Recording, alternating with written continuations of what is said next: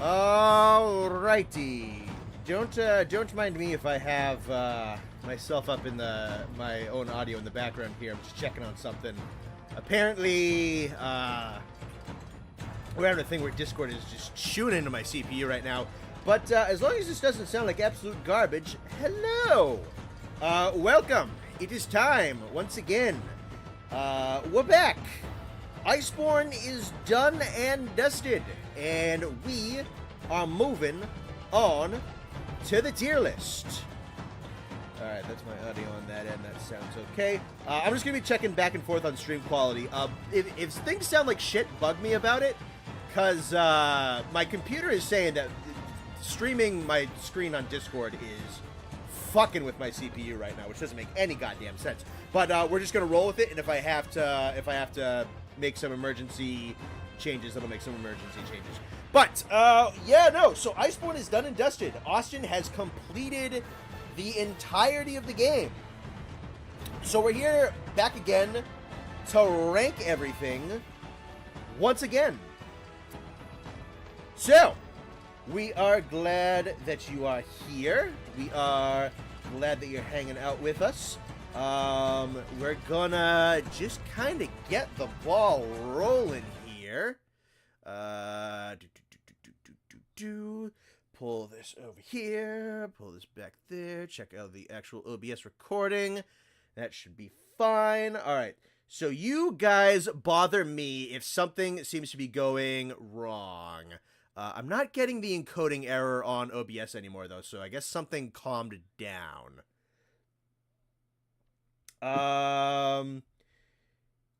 Don't complain to me. You're the one who antagonized Lost Lot. This is you brought this on yourself. Okay, so yeah, I was minding my own fucking business. It was the first comment I read. Yeah, Austin. It's not Austin's fault that Austin started catching strays off the fucking bat from you guys.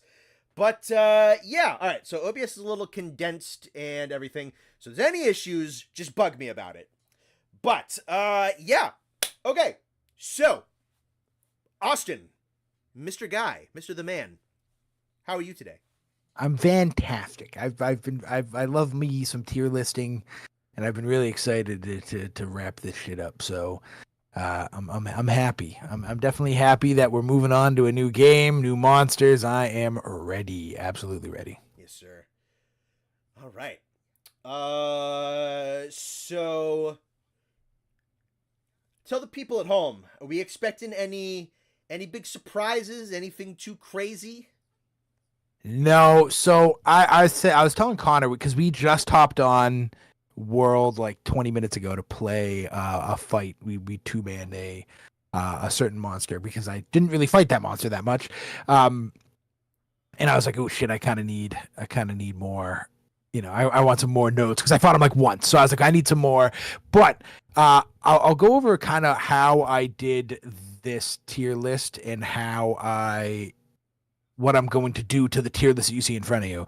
So I went and I didn't 1v1 every monster because that's kind of crazy. There's a lot of monsters and there was significantly less turnaround time between first tier list and base game and Fatalis and now. So I didn't 1v1 every monster, but I didn't have to. I said this on stream once. We fought a lot of these guys way more than we fought some of these base game guys. Yeah. I mean, there was, and it was harder too. So it was like, you know, they lived longer.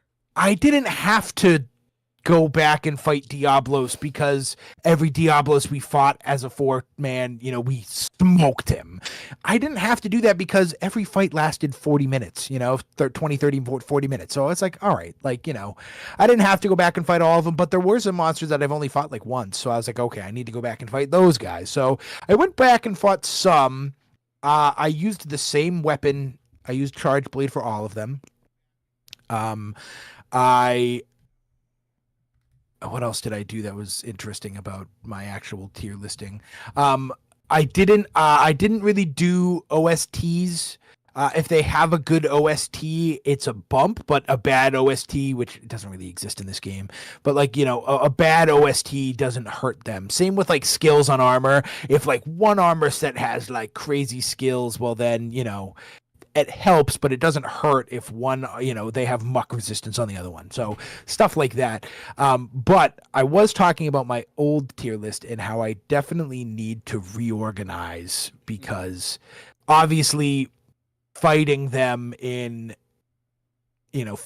after, seeing the differences with master rank and high rank, and obviously putting them in the grand scheme of like the whole roster. I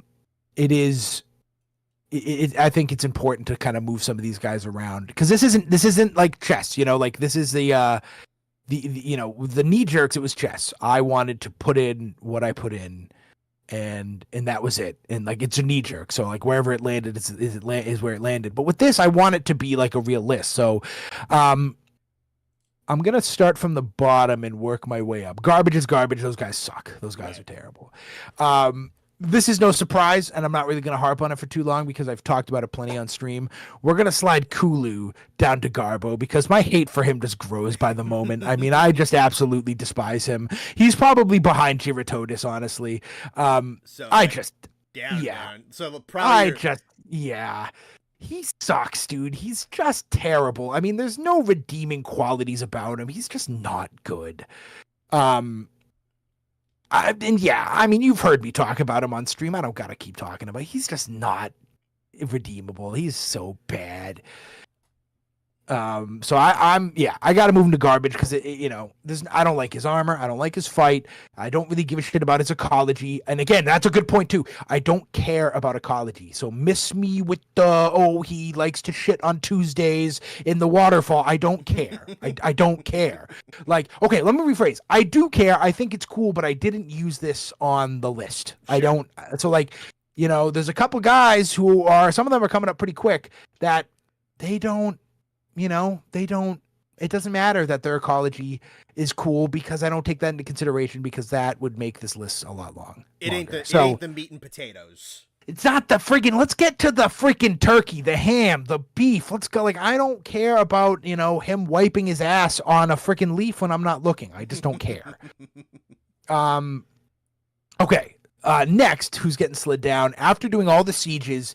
He was already pretty bad, and now his armor is not enough to save him. We're gonna slide the tire monster. We're gonna slide him down. He can take low mid though, because his armor is still cool, and he's not like the worst looking monster. No, he was fine at the bottom. Okay, down. Yeah. I mean, it's just when he's the only siege, sure. When you get and then you get into the softies and the and the friggin' Colves, and even Colv is not that amazing of a siege, but man, I mean, comparatively it's like he's stupid. I mean, he's just so bad. I'm gonna slide Pookie up.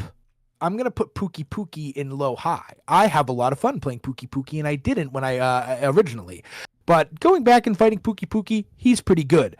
And replacing him in high mid is going to be Kieran. Kieran is bad. Kieran's kind of meh. I like the creative set pieces, but I mean, there's just so, and I'm not going to friggin' go back into like my rant about him in the first list.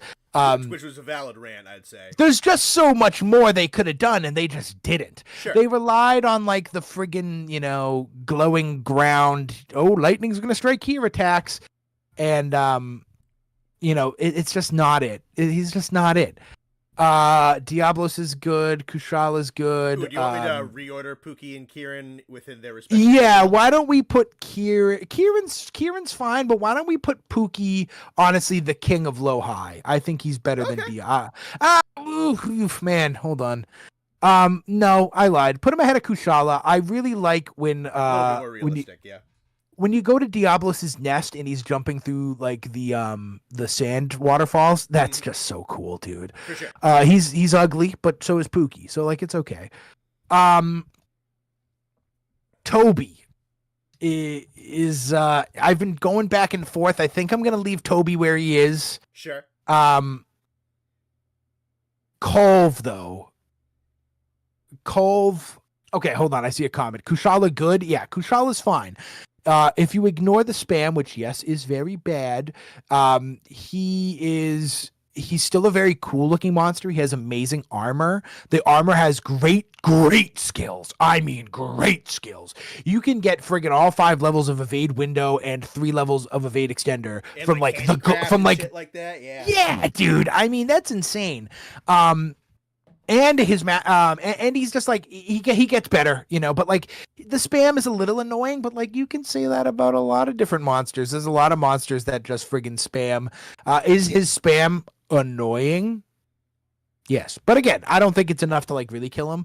Yeah. But he's fine in low high, because the spam is kind of shaky. Mm-hmm. But Culve is going to go up because that master rank fight is insane. Oh, yeah. The siege, again, and someone said it, I don't think Culve is bad. I think the siege is bad. Fucking yeah, dude. Following that friggin' lug through the caves and just hitting it while it does nothing is like, whatever. Sure. But that fight is insane. I mean, the moment the fight starts and that armor comes off, I mean, whoa. That's one of my favorite fights. The armor is pretty cool. The weapons are whatever. Yeah. But this is my debate though. That fight is insane, but that siege is so questionable, and there's some better sieges coming up. So I don't know if I can put her in S. She's definitely going to high. Okay. At a king of high, queen of high. Sure. But to put, that siege is really boring. If it was just, all right, let me rephrase. If it was just the master rank fight, S. But if you take in, I have to, because we're only doing the one. It's only one Culve on the list. There's not a second Culve coming up. So I have to take into consideration that siege, and it's kind of questionable. And the weapons are kind of questionable. The armor's cool enough. But I think high is a good spot because there are just some sieges that are just so good. Sure. So I think I'm good with that. Coming out of S is Xeno'jiiva. The more you fight the bigger monsters, the less fun he gets. Not only is he that's not unfair. Not only is he only low and high rank, that's fine, honestly, right there. Yep. I skipped over somebody I have to move to, but Xeno'jiiva he's fun, he's flashy, he's the first like delve into like, wow, look at this big laser beam and like look at this giant arena that only he fights in. Like, that's cool. And it's cool at the time. But then you start to like go fight, Chara and even Nurg, Ruiner, and he gets less and less as you go on. So I honestly think I'm gonna drop him to mid-high, actually, behind the fucking whatever I forget his name. Behemoth? But right there's Behemoth is fine. Toby is getting carried, and the reason that Toby's higher is because Toby's just a personal favorite. Which is perfectly valid. But Xeno, it's like I already said last time when I never even touched Master Rank that like Xeno's replayability is pretty lacking. Yep. Then you get to Master Rank and it's like this guy doesn't even exist. Like what's the point? You don't have to even look at this guy. Yeah. So I'm good with him there. I skipped over Valhazak, who is gonna come down. I like the armor. I do. I love the armor, honestly. I love the look of the dragon, but that fight is bad. I mean, it's bad. Mm-hmm. And the more you fight, the worse it gets. He's going to go pretty far down. He's going to go down to low high. Okay. Because I do love his arena, and I do love him, and I love his weapon. His weapons are some of the best. Oh, his sure. armor is some of the best. his OST is awesome. But that fight is just so bad. And I think I was getting some recency bias with him last time. And I don't want to talk too much about the version of him coming up. But I just, the more I think about it, I'm just like, yeah, that fight's like that bad. It's really that bad. You can definitely tell that they were afraid of how strong his gimmick was. Yeah, and again, like, if you put on effluvia resistance, trivial. Less than trivial. Nothing, yeah, no. There's monsters like 2 tiers down that are a little bit harder than he is. I got it, Tets. I'm sorry. I'm going to make you wait for that one. I want to talk about Black Veil just because it's relevant right now, but I can't. I got to wait till he comes up in the list. But I will talk about him. But yeah, the whole gimmick coming down to the one skill, that's a good way to say it, Kaiser. It's just like whatever. If he had more physical attacks, okay, sure. But he just dives at you. And then, like, once you have effluvia resistance, he gets on his back legs and does that slam attack, which without effluvia, it might kill you. Without effluvia resistance, it might kill you. With effluvia resistance, you don't even have to move because he stands on his back legs for like 15 seconds. And then you just hit him. He comes down. The effluvia comes up. Don't worry. You have three levels of resistance. You just keep hitting him. It's like, that fight's bad. But again, everything about him besides the fight is cooler than Kushala, I think. Personally. I'm going to slide somebody. There's someone else. Anjanath Stan. I love that. My feelings on Anjanath have not changed. I mean, he's insane. He's so fun. I still have fun fighting him right now to this day. If I went back and fought him right now, I'd have a blast. I love Anjanath. Where he is, yeah. Yeah. I'm gonna. I feel like there's something I want to do at the top here. And just rearranging. Yeah, just like moving the S guys around. No, I think that's it. Okay. Yeah, because I like where Nurg is. I love where Devil Joe is. Legiana's, Legiana. I love Legiana. Yeah, okay. I'm good. I'm good with this. I think this is a good base to finish off of. But yeah, I mean, Anjanath's like, wow. I mean, he's so good for just what he is. Similar with Toby. Toby serves a great purpose. Mm-hmm. I'll kind of go back around to Toby because I'm gonna have to start talking about him again in like 3 monsters. So I'll go back to Toby. But yeah, no. Yeah, you know what's funny, Murdoch? You'd think so. Fulgur. Okay, I'm not gonna say it, but yeah, no. Anjanath is where he belongs. So good, dude. So good. And I think that's where I stop moving around. I think that's valid. All right. Shout out to crossing over 100 people in the stream. If you're enjoying yourself so far, liking the stream is super appreciated, especially since we got 100 of you so far. So thanks for tuning in, everybody. And for those of you who are just showing up, we're about to hit the main event. So, and for those of you commenting real quick, just because I don't use ecology in my rankings does not mean you can't tell me about their ecology. Because I was telling Connor, there's a lot of ecology that I either didn't know, but like I still like it. I just didn't use it in this tier list. So like by all means, tell me that you like so and so because he, whatever, he drinks from the fucking lake of piss. I don't care. But like, just like by all means, don't be afraid to bring up ecology and to disagree with me. As I'm sure you've all noticed, you can disagree with me all you want. I don't care. So by all means, go ahead. Comfort fight. That's a great way to call Anjanath. Whenever I'm just like, man, what do I want to fight? I want to have fun. Anjanath. Just wow, man. He's the man. But is he? You know what? No, I'm gonna pull him up to S2. Okay. All right. Because I just looked at Radobon and I was like, I think I might like Anjanath more than Radobon. So, I love Radobon. I don't wanna. Yeah, no. I love Radobon. He's still on But his redemption. I definitely love Anjanath more, and you can put Odegaron behind Anjanath as well. Okay. Okay.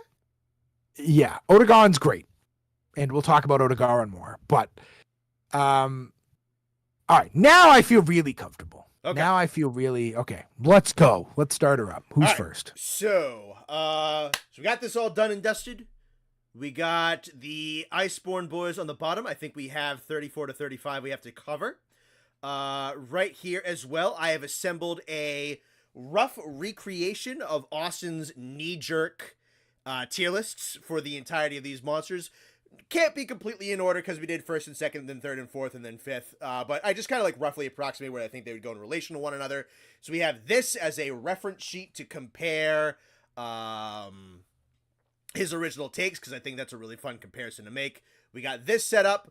And then because, you know, we're all kind of well-versed in the monsters at this point, I pulled up some art and some cool screenshots instead of just the That's renders. Cool. Yeah, inevitably it's going to be some, like, fan art, so that'll be a thing, but whatever. All right, so yeah, no, let's start with the opening boy of Iceborne. We're just going to check my OBS real quick to make sure the framing is good. Looks like it.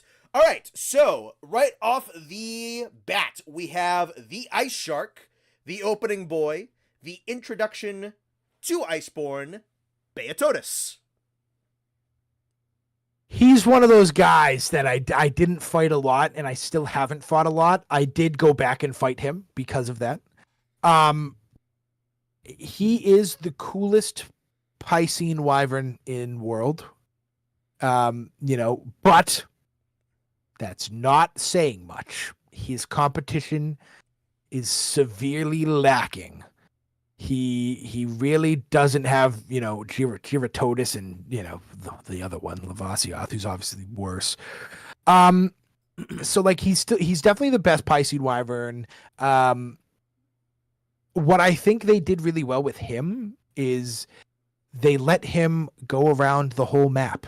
You know, I hate how Giratotus is locked into his corner, and he can come up to like the muddy areas, but like doesn't really lead, which is fine. Like I understand that like some animals are really like that, but I like how this guy can really go pretty much anywhere on the map.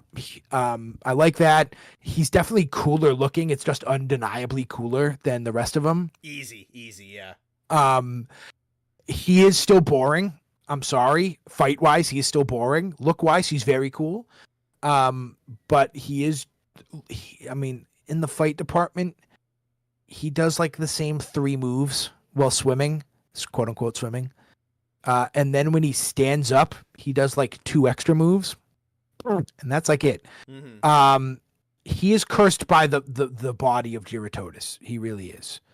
I think that is the worst skeleton in the game. I don't even think it's close. Considering there's some fanged there's some wyverns like friggin' Narga and Baryon, like those guys are insane, and then they're like the same body style, and there's like 7 of them, they're really good, and then there's like the Piscine Wyvern, and they're all kind of garbage, so the armor is awesome. I think the Shark Knight is peak. I wore that armor for a very long time. I only fought this guy like 3 or 4 times. He's got like a mid-high look. I think he's very cool. The fight is mid, it's just whatever, and then the weapons are kind of mid-high, so I think that lands him in high, mid, low high territory. Okay. He's definitely not as cool as Xeno. He's definitely not as cool as I'm on the wrong list. He's not as cool as Kashala, so I'm gonna put him in high mid. I think he serves a great purpose to be the shark of the snow, and I think he's better than the Wraths. The Wraths are kind of boring. Okay. So, yeah, I don't know. I've never been a big Wrath guy. I've never liked them that much. I think this guy is cool, but he's nothing crazy. So I kind of like where he is in that high mid area. Lunastra's kind of being punished just because of some cheese, but sure. I think where he is right there is fine. He's he's the same as the other guys, but ice, and he just looks cooler. So like but he's still limited by that stupid body. I hate that skeleton. But again, the armor is very cool and the weapons are very cool. And again, I would like his turf war, but he does the same animation that Giratotis does. He slinks around him, unless there's a different turf war with somebody else that I don't know about. Nope, it's just that one recycled. Yeah, I don't love that, so he's just whatever. And that's but that's like the point. He's not supposed to be crazy. He's supposed to be like the first delve into the snow. And he fits that role very well. But once you dive into him, he's just okay. And I'm confident with where he is. Sure. Yeah. Do you want me to talk it all like we did last time? Or do you talk all you want. I don't care if we do this for 6 hours. Fair enough. Okay.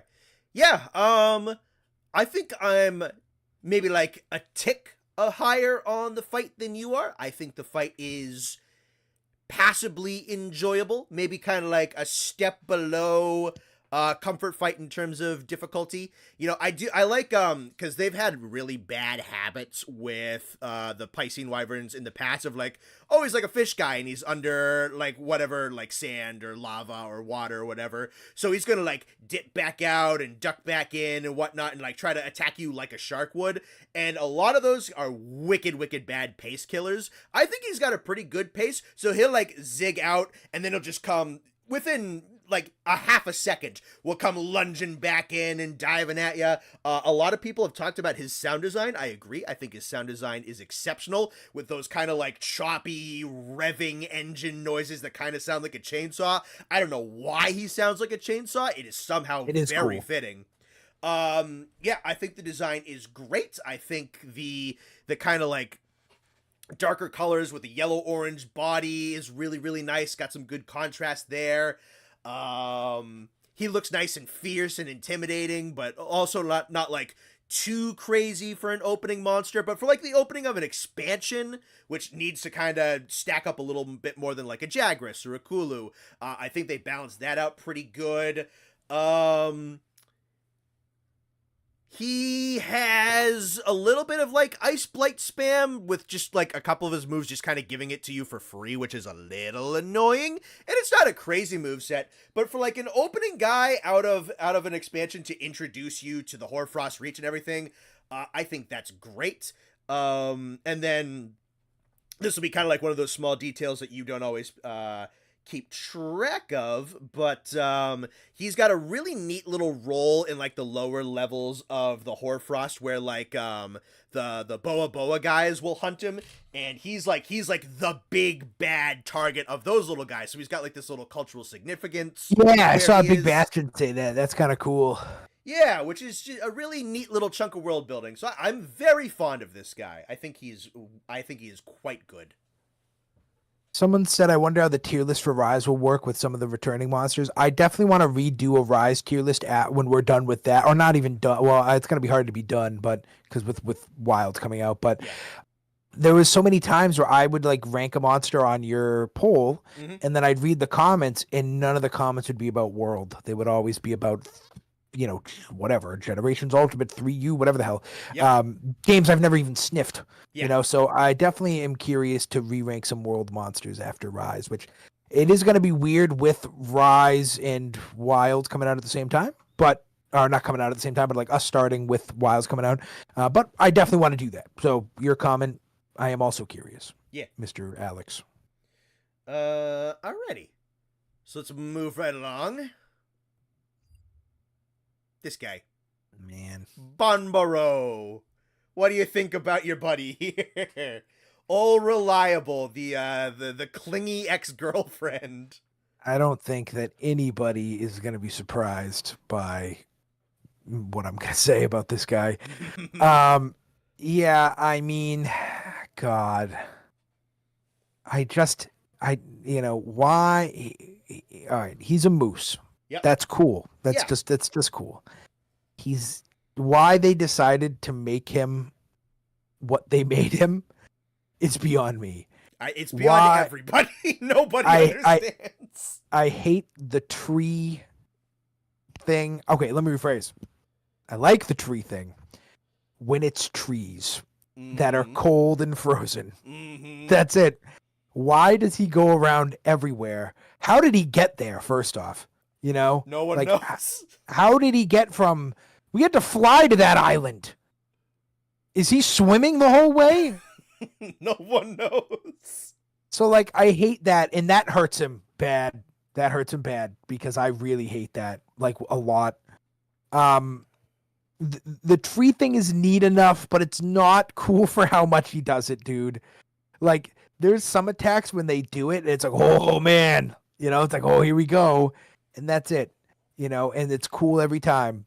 The tree thing is really annoying after but it's because they shove him down your throat. The tree thing would be really cool if he stayed in the hoarfrost and you only saw it there.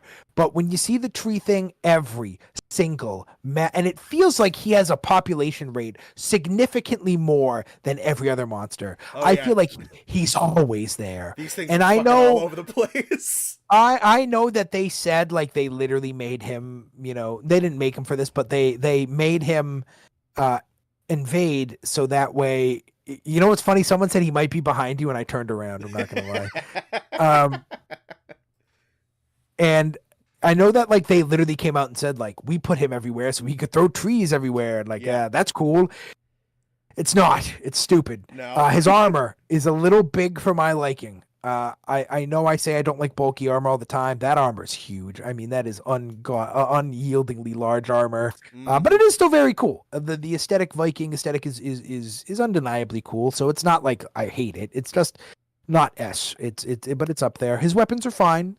The fight is fine. He's a little clunky. He's a little chunky. He's a little big. You know, he's a little long for my liking. You have to, like, take a bus to get from his head to his tail sometimes, especially if he's like a crown. The fight is just okay. I mean, he's a brute, isn't he? Yep.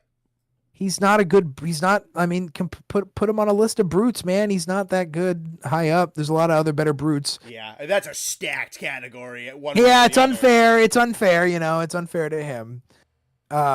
But, you know, he's fine. So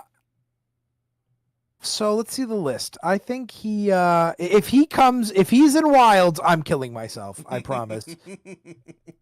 You threatened that with multiple monsters. Yeah, and I mean it. I don't mean it. I'm dramatic. I know. Do I like him more than Payatotis, though? He's not going into high. Just like, let's just... I got him in high mid right now.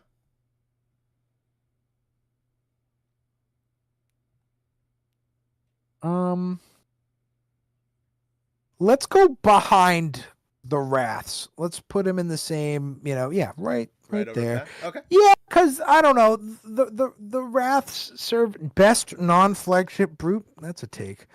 I definitely... He serves a very nice purpose, but they took his purpose and stretched it just way too far.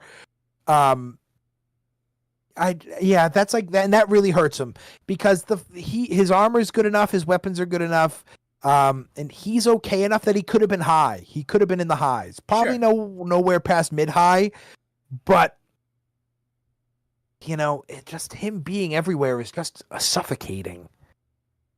You know, Beatotis is cool because you only see him once a friggin' month. Barnborough, it's like, hey, fellas, forget about me. And we never forgot about him because he was just there in the last fight. Oh, man, you know. Why the fuck is he in the Rotten Vale? Yeah, dude. And, like, they should have just had Seething be an invader again and just have both the Basil Geeses invading all over the place, and that should have been it. Yeah, you know, but instead and it makes me feel like they subbed Basil Geese out for this guy. You know, so he could, and that's bad, dude. I mean, that's so bad because like Basil Geese shits on him. Yeah, so yeah, I'm good with that. I'm good with that. I think that's fair. Andrew, who's Andrew? Someone else talk? Is there another Andrew? My personal theory is that they they work like Anjanath and have I don't know where he's hiding those wings. If you think he has wings, Yeah, that's a theory. yeah, that's something. That's something. Yeah, I know some people are saying caribou. He's a moose. Get over it. Caraboose. Yeah, there you go. Yeah, yeah, he's just okay. Yeah. I don't love him. So yeah, that's where he belongs. I want to adore conceptually. I do. In this Moose. picture, in this picture right here, this picture Yeah. is sick. This is so cool. And just kind of in general, it's him and Duramboros is the other one where they take like the super dinosaur like T-Rex category and we're gonna turn them into like big herbivores based on giant real life herbivores. That's so cool for a skeleton, and then they just ruin it, and they ruin it, and they ruin it just by this. It is this death by 1,000 cuts of his like, what are you doing in the forest? What are you doing in the desert? What are you doing in a volcano? And it's just that's the worst one. That's the worst one. The Veil and the Veil and Elder's Recess are so bad. The only other one is like the Highlands. Maybe that's fine. He's such an Arctic animal. And this picture's so sick. And yeah, no, like the trees and the rocks, like that's neat. I get it. I get the environmental interactions and whatnot. Do it with another monster. I don't give a shit. It didn't work. Yeah. And with the next guy coming up, like they built it into the next guy that like, yeah, he doesn't belong here, but like he finds his way around. How does Barbaro even survive in the volcano? He should die. He should be dead. Over dead. Yeah. If they wanted to put him in the volcano, it should be his corpse in the corner. You know, like because he tried, but he died. The freaking rainforest. It's, you know how humid the ancient forest probably is? Oh, yeah. He dead. Dead. He should be dead. You know, he's weak to fire. That's a good point, Kaiser. Why would he even want to go there? You know, so maybe his curiosity is you know what they say? Curiosity killed the dinosaur moose. Yeah. My mom used to say that all the time. Barbaro being on like all the map, it's one of those things where like, that's not canon. That's not happening. This isn't real. Yeah, so, in my head, he doesn't really go to those places. Yeah. I'd love for him to come back and they just pretend like it never happened. It's like, yeah, no, he's in the snow. He can't leave the snow. What are you talking about? I'd be happy. If they made a Barnbaros, see, dude, I'm talking. And everyone in chat is like saying what I'm thinking, man. We're all on it today, chat. And then Carrie's here, so that sucks. Yeah. What they should do to fix it is if they can make a version of a monster that's basically the opposite of the previous monster, they should make a Barnbaro that's like different. And you know, this Barnbaro can travel because he sheds or whatever. Yeah, without all the fur, that could be interesting. Yeah. But to just say like, yep, and then you expect me to just believe that his moose antlers dig up volcanic rock? What? What are we talking about? That's a real good point. Thank you for the 2 Reddits. Yeah. So yeah, my favorite part is he's weak to dragon. Yeah. He's just you know, like again though, like Connor said. He himself is cool. Carrie just texted me. Yeah, he himself is cool. But yeah, we all think the same thing. Carrie just texted me too that why is he everywhere? You know, like it just doesn't. It's just not right, man. If they ever bring him back, I hope they understand that that's like the one thing that people don't like about him. Sand Barnbaro, that'd be funny. It could be. All right, ready to move on? Yes. Viper Toby. This guy's interesting, man, because I really do like Toby. And I know there is one specific fan in this channel that like comments on every video saying how much he likes Viper Toby. Yeah, it is literally his profile, yes. Yeah. Again, I would be remiss if I didn't mention it. Viper Toby's appeal is ecology. Yeah. Viper Toby thrives in the being the monster that doesn't belong in the hoarfrost, and he lives in like the steamy caves underneath, and he only travels out if he has to. Mm-hmm. That would be cool if I cared, but I don't. And I'm not one of those guys. I think if you don't like paralysis, if you don't like status ailments, I think you're a weenie. I think you need to it's part of the game, man. If the debuff ain't annoying, what's the point? Took the words right out of my mouth. That's a perfect way to say it. Yeah, exactly. If it wasn't annoying, you wouldn't have to prepare for it, and that would just make it pointless. Yeah. So I don't even know if I like the color scheme more, which I know is one of his big appeals. Mm-hmm. I think his eyes are sick. I like his eyes. I like his intro video. Yeah. But I think that I think the blue and the sunlight of the ancient forest is much cooler. Sure. I do. Sure. Why didn't he do what Toby does in the forest? Why doesn't he climb? Why doesn't he, I don't know. There's just so many things that I wish. This is one of those guys where I don't think he's pointless. I don't think it's like, why is he here? And I do have that opinion about some guys. Sure. I don't think he's one of them. I don't think it's like, does he really need to exist? I think he's cool enough. I like that he has 2 statuses. I think that's interesting. I know there's not a lot of monsters like that. I think unlike Barnburrow, I think this guy is kind of locked to one area, and I think he should be in more. Mm-hmm. I think if he came out to like the Vale would be cool. The colors would work. It would work. I think that would help. I just want more. I think he serves an interesting purpose. He flies around more. That is interesting. I love that flying squirrel attack. I like the blue more. Toby in the forest is better than Toby in the caves. I'm just kind of reading through my notes.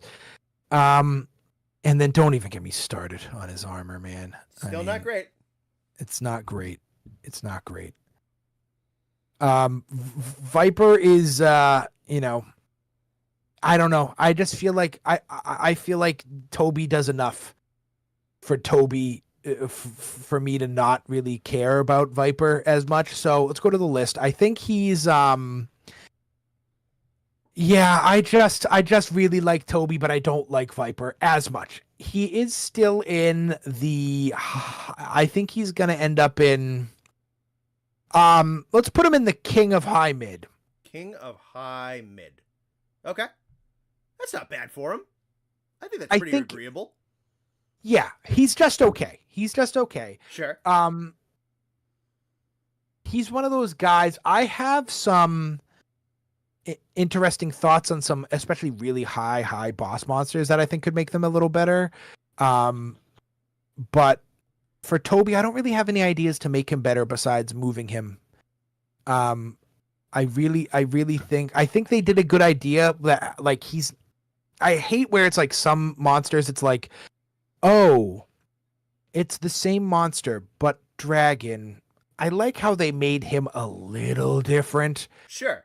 But I don't really know how I'd make him better besides just moving him. I think King of High Mid was my nickname in high school. Hi, Nathan. But yeah, I don't even really know how I would make him better besides moving him. I mean, he flies around. I do like that. His armor sucks. I don't think he's better than Toby. I think Toby serves a much better purpose than Viper does. Yeah. If that makes sense. Yeah. I think this is a good subspecies. Just all across the board, well constructed. Craziest thing ever?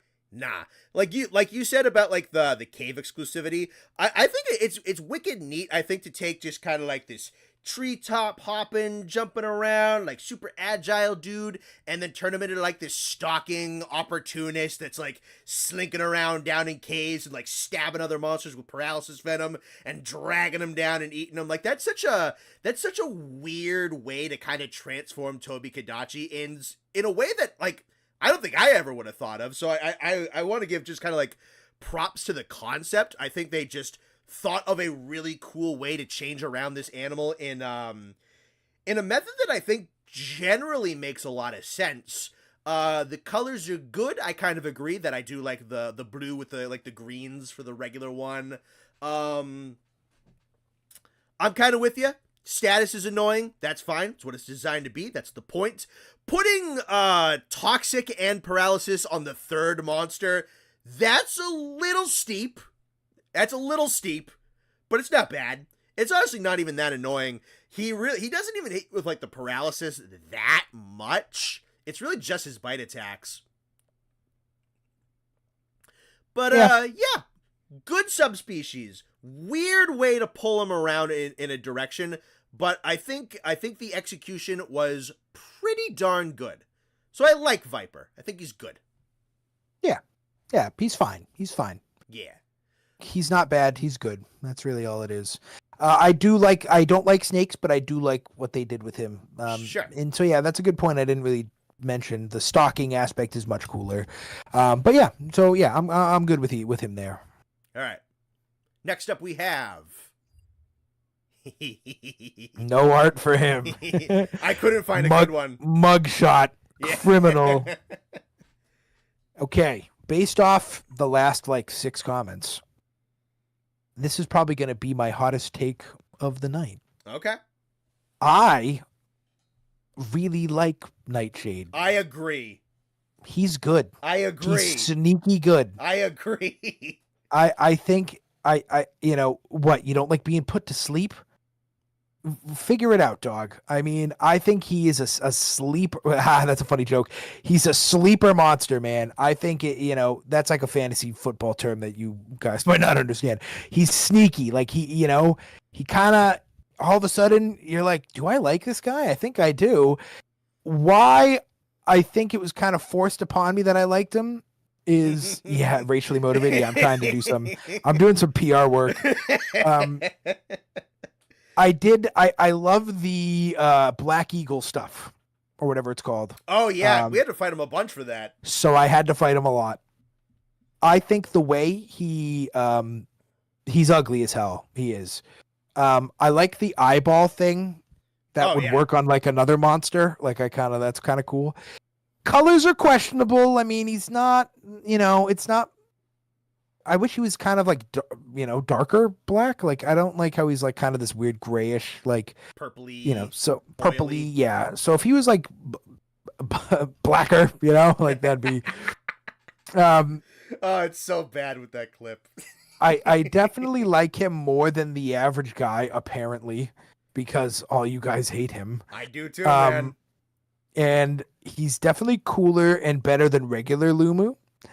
I like the excessive use of sleep. Like I think it's cool. The way he big factor, he puts you to sleep and he punishes you for it. Immediately, yeah. Regular Lumu does not do that.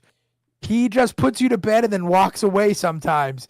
So I like how this guy fills it up. He only gives you certain hallways to go down, and then he sucks it all up.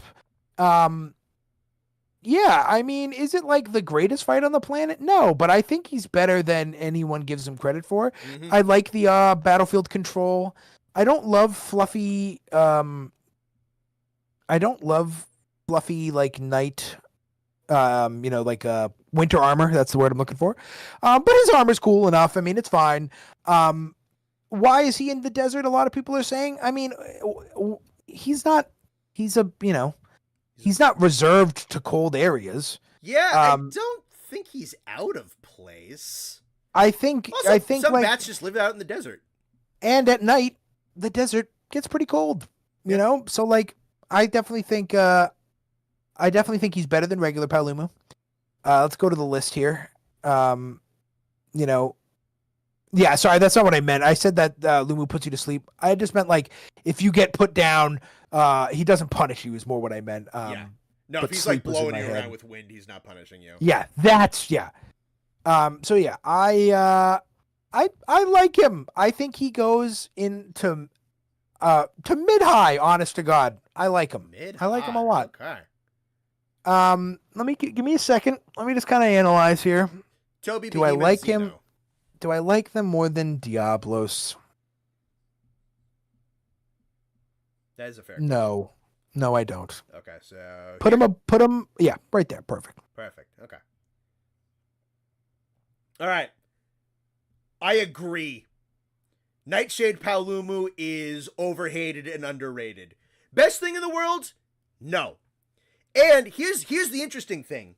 If you gem in for sleep negate on him, unlike some other fights, it doesn't negate the entire fight because he is physically, in terms of his his physical moveset, he is also better than the normal Paolumu. He's got an interesting thing about him where he has a much greater capacity to naturally deflate and reinflate his neck sack, and he also has a lot more aggressive physical moves.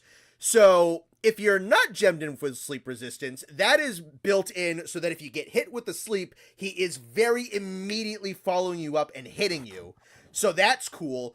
But if you do gem in for sleep resistance, so you're not getting slept, he still has a cool physical hard-hitting attacks structure with a couple of decent flying attacks in his roster that can make it so that he is still going up against you and can still throw hands. So he's one of those monsters where if you're fighting him and you gem to resist him, you're not completely negating everything he can throw at you.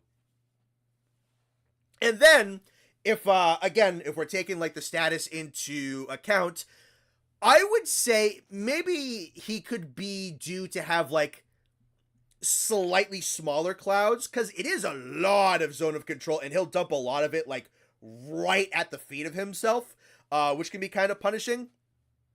And I think he might be able, especially because Paolumu is a wind using monster, to have a little bit more manipulation of it. I think that's what I would do to make Nightshade a little bit better, is so that he has wind currents that can push around the clouds a little bit more.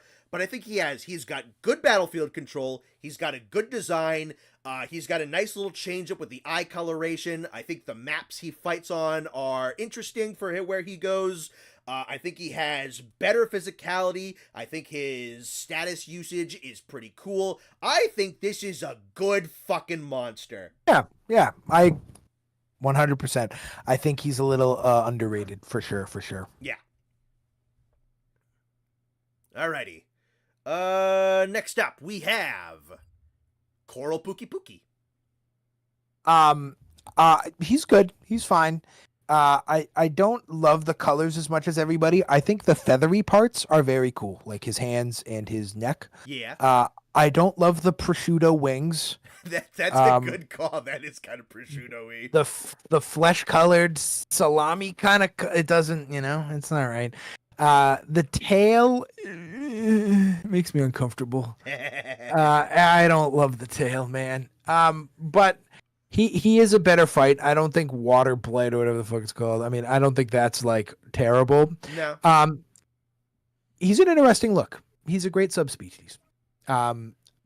I like him more than some other subspecies in terms of what the subspecies actually does. If you're calling me Andrew, that's like the third time you've called me Andrew in chat. I think there's someone named Andrew. Is there someone named Andrew?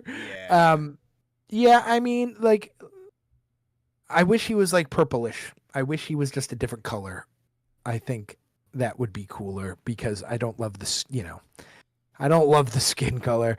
But I definitely think he's a little tail reliant, and I know I saw someone say you cut off his tail, the fight's over. Yeah, I mean, maybe. But I like Pookie Pookie, and I definitely like this guy more. And I think for kind of where he ranks in the levels of monsters, I think he has one of the more interesting, powerful, stronger movesets. So I like him. I like him a lot. I like when he goes up in the air and he like spins around. This is ecology related, but it's also not because it's in the fight. I like how he gets water from the water moss on the walls. Oh yeah. Stuff. That is ecology, but it's in the fight, so it counts. Yeah. He's very cool. I think he's good. Let's go to the list here. Not too much to talk about. I haven't fought him a whole lot, but I have fought him enough to rank him. He is he's in the highs. Yeah, he's definitely in the highs. I'm gonna go a tier up. I'm gonna put him right behind Xeno'jiiva because I do think he is that much better than regular Pookie. Mm-hmm. Again, the color scheme, but like, that's not the end of the world. And then his armor's all right actually. I just think he adds an interesting ranged element to the fight besides just spitting poison all over the place. Pookie is a fun fight. It's not a good fight, if that makes sense. Core Pookie makes you kind of think. Core Pookie makes you kind of, it kind of makes you actually have to think about what's coming and what he's doing. It's not like a horrible or difficult fight, but it is a step up from Pookie, and I think that is a perfect subspecies. I think the whole point of a subspecies is to be better than the guy before, or at least different, so I like where he's at. I definitely, he it's hard to put him over Xeno'jiiva and Behemoth because obviously they have the cinematics, which is just like a huge part. Obviously they're going to be cooler, and I just like Toby more, so I'm good with where he is. Cool. Yeah, dude, in terms of like the construction of a subspecies, this is one of the best they have ever done. Because it very often it is like they used to kind of be just recolors. Then they started sticking them on other maps. They did like element swaps like this. With World especially, and especially with Iceborne, they were like, all right, we're gonna take this animal and we're gonna stick him on just like a new in like a new environment. How does this animal change? Like, how does his like bodily functions do new things? So with this guy, they're like, all right, so the regular Pookie, he's like, he eats nuts and whatnot. He ingests poison from these different flowers and everything, and he ejects them from his mouth and from his tail. We have a whole map that's like brimming full of water. So we're going to fully change up the colors for good camouflage with the map that he's on. We're going to change his structures around so that like he absorbs water and uses that for attacks. We're going to use the forked tongue so that he can split water beams out of his mouth. We're going to use his projectile shooting tail so that he's like just pumping out gallons of this stuff. He's got to take breaks to go get a drink every once in a while. Just by like how they took a monster and adapted it into the same animal with the same mechanics on a different location.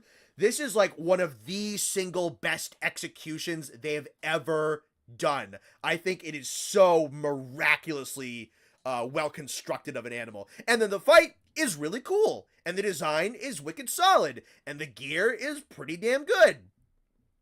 So yeah, no. Excellent monster as far as I'm concerned. Yeah, I agree. And it's hard to put I like where he's at in high just because it's like, he wasn't intended to be some SSS tier monster, but sure. Like you said, for what he is, this is what a subspecies should be. Yeah. Different, creative. There are some subspecies coming up that they are lacking, severely lacking. Sure. But I like this guy a lot. Yeah. I think that, what I said, I think this is one of the best executed, most creative ideas for a subspecies they've ever done. Alrighty. Bury off. I think this skeleton is one of the best in the world in world, Mm-hmm. There's a lot of heavy hitters with that body frame. I like Barioth. I think he's cool. He's a little more erratic. He's a little, jumpier. He's a little faster. And I like him. The looks undeniable. You know what I mean? Like, oh yeah. In terms of the actual monster itself, like, wow. I mean, White he saber-toothed tiger dragon is such a fucking awesome sentence. Man. I mean, it's insane. So it's an S tier monster. It's a high fight, but it's not my favorite fight. A little jumpy, a little hyper. Nothing like, I can't handle. Yeah. I feel like Nargacuga kind of checks off those boxes though of being hyper and jumpy and whatever.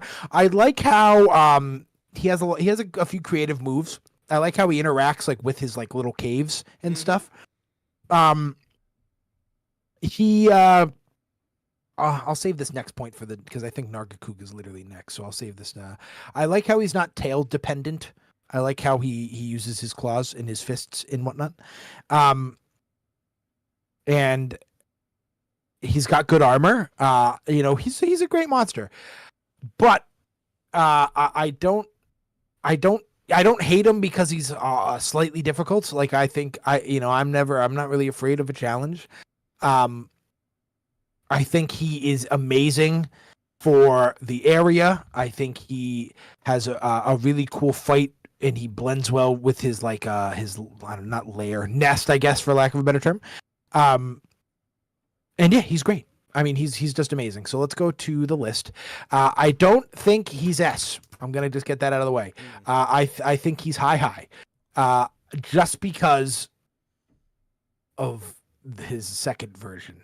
I mean, we'll get to that in a minute. Sure. But I like I don't want to make too many points because his second part is coming up. So, but I think the hyper jumping, young Barioth is very cool.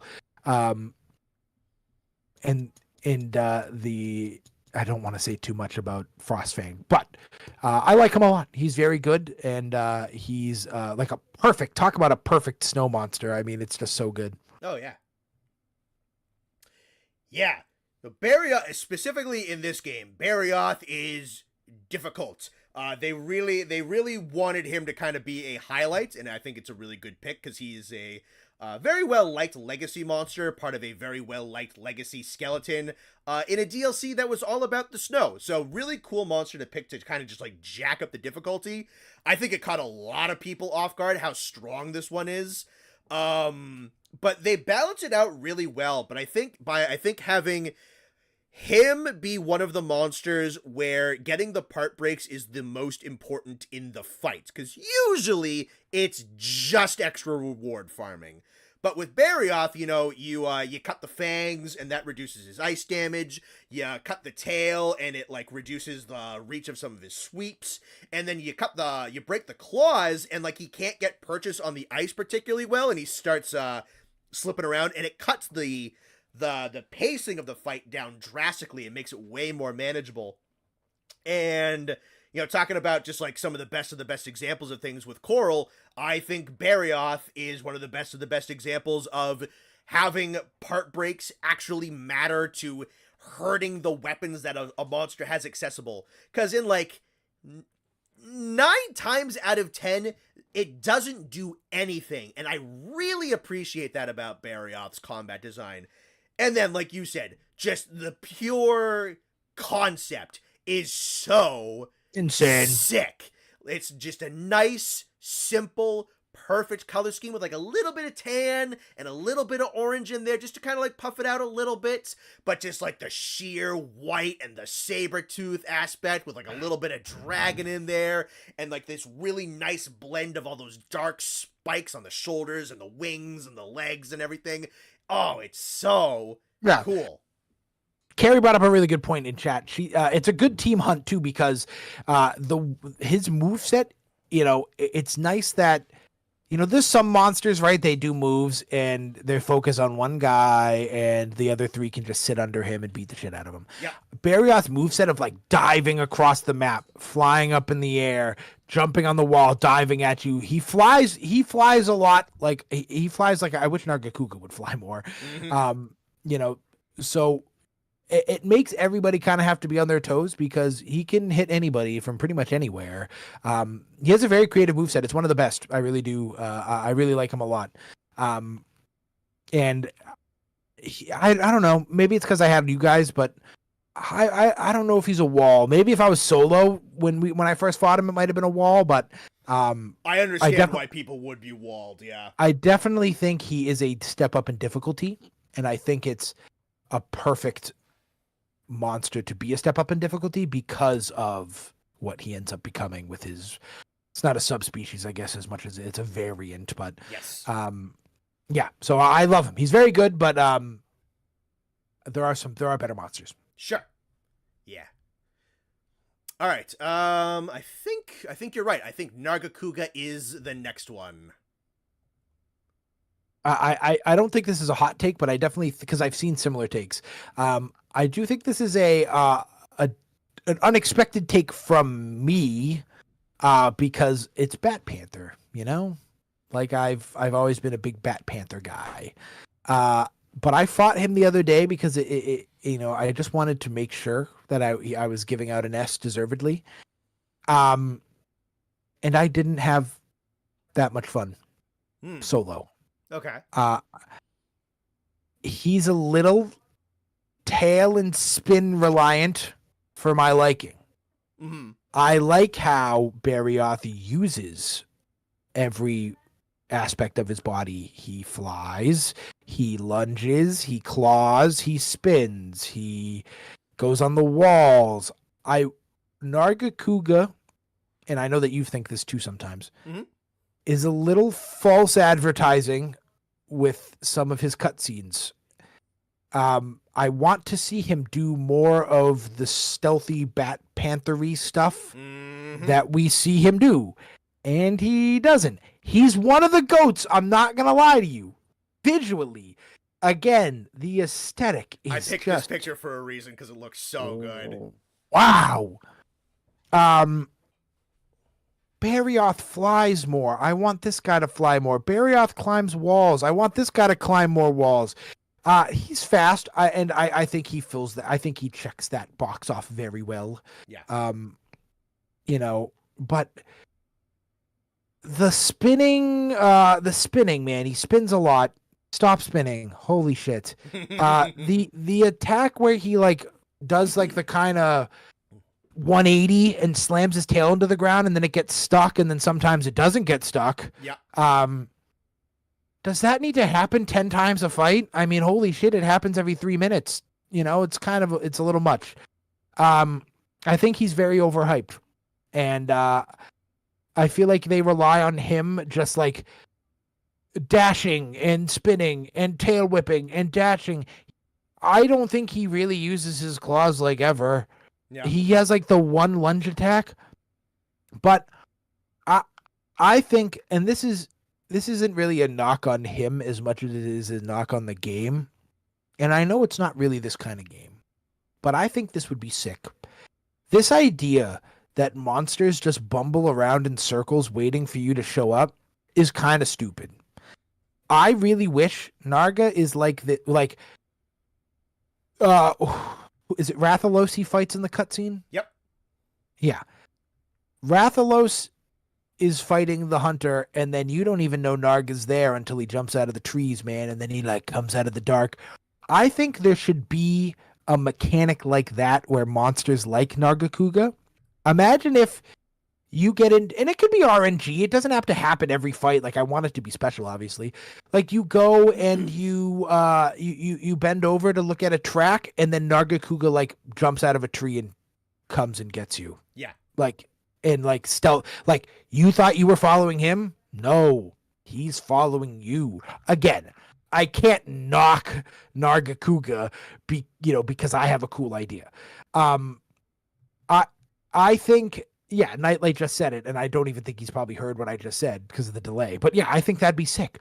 But this idea that he's like super fast, stealth menace, like I think he should fly more. He's a bat. Fly. Holy shit, fly, please fly. He doesn't fly like ever. No. And again, I'm just playing World, so I don't know. Does he have an ambush mechanic in another game? Does he have an ambush mechanic in World? Doesn't feel like it. I just think that would be kind of cool. But again, he's an S tier monster. He's a low, high, mid fight. Especially like, you can't fight him every day. I mean, once you fight him, he gets more boring the more you fight him. And again, he's another one. He's the second part of that Black Eagle quest. Yep. So I fought him a lot too, so I fought him plenty. Armor is just okay. I just want more. I feel like he's I feel like they and it's weird because they act like he does all this shit, and then the fight starts and he just doesn't. I don't want to act like I don't like Nargacuga. I love him. I love his tail attack where he goes backwards and then his tail launches put the projectiles at you. But I just wish he did more. Mm-hmm. I wish he did more. And I still love him a lot, but he's not S. And I think everybody was kind of expecting, again, if ecology-wise he can't fly, I don't care. I think he should be able to fly. I know obviously he's definitely heavier. He has these fucking giant scales and shit. Yeah, sure. I mean, Char-Yan, if you think spamming is simplicity, that's fine. I don't love how he uses 3 attacks. And his armor is kind of bad. But, so I wish he's very panthery, but I wish he did more baddie stuff. Yeah. I wish he flew a little more. So I feel like I'm repeating myself, but yeah, I wish he just did a little more. And even yeah, okay. If he's a Moy just said he's a panther though, not a bat. Okay, Barioth's a saber-toothed tiger. That motherfucker still flies. That motherfucker still does more. For a panther, he sure does use his tail a lot. If you ran into a panther in real life, that motherfucker's not going to be hitting you with his tail, I promise. He's going to be biting your face off and hitting the shit out of you with his claws. So, yeah. So for World, I don't think he's an S. I think for what he is in this game, I think he is... he's probably right below Barioth. And I think he'll end up sliding a little farther down as the night goes on. But, yeah, I don't know. I just want more. I feel so validated. Yeah, no, I mean, I feel like in my past takes, he was getting carried by just Bat Panther, No, the aesthetic is brilliant, yeah. Yeah, so, yeah, like I said, I mean, it's just a little weird for him and his cutscene to do all those things, to sneak out of trees. You see him silhouetted by the moon and shit, and then he just doesn't do it. So yeah. Yeah. They have got way too complacent with this moveset. Narga, I fought him in Freedom Unite the other day because I was doing some stuff for a project. Excuse me. Narga's always been a really solid kind of simple fight. One thing that I think does hold the Iceborne version back is they made him comparatively bigger and slower than he used to be. One of the really big appeals of Nargacuga was it was a pretty honest moveset that wasn't too cluttered, that was nice and brutally fast, and it was really good for learning evasion window timings and block timings and counter punish timings.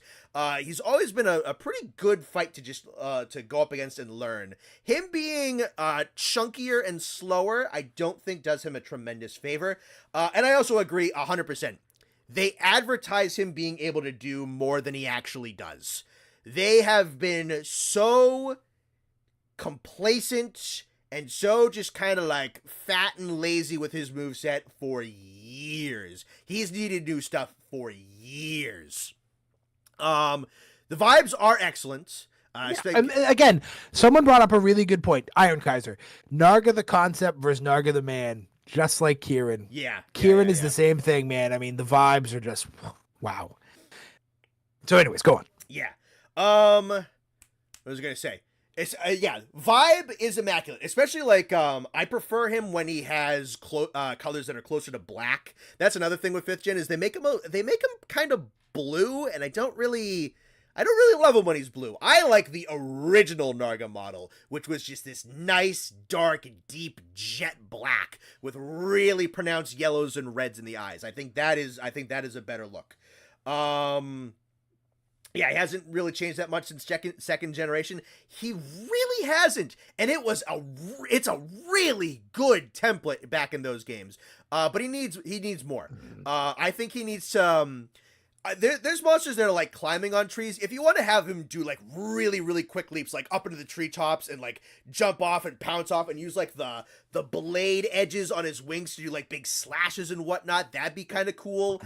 If he can't fly, you could have him just like spread the wings out and like glide just like temporarily to go from one tree to another. That'd be cool. If you want to change up the hops a little bit, so it's not just side to side, it's like over and above you to get behind you, and then he comes at you at the back of you. And to just kind of change up the pouncing and whatnot. Yeah, that would be like, cool. Imagine if he climbed a tree especially in where the cutscene is, Yeah. that area of the forest. Imagine if he climbed a tree, but then dove out of a different tree. Yeah. That'd be sick. Yeah, there's the best thing I could compare it to anybody who's been watching me play Frontier, but the Spider Monkey guy Gogomoa, he has this really cool combo that I love, where he'll use like the spider webs. He'll like latch himself up onto a tree. He'll jump up into one. He'll pinball himself back down with webs back to the ground. He'll like shoot himself off to the side. He'll catch another tree with his web, shoot back up, and then like come back down from that one after he like catches himself. That combo is sick. If you have Nargacuga doing some like fucking what's the character? It's like a Marvel versus Capcom move where it's like the fucking like the dude's like jumping back and forth across the screen. It's just like a whole bunch of like blade marks and whatnot. Obviously not that quite, but he's like uses like the blade arm and he like slashes at you, jumps up into a tree, jumps onto another trunk, slashes back down, comes at you. Like, have fucking fun with your ninja panther out in the woods. Have fun with it. They haven't had fun with him in a very long time. He's just been the staple. I think, like, we'll talk about him pretty soon. Rise specifically, I think they've been nicer to Tigrex than Nargacuga. And Tigrex is like a really simple base. This dude is such a awesome, this could be an easy like god level monster if they decide that they're going to have fun with him. And I don't think it is, you have to dig too deep to get amazing with him. Shout out to Kuro Tokusa for that art piece. It's right there on the bottom. That is something. That's so crazy. Mm-hmm. Yeah, I just wish he did a little more. I'm gonna slide him down honestly on the list because the more I think about it, I just his armor's not that good. Why don't we put him behind Toby but above Behemoth? Honestly. Okay. Cool. All right. This one I'm interested in. I adore this one. Glavenus. Shout out to 120 people in the chat. Thank you. Hell yeah. No, like the stream if you're enjoying, everybody. Where's my notes? There he is. The monster, S. The fight, S. The armor, weapons, S. I mean, he is goated. I mean, it is when he like spins around and leaves like, for lack of a better term, like fire skid marks on the ground. Dude. His fight like on the dunes, I think the unevenness of the dunes make his fight really interesting because sometimes like his tail will like catch on something and like it should have hit you and it's like the way he like fucking puts the tail in his teeth and like grinds. Oh my god, dude. He has some decent, like enough range attacks too that it's not like holy crap. I like when you can only cut his tail when it's like glowing. I think that's kind of cool. Yep. I mean, it's a dinosaur with a flaming sword, great sword. And I like how he like acts like a great sword player too. Like he has like, his true charge where like he spins and, it's not a backflip, but it's like, he kind of, his tail comes up in the air and slams down. Yep. He has like the prodding polearm kind of lunge attack too. So I kind of like how he actually plays like he has a real great sword. I think that's kind of cool. I mean, yeah, his armor, it's a lot going on. you know, it is the shoulder it's from the neck down, peak. The helmet, peak. A lot going on the shoulders. Fair. But it's not the end of the world. So I mean, SSS across the board. There's nothing, this guy's insane. So let's get him up there where he belongs. I'm gonna put him.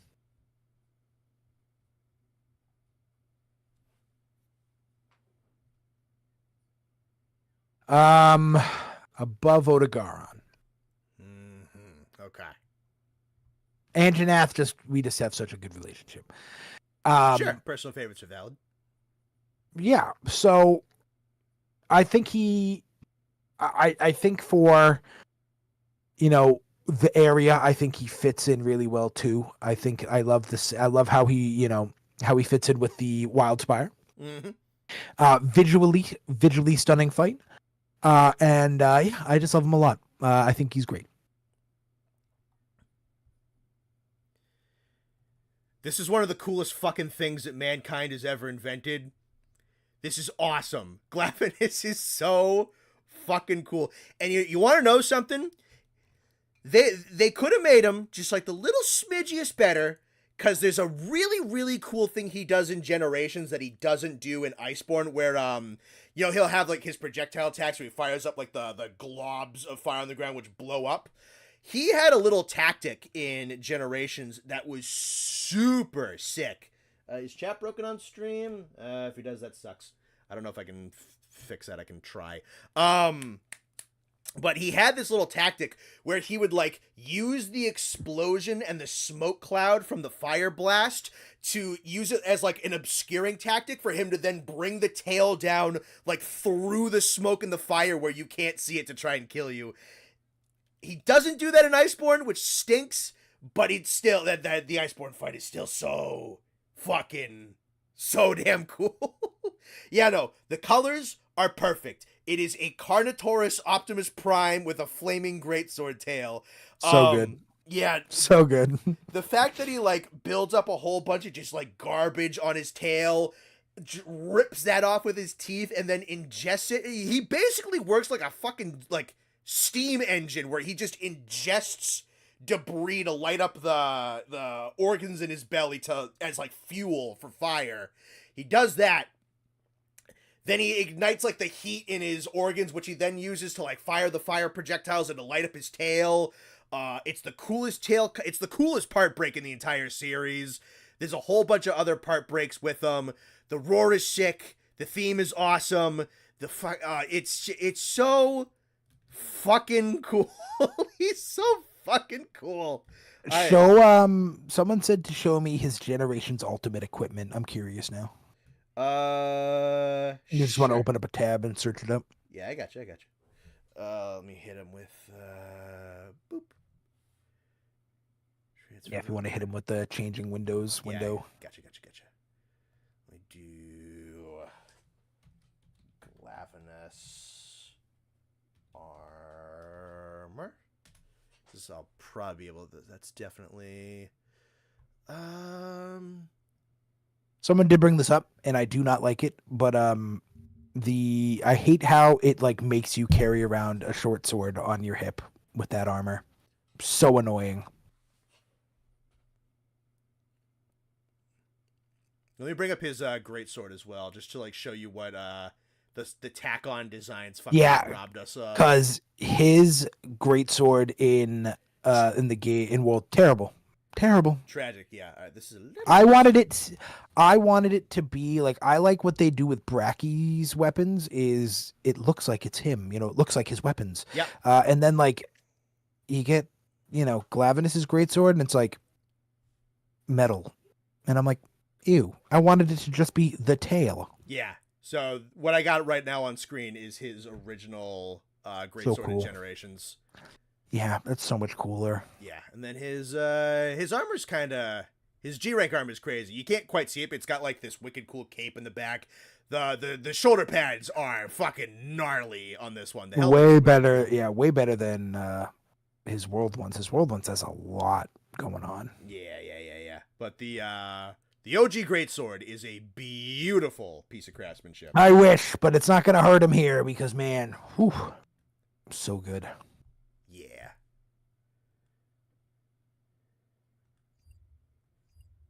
And back here. All right, yeah, no. Goated fucking monster. One of my all-time favorites. This is I'd say this is a weapon specific comfort pick. I love fighting Glavenus with Lance. Love it. I think like timing up the blocks against like the tail chops and everything. So damn good. Love it. Love the fight. Love everything about him. Right. Okay. So that's all in place. I think next up we have Tigrex. He's okay. I don't love him. Okay. I think for the skeleton he's lacking. Mm-hmm. And you know, he roars, but he doesn't rely on it as much as the other one. I like how his roar is a tad more visual than than other monsters. Like it has kind of some of the sound waves. I do like that. You know, but he was another one I had to fight him again because I fought Brute way more. Yeah. You know, he's just okay. It's a lame fight. I'm not going to lie. S tier monster. I kind of like, you know, and I know that I always say it's just a dinosaur. I kind of like how he's just a dinosaur on the skeleton of like Barioth and them. I like his just regular ass dinosaur head. I think it's kind of cool. Sure. But you know, the fight's kind of boring. Mm-hmm. And his armor is just okay. And I don't love how I like his when he pushes into the ground and like launches rocks at you. I think that's very cool. I like you know, the intention was for him to be like this insatiable, like literally can't control his body. He wants to run you over so bad. Yeah. You know, so like I kind of like that. He's a fun, slightly above the norm fight, but it gets kind of lame after a while when like literally all he does is run at you and charge at you, and it's like, okay, like, you know, I just don't love it. You know, I don't love the fight. I think he's the weakest of that skeleton, you know, that frame. And I don't think that's unfair to say, because again, that is a stacked frame. I do not disagree. The fight is whatever. It's high mid, it's low high kind of area. The monster itself high. I don't think it's S. I do think it's just cool. Mm-hmm. I do think he looks like that Digimon. A little bit. Whatever his name is, and I've Nate's told me 1,000 times what that Digimon's name is. Greg. Yeah, Doug. Sorry. You know, like he's all right. It's a slightly fun above the norm fight. But, you know, that's not that good compared to some of the friggin' legends we have coming up. So let's get him, I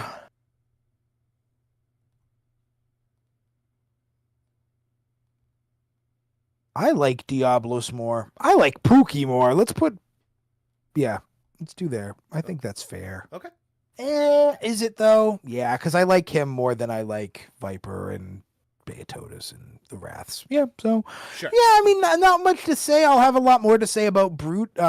But yeah, I mean, I think he's just okay. I do like the ranged attack. I like the yelling attack. You know, but once he charges at you 10, 15, 20 times, man. The spin attack, I like how he doesn't spam it. There's nothing more I hate than spamming spin attacks. Mm-hmm. Yeah, he's just kind of there. Is he killing a Popo on this picture? Yes. Garbage. Slide him down. Yeah, I mean, he's, like I said, above average, but nothing to write home about. Yeah. Yeah. This is one of my personal favorites, for personal reasons that I understand why he is not beloved. So fun little fact, he is the progenitor of this particular skeleton, which is kind of why he's probably the most simple of them. So he's the guy who introduces this frame. And yeah, he's definitely like one of the originals of like the super ultra mega mad aggressive monsters. I'd say like Diablos is probably like the original, but he's really, really up there. And it's always made him a very, very simple base that's made him good to kind of build off of. Rise and Sunbreak, I think, will do him some good favors. They give him some good combo potential, but he does kind of get stuck in charge spam land. So I understand why some people don't like him. And I think some combo structure improvements would definitely benefit him. A couple more physical attacks here and there. I think they need to rebuff his roar damage range. It's a little tricky because there's a lot of variants of him that have new combos, so you don't want to like step on those toes all that badly. But yeah, no, I feel like just comboing some more attacks into or out of his roar would benefit him a lot. Or into or out of his charge, rather, would benefit a lot. So that like his charge isn't 70% of his moveset, because that's really the biggest blocker for him. Love the design. I'd say Tigrex is probably one of my purely favorite animals they've ever made. They use them a lot for like cutscenes and everything. But I think they've perfectly kind of created as like if they were making a nature documentary.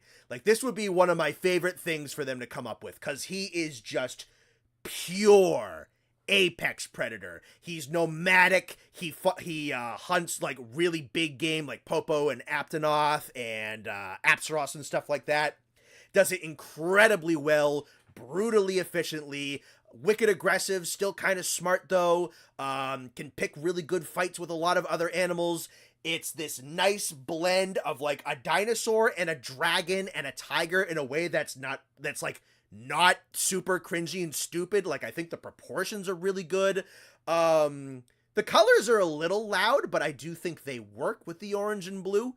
Yeah, I like seeing him. I like watching him do things. I like watching him be an animal. Like this is really kind of like the tiger of Monster Hunter. He's this dude who's just like nothing fucks with him. He's just such a fucking like cool animal. The fight definitely needs a little bit of work. I think it needs a little bit of stuff to just a little bit of mix-ups to make his charges a bit more interesting, because he likes to use them so much. Give him maybe like a little bit more range on him by shifting up the rocks a little bit. Yeah.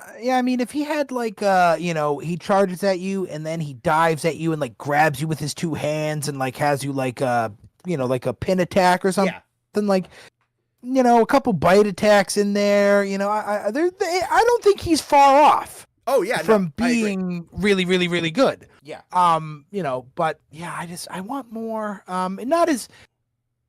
Yeah, I want more. I was gonna say not as bad as Nargacuga, but he could use it. It's around the same. At least like, yeah, it's about the same. I'm gonna go just real quick. So keep talking about how much you like him. Cool, sure. But yeah, no. So these guys are. They're incredibly successful almost wherever they go.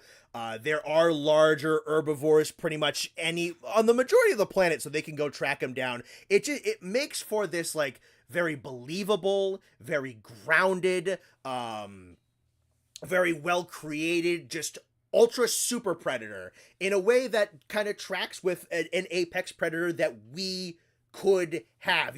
Evolution and design goes some fucky weirdo way at some point, then like this is something that might have actually manifested several million years ago, something like this. If the ultra predators of the Cretaceous period were quadrupeds instead of theropods, you might not get the wings, but like something along these lines. But like, yeah, I believe him as an animal. I like seeing him out in the world. I like watching him hunt.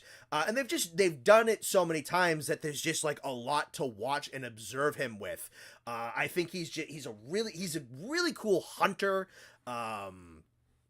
Really effective predator, has an interesting relationship with his species where the vocalizations from his incredibly powerful roar is a way that they can kind of communicate with each other over massive distances, while it's also it's so powerful that it functions as a defensive tool. I think somebody did the math And if a Tigrex roared next to a jet engine, it would drown out the jet engine. That's how loud these things are. Which That's is sick. yeah, no, but yeah, no. He's also a monster, I think, where being weapon dependent is big for me because he has such a very brutal and honest moveset. So if I am fighting a Tigrex, I am normally going with something like a hammer or a greatsword to intercept the charges, which I think is a very big kind of rite of passage. Of like interrupting the charges with like a charge slash off of a greatsword or a big dunk off of a hammer. Or I might want to go something like a lance and just kind of like intercept and shoulder check through the blows and everything. Something that really kind of like gets in Tigrex's face and then just kind of gets in the dirt with him and gets him in like the gruff with him. I don't usually play something like a bow or a dual blades or a sword and shield against him and like kind of dipping and ducking out of the charges and then going back in. I like getting like up in the fucking clack with Tigrex and just like checking through his moveset. That's how I really enjoy fighting him. And it makes the fight a little bit better for me. But yeah, no, just like this animal, this dude, this like observable beast is one of my all-time favorites. I love him phenomenally for that. I can take a mid-fight. I'm hoping for a better fight eventually, for sure. But I'll take a mid fight for what I feel is such a excellently constructed super predator animal, and that's why I like Tigrex a lot. Yeah. Also, they were debating Tigrex versus Tigrex. Yeah. Andrew just said it. It's a tiger.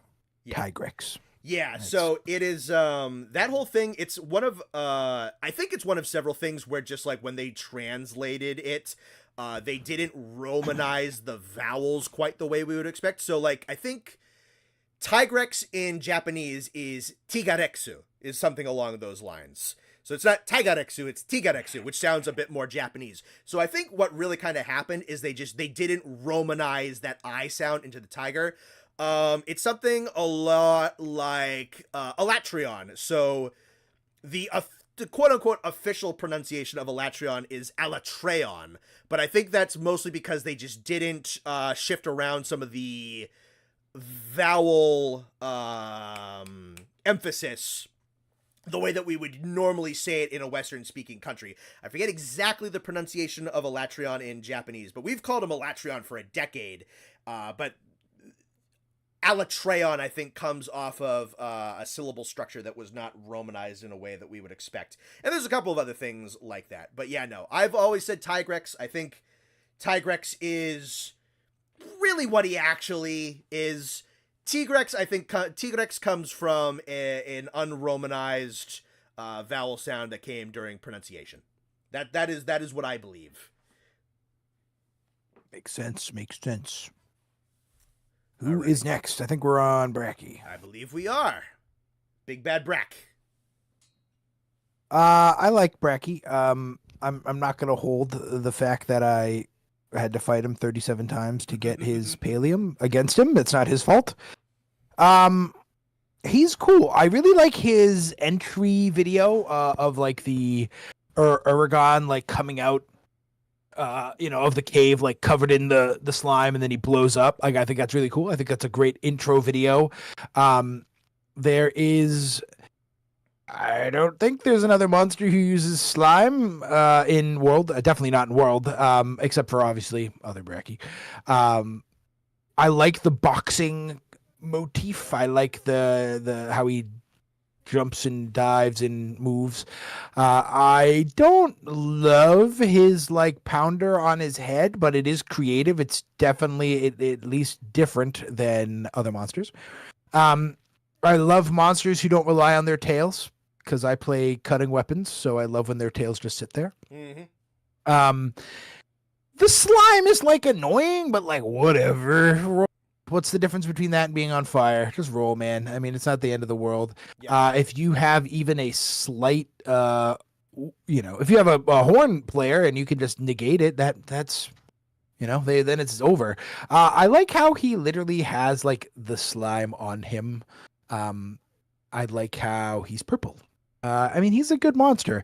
The fight is just okay. It's a high fight. It's well okay in Iceborne means high. You know what I mean? Yeah. There's no bad monsters in this expansion. So I mean, S monster with a mid high to high fight and high armor. I love his armor. Great monster. So I mean, let's put him up there. I don't know. I think he is going to suffer the same fate as Barrioth. I think he's going to stay in high. Mm-hmm.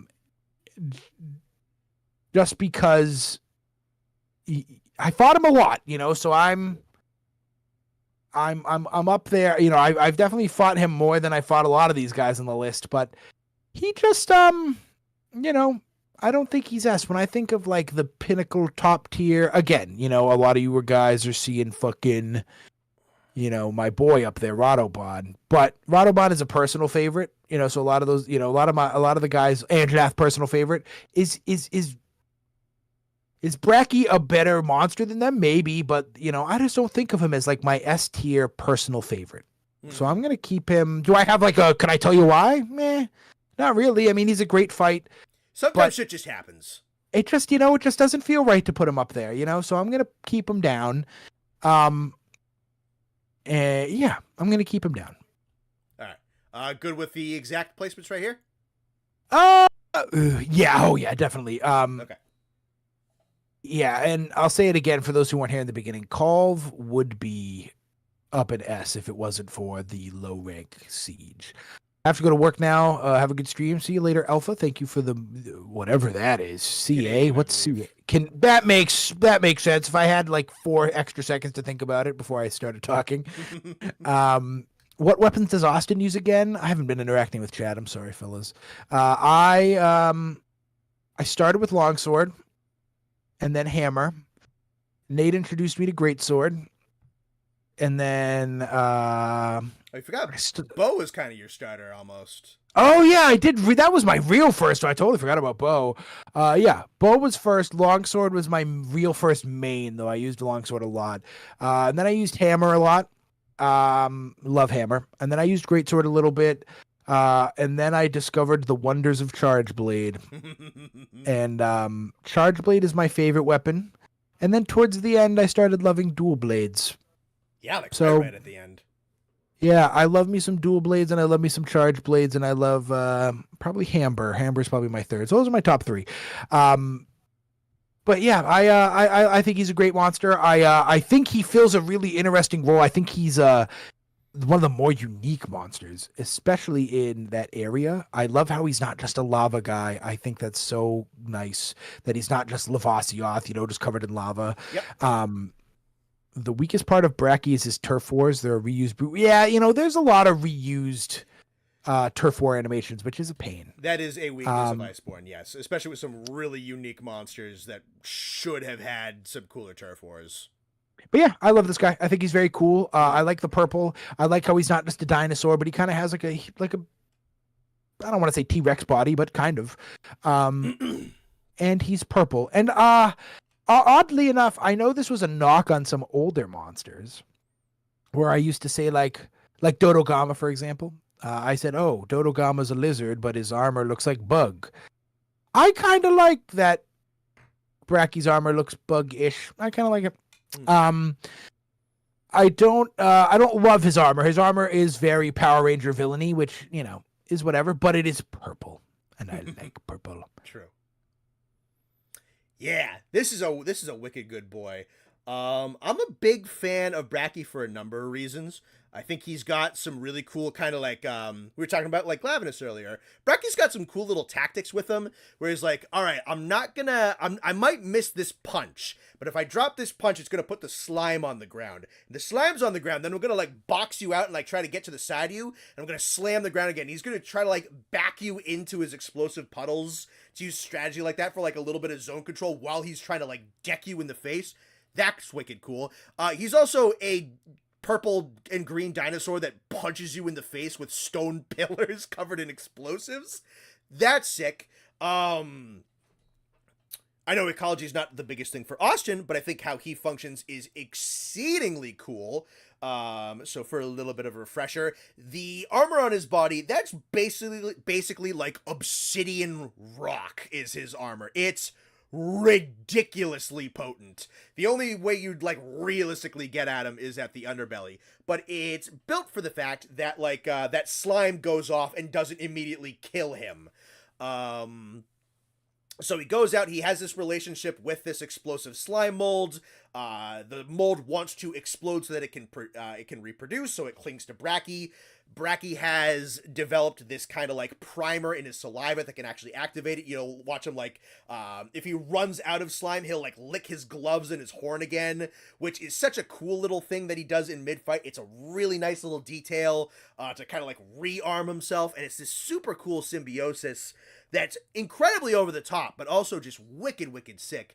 The colors are great. The design is really solid. I like that he is a nice deviation from your typical brute wyverns, which is mostly like beams, tail, and bite. This one is all fists with a little bit of headbutt action in there. Love that.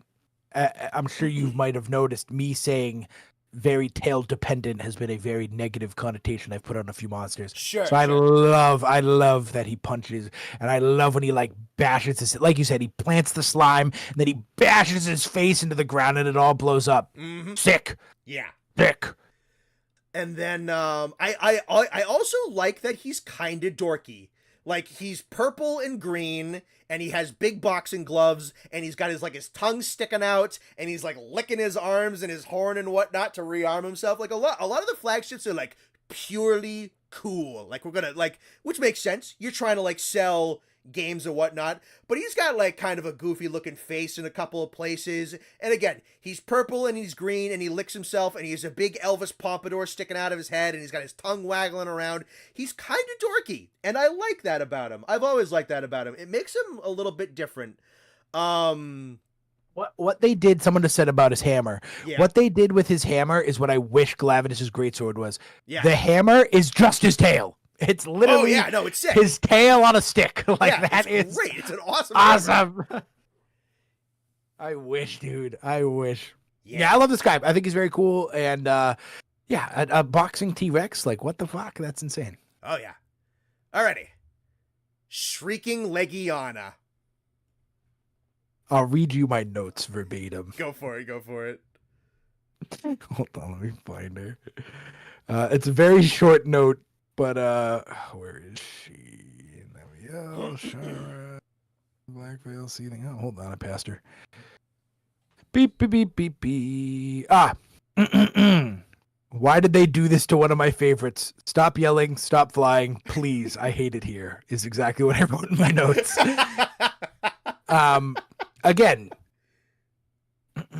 it's just Legiana, but frozen. Visually speaking, it is still cool visually. Cut the line or put it right. You know what's funny? I said I wasn't going to put anybody in Garbo to you before the stream, and now here we are. The debate's on his mind. The icicle. Oh God, look what they did to my girl, man. Look at the chest. It's horrible. Oh, the friggin' spikes. Like, I like the ice going up the wings. I like that. But what's going on with the chest, man? And like the blue's gone. And like, I get that, like, I get that, like, it's called Shrieking Legiana. Stop yelling, please. Get on the ground. This fight is unbearable. I remember wanting the armor, but like I was like, I'm not fighting that monster more than once in my life. The armor is cool. It's very Power Ranger, esque. Very like Vibe Night friggin' what's that game? I can't even think of the game. There's a game on the Switch that looks just like that armor. But that Power Ranger Genji look, other monsters do it, and they do it better, honestly. So the armor's not even that good. The fight is despicable. I mean, like, downright despicable. Legiana was pretty. The sparkles of ice flying off were nice. You got ice bladed occasionally, once in a while. this is like ice blade every 6 seconds. She won't stop flying. If you play anything but, like long sword or a long weapon, you can't hit her. God, I mean, she's just terrible. It's a shame. It really is a shame because I really do think that Legiana is one of the best monsters in the game. It's my favorite, But they ruined her, and it makes no sense. And this is one of those variants. This is honestly the I feel like I've said it. I feel like I said it more, but apparently I haven't. This is really the first one where it's like, why? Why'd you even make this monster? And I'm sure there's some ecology reason. I know there's that point of the story where they go, like, I wonder if like all what's happening is the same as like what's happened to all the Legianas. Like, I don't know. Like, did you really have to make a monster about Legiana being crazy and yelling and screaming? Like, I don't know. I really wish they just didn't make this monster. I would have rather I would have rather just had them not touch Legiana. I would have been okay with just one Legiana than have two and have one of them be terrible and one of them be amazing. It just takes all the fun out of the fight. I mean, like, it's not even it's not hard. It's just annoying. It's just frustrating. It's just stupid. Whoever made this should be fired. I've never wanted to bring back French public executions, but this makes me wonder. Maybe we need them to deter people from doing stupid things. I just hate it. So it is gonna go into Garbo. I just think it's a shame what they did to my favorite monster. Relax. I'm just getting him in there. Kulu is undeniably worse. So let's put, right above Kulu. I had earplugs the whole time. Again, this is one of those ones. Hey, listen, I don't get paid to make games. I don't need to come up with better ideas because I don't like this idea. But surely there was something else you could have done. Surely. But garbage. Yeah, I lied. I said that there wasn't a garbage monster to Connor before we got on, and I lied. I just don't. Yeah, like, again, it's not hard. It's not a skill issue. It's just like, why? It just that's the word. Why? And it pains me because I really do love Legiana. Mm-hmm. So yeah, I like it in Garbo, and I think that's where she belongs. Honest to God. He, she, don't care. It doesn't matter. Bad. Bad has no pronouns, man. It's bad. Yeah. I'll be a little nice. She does have a couple of interactions that are interesting. One, if you shatter her ice armor like Volcanic, you can get a knockdown, so that can weaken her. And the other one is that if you poison her, you can kind of like overload her organs and force her to ground, and she like vomits. And that kind of like tones down the fight. Those things are in the fight. Those things are valid. They exist to kind of like tone her down. That is valid. It's a little bit of counterplay. Gotcha. And the other thing is, I do like her new big attack where she like zooms up into the air and then comes crashing back down like wicked fucking fast. That's a cool attack. And then the armor looks great. And that is me being nice to Shrieking Legiana. She does have some counterplay, does have cool armor, does have an attack that I really like. Great. All right. Neat. He's not fun. It's a big issue where she's wicked fast. She's wicked element dependent. And she has minimal downtime in between attack animations. And she's in the air 90% of the fight. And she can call another Legiana in 90% of her fight. Like, there's just so much stuff that just compounds and just fucking is not great. If you want to fly constantly, okay. Break up the attacks a little bit and just give it a little bit more ending lag on things. You want to have her attacks be really fast because she's like some super hyped up Legiana? Alright, fine. Have a couple of them transition onto the ground a little bit better. You want to have the Legianas be kind of like a pack thing? okay, cool. Don't do steps 1 and 2 a little bit. Just like there's a lot of flying monsters that fly a lot coming up that are vastly superior in that aspect. So like it can be done. It just feels like they didn't. Like again, there was a boardroom of people who sat down and hopefully touched the controller to play the game, and they all decided, oh yeah, that's good. That's it. We got it. Like, oh my God, like it's just a shame. Yeah. I don't know. She needed man. It something makes me hurt. It hurts scaled me. back. Something needed to be scaled back. Otherwise, it is a roar spamming, element spamming, blitz fast, always in the air, reinforcement calling battle. Like that's a lot of stuff. Some of that is perfectly fine. All of that together is obnoxious. And it ruins a very good monster, unfortunately. Quack, stop talking. We're agreeing on something. This is I'm starting to feel uncomfortable. Yeah, no, I don't know. I don't know how this passed a check. I mean, like, this is just terrible. You're telling me that somebody high up played this monster and was like, that's fun. Let's do it. Yeah. Garbage. Horrible. And it's a shame that and it had to be the Legiana too. Yeah, it sucks. I'd imagine like if it was a different monster, it'd probably be a little bit higher. But since it's like your favorite, that's gotta like burn even worse. The duality of man, it's terrible. Oh yeah. Alrighty.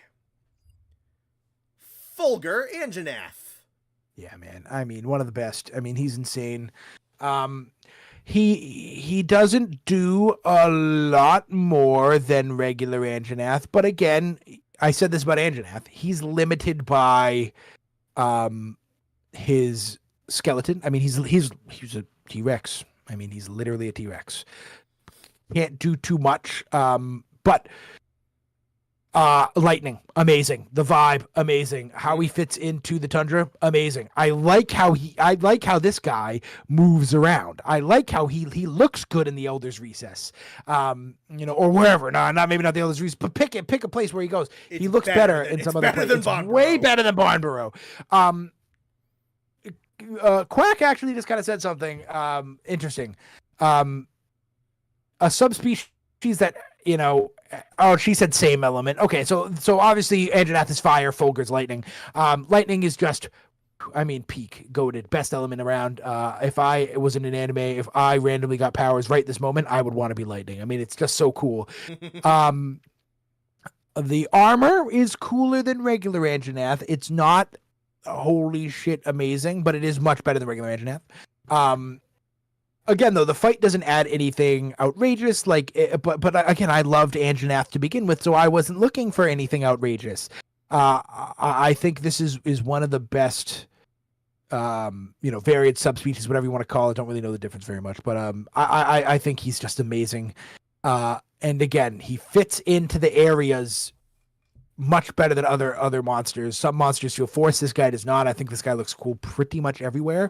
One of the best roars in the game. Blatant fact. I mean, when he sparks up, it's so good. He's hard too. I like that he's tough. He's not easy. Anjanath isn't easy either. Fulgur Anjanath's really not easy. I had a solo quest. It was one of the highest paying quests that I could have possibly gotten, and I was like broke. So I really had to do it because we were like gearing up to do end game fights. So I was like, all right, like we got to do it. And he kicked my ass bad. So. My favorite monster with lightning, my favorite element. Come on. So let's get him up there. He's top 5, probably.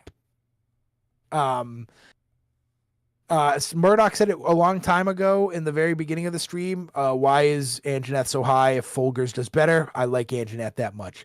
I'm going to put him above Basil, but not above Nurg. I love Nurg so much. He's top 5. Let me rephrase. He's top 5 right this very moment. Mm-hmm.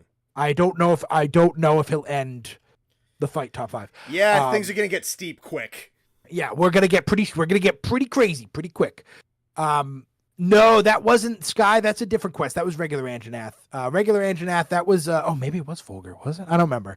But I'm almost positive that was regular Anjanath. But I was talking about something that didn't happen on stream. I was just playing by myself. Yeah, I know. Like, yeah, Varian is just kind of like, like a same monster but slightly different, and then a subspecies is supposed to be like born different. Yep. But yeah, that I mean, yeah, just like insane. I mean, visually one of the best monsters around, and he is so cool. I'll never forget the first time I saw him. We were in the cave on the Viper quest, and that was like Viper's first introduction. And I died, so I went back to like carve something or get like the parts that fell, and he just sauntered around the corner, and I felt fear, legitimate fear, in-game fear. Like I was, man, yeah, so good, very good. I love him. He's awesome. Again, the armor is whatever, but it's not enough to pull them back because wow. Oh, it was him because it was the floating Fulgur. You're right. Yes. The floating. You're right. It was him. Okay. Yeah.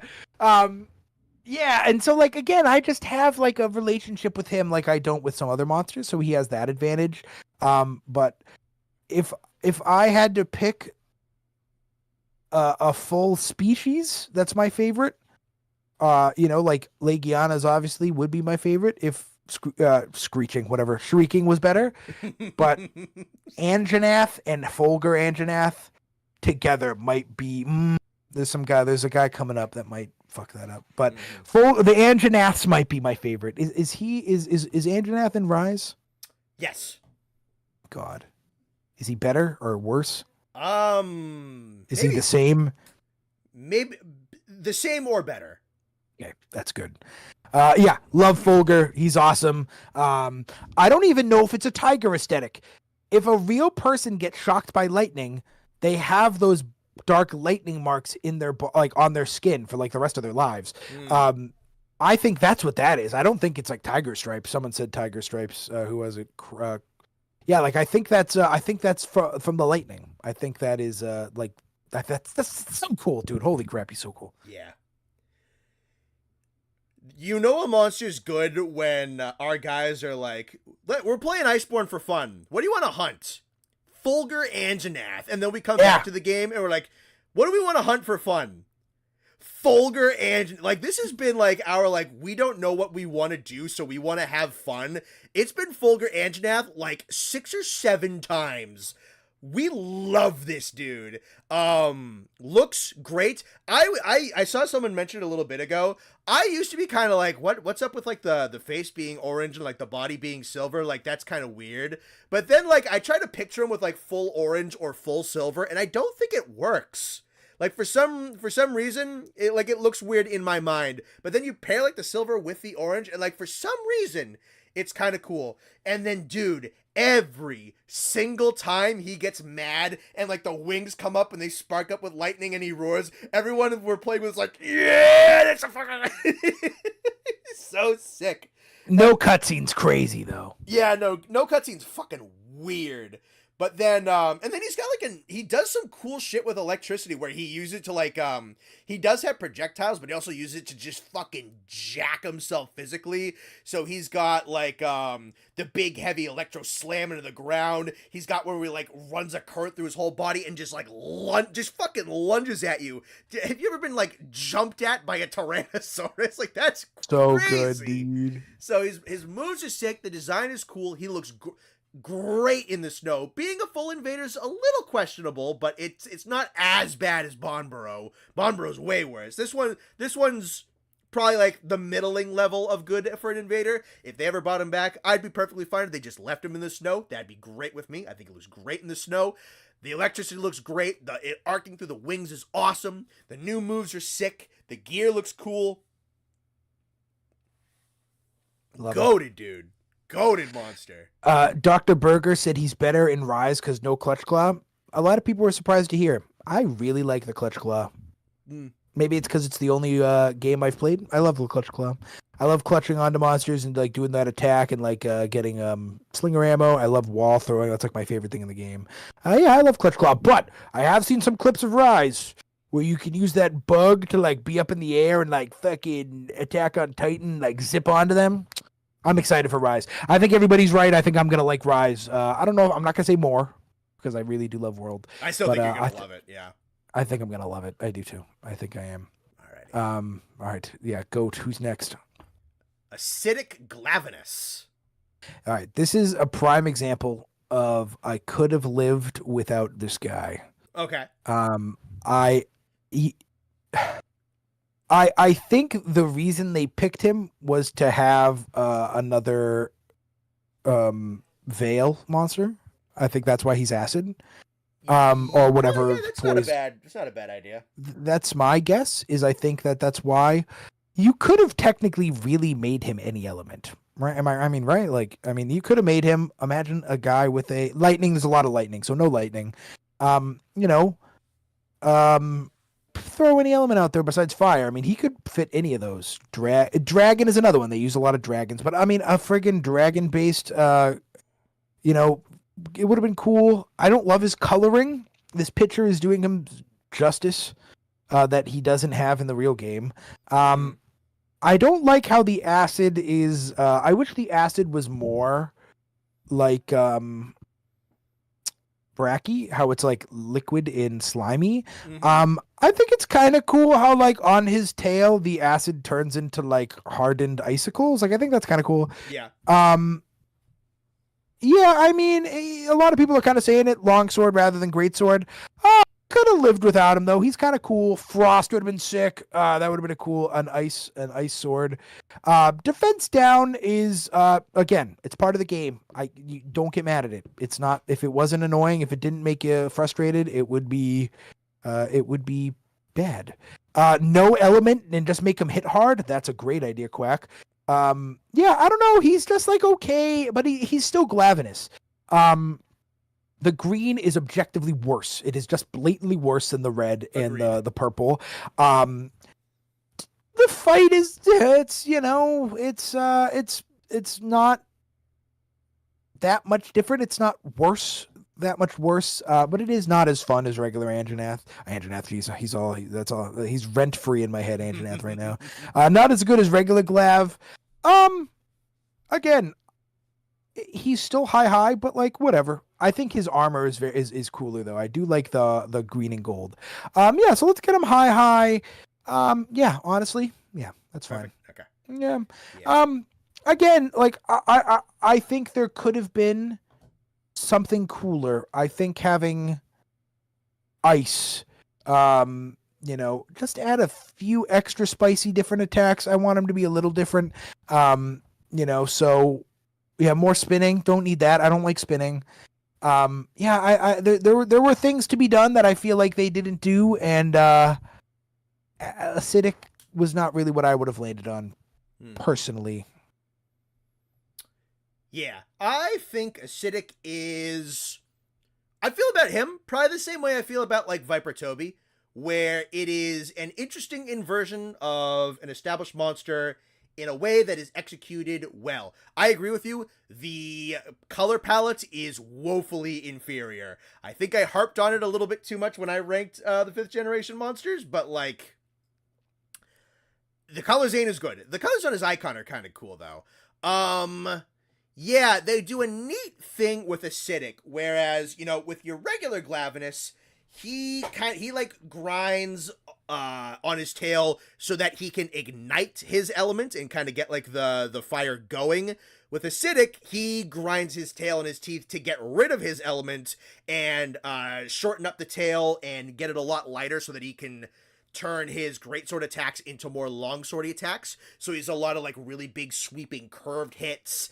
He's got kind of like a ready stance. He's got some delays to it. I think he's got some pretty cool physical attacks when he gets into that way.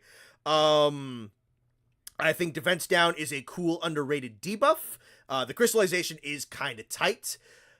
It was a neat way to kind of invert how Glavenus works with like, instead of him manually putting on the element, he manually gets rid of the element and the element is more naturally occurring. Instead of like big and heavy, it's like really, really fast and twitchy. It's a good inversion of a classic monster done pretty darn well. Greatest thing ever? No. Visual downgrade? Yes. Super duper necessary? Probably not. Bad addition? No. So yeah, no, acidic lives in like a decent place where like happy he exists. Fine if he comes back. Not gonna cry if he never comes back. An interesting concept done pretty well. Yeah. So I agree. I would rather have, it's not like Legiana where I'd rather have one instead of two. With Glav, more Glav is welcome. But I just don't. I think there was something cooler to be done. I think he's interesting, but again, I mean, high is or whatever, mid high, whatever I put him. That's still very good. So Yeah. I mean, like you said, Glav should always come back. I love Glav, but I could live without acidic Glavinus. Yeah. Well, yeah, no, wouldn't be upset to see him again. Wouldn't be upset to never see him again. I'd be perfectly fine either way. Ebony Odogaron.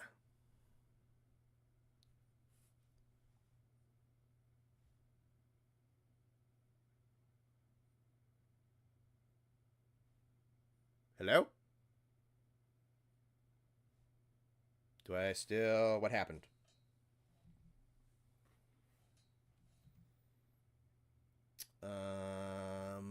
Check 1 2. Check 1 2. Hello.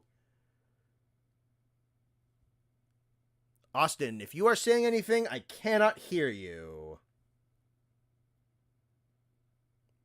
Was it me? I think it was me. I hear you now. You're back. Oh, it was. I looked down. It was my Wi-Fi going up. Oh, okay. So it was me. My apologies. I was like, Connor's internet. Damn. And I looked down. I'm like, shit. That's not Connor's internet. Okay. All right. Well, never mind. All right. I'm back. Right. Okay. It's funny that these guys are back to back. I'm diving right into the meat and the potatoes. I don't really think this guy was necessary at all. Mm-hmm. I think he's the least necessary of all the variants and Radix subspecies. Princess got him. Yeah, I don't know. It's just like, dude, he's not even that different. And again, I love Dragon. I think Odogaron's amazing. I think Odogaron is great. S tier monster with an S tier fight and S tier armor and S tier everything. But all right, before I get too ahead of myself, Ebony Odogaron is going in S because how could you not? It's just Odogaron, but black and red. I mean, like, it's not different at all. He does have better armor. Wow, that armor is insane. Wicked good. But like, he's faster-ish. Like, I don't know. They just put him there to get eaten by friggin' Devil Joe. Like, I don't know. I think there was this is a prime example of more to be done, and they just said Dragon and then tossed him back in the game. I feel like he's not that much different. I would want a second Odogaron, but I don't want it to be this Odogaron. I just feel like there was something. You know what I think would have been cool, but I know they can't. I know they couldn't because of Valazak.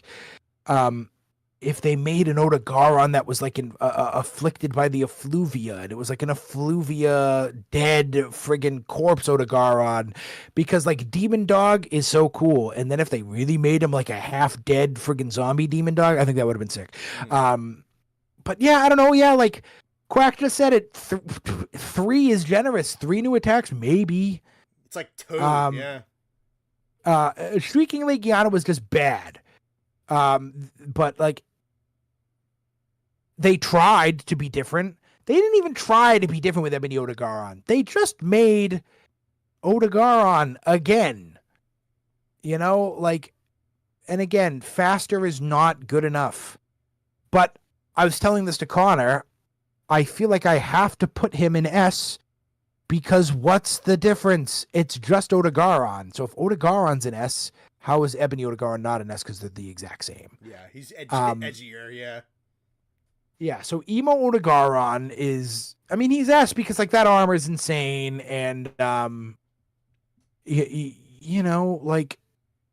he still gets eaten by Devil Joe and shit, even though he's Dragon, So, like, I don't know. I feel like there could have been something to do there, which... if they did like, because Odegaron's in master rank, isn't he? Yeah, they're both in. Yeah. Okay. So like that makes him extra useless. Yeah, zombie. Yeah, I like Crowbrained. Yeah, I think that's a great idea. Like an Effluvia, friggin' Odegaard. I think that would have been sick. But yeah, I don't know. Just slapping Dragon on him and saying, woohoo, like that's not enough for me. Again, he is still S, but I would be remiss if I didn't drag him a little bit. So yeah, put him right behind. You know what? No, though, because I don't like him more than I like Uragon. So I think him just be. Man, I'm conflicted.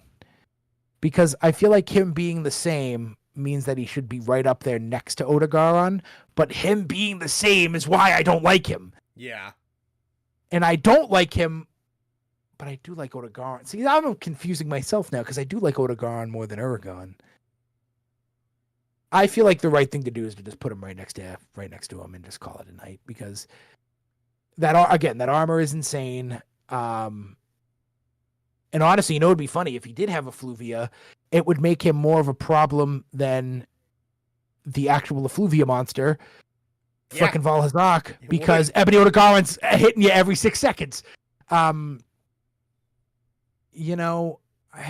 know. Yeah. You know what, Blast? That's a great point. I'm going to punish him slightly because it is a shame that he is. So yeah, bottom of S because he is still the same monster.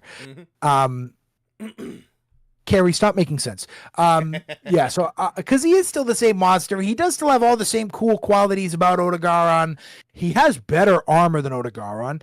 I don't take this into consideration, but his weapons are awesome. Like the high friggin' what the hell is it called? Affinity, like that's sick. That you can make, one of my sets with his weapons, his charge blade is like 80% affinity or something. Like, that's cool. I love dragon stuff. I love dragon weapons. I don't love dragon monsters. There's not many of them. I don't love that he's just dragon. Joe is an exception. Yeah. So yeah, bottom S, I think that's valid. Yeah, I don't think you said anything that's wrong here. I like Ebony, but again, that's because I like Odegaron a ton. I think he's got like 2 new moves. That's kinda it. The design is really good. The purple with like the red and like the black is excellent. Keep talking. I'll be back in a sec. He's got like the red dragon smoke pouring off him, kind of like a Savage Joe. That's kind of cool.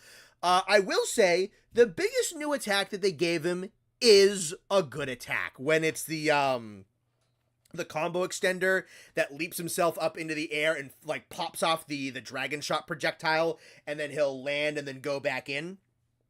It's a good combo extender, and it's a good projectile, and it keeps him out for a second to kind of prolong the fight a little bit.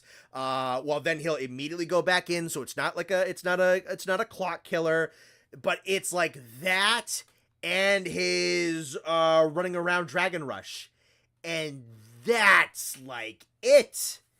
That's kind of it. The armor looks great. He looks great. I'd say of the 3 big invaders that Iceborne introduced, he's the one that makes the most sense, because he is an already just incredibly violent animal that is now enormously unhinged on dragon energy. So Ebony running around all over the maps makes way more sense than Fulgur or Bonboro.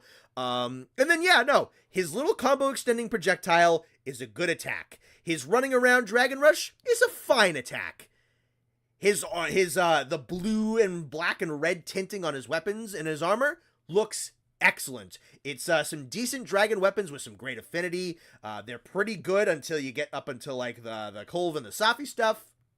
Very dependent for some of your kind of like Elder Dragon levels type of stuff that are usually weak to Dragon. So he's got some good dependable gear. He's got some crit skills on there. I think he's got Dragon Attack on there. So he's good. But that's because Odegaron's like one of the best world originals ever. Exactly. He's got a great design and a good extender with cool gear. And that's good, but man, it compared to like Coral. Compared even to like Viper and Nightshade and Acidic. It's It is lazy, not. man. It's not as much. It's so lazy. Like even Acidic has, like you said, different attacks. He's more longswordish. Yep. Coral has like a whole new move set, not 100%, but you know what I mean, like a whole new added chunk. Yeah. Ebony is the same exact monster, and it's a real crying shame. Yeah.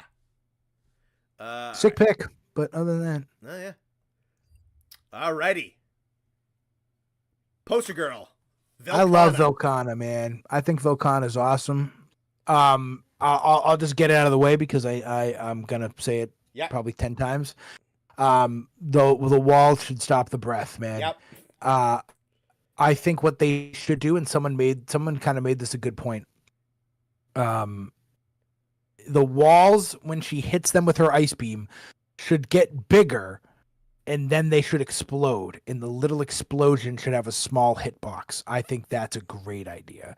So if you're hiding behind the wall, right? She hits the ice beam, the wall gets bigger, 2-3 seconds go by, pop. You know, I think that'd be cool. So you can't just lay there and like start sharpening. I don't think AT Velk is bullshit. I love AT Velk so much. I think that's one of the best fights in the game. Velcana is a great contrast from Nurg. That's a great point as well. Nurg is this fucking like rip you apart, like just this. He doesn't need an element because his element is pain. Velk is like this kind of pretty floating. I love that attack where she like floats backwards and like swings back and then tries to like impale you with her tail. The one attack in the AT fight that is a pain is Connor died to it and I died to it probably a combined 47 times in like a night. She does like this big breath attack, but it's like a mile wide. Oh yeah, the ice tsunami, that attack. Holy stinks. crap, dude, that shit's crazy. Yeah, I mean like visually amazing monster. I love like the ice knockdowns. I love one thing I don't love about her is the floating icicles that fall out of the sky. It's a little, you know, because sometimes I'm not paying it. I'm not looking up in the sky. You know what I mean? Like, so those get me a lot. Velk is a dance. That's a good way to say it. I think the attacks are pretty. They're so satisfying to dodge. She's one of my favorites. She's probably gonna push whoever I said was top 5 out of the top 5. Yeah, I mean it's just a great fight. I think I think I love the story aspect where she's like literally freezing monsters to death. I think that's sick. Nice S tier with a great learnable fight. I don't think we'll talk more about bullshit, perceived bullshit, when we get to the last monster, and you know who that is. But yeah, I mean, it's just so good, and it's one of my favorites. Great fight, S tier monster, S tier armor. The armor again, I like the like when you whatever the fuck you sheath your weapon and then like it glows blue and that's whatever that sick. Yeah, Frostcraft. That's sick. Frostcraft, that's it. I like the freaking like ornamental like glass doll kind of aspect of her armor too. It's very pretty, it's very ornate. Yeah, I love AT Velk and I love Velk. Again, I didn't even beat AT Velk, one of my favorite fights. Fought it probably 3 times, one of my favorite fights.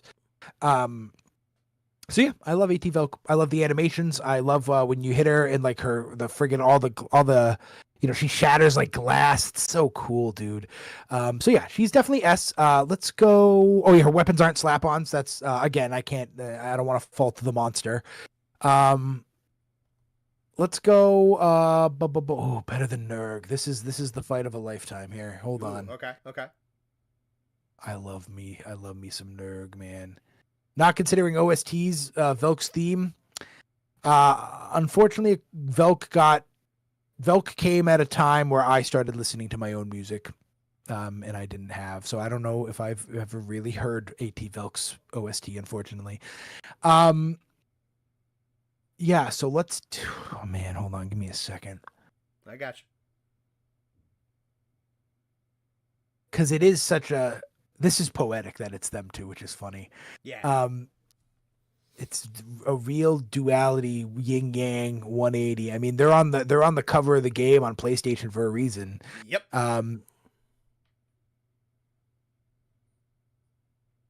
Okay, let me say it like this.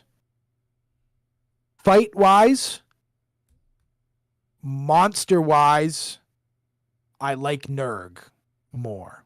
Mm-hmm.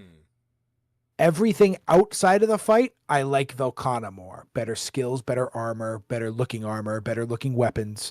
But I think the fight for Nurg, and the OST, which again, I'm not going to put the OST into it, but his OST's peak. And I'm going to keep Nurg where he is. I think that's good. But she's still top 5. That's, top 5's nothing to sneeze at. Oh, yeah. They're not better than Devil Joe, though. That's just a blatant fact. I love Devil Joe so much. Yeah, I don't know. I like the dance. I like the difference. Obviously, Nurg is going to be more exciting because he's in your face and he is, he won't let you make it. He won't let it be boring because he never stops fighting you. I like how AT Velk does all these pretty attacks, which he spins around and that big nuke, for less lack of a better term, that she does in the AT fight. So nice. Again, I think that was intentional. The Yin Yang flagships, I think that was intentional. So Probably, yeah. I love them, and I think that they're very I think that they're great right where they are on the list. Yeah, dude. There's a couple of people that like swear up and down that they hate Velkhana, and I have no fucking idea why. None. I have no. She has problems. She does. She has some objective flaws, but some people think that she's like sucks, and I think those people are like stupid. She's great, and she's great in Iceborne. She does come back in Rise, but I think what I especially learned fighting her in World and Iceborne is when you have like the more boots on the ground type of combat, the big ice wall structures and everything that can like be broken up to make platforms is so fun. That zone control is really cool. Again, yeah, no, the ice walls need to block the beams and some stuff. That's just an objective fact. It has to. She's got a medley of like 4 different themes, and they're all great. Excuse me. The design is excellent, both armored and unarmored. I think the ice armor looks really good. It's a neat evolution of Nergigante's concept with like the spike breaking. This one being like a full suit of armor that you have to crack through to try and get a big knockdown. And if you do that, you can prevent her from going like critical with her ice, which is kind of cool. It's kind of sick that she can like freeze over her just like hacked off tail to keep using it, but it stays cut off. That's pretty sick. I think her tail stabs are really satisfying to dodge, though the hitbox lingers a little longer than it should. Her breath attacks are really cool to dodge. She has some like just a whole category of attacks that are really fucking fun to maneuver. The tail stabs are fun to get around. The ice beams are fun to dodge. So satisfying. That's one of her biggest pluses, is that how satisfying it is to dodge her. Yep. For sure. No, it's a very good dance fight, which works for such a graceful monster. The sound design is quite good. The music is excellent. The gear is awesome, and the skill is iconic. It's some of my favorite weapon designs for like ice. Just kind of like, there's a couple issues. Like I said, the tail stab hitboxes needed a little bit of tweaking. The ice beams needed to be blocked by the walls. I don't like how her tail cut does nothing. I don't like how she just grows another tail, basically. It's cool, but I get it. Yeah, I get it. Yeah, I think it's like, the way I look at it is you cut off her real tail and then she just makes a new one with ice. But like, I don't know. It's like, I want the tail cut because I remember you want it to matter. I remembered stopping hitting the tail once I found out that it did nothing, because it was like, well, why would I waste my time when I could be hitting her in the face? Yeah, but I love her. I love her very much. Quack says someone called Velcana ugly. She's like the prettiest monster in the game. Weird. That's stupid. Who the fuck said that? That's dumb. Yeah, no, she looks great. The color is great. The ice texturing that they did such a good job with just like her detailing and her texturing. It looks excellent. Yeah, no, I think this is a fucking slam dunk and a half. I have no fucking idea why some people so vehemently dislike this monster. I think those people are morons, to be perfectly honest. Is World her first game? Yeah, she is the flagship of Iceborne. Nice. Makes sense. Cool. Yeah, I love her. I think she's awesome. Alrighty. Seething. I was like, who the fuck is that? The picture threw me off because I was like, is that a fish? Wasn't okay. as much art of this guy as I thought there was gonna be. I wish he was an invader. I wish he was. I wish they just made a prettier, cooler looking Basil that and they just put him in master rank and made him jumping on your fights. I love the flower effect when he drops his bombs. I think that's very cool. The color scheme is awesome. I like how he glows and the bombs are purple, and I like how bright they are. It's a rare, a rare color, palette for this, bland game. He's definitely a little more intense. The fight is definitely a little, those friggin' bombs hurt. But yeah, I mean, he's better Basil. I think he's a little better than Basil. The not invading is a knock. He's a great fight, and he's one of my favorites. He's probably sliding right. The top 5 is an ever evolving enigma. Ever changing. Yeah, and so yeah, I like him. I like him a lot.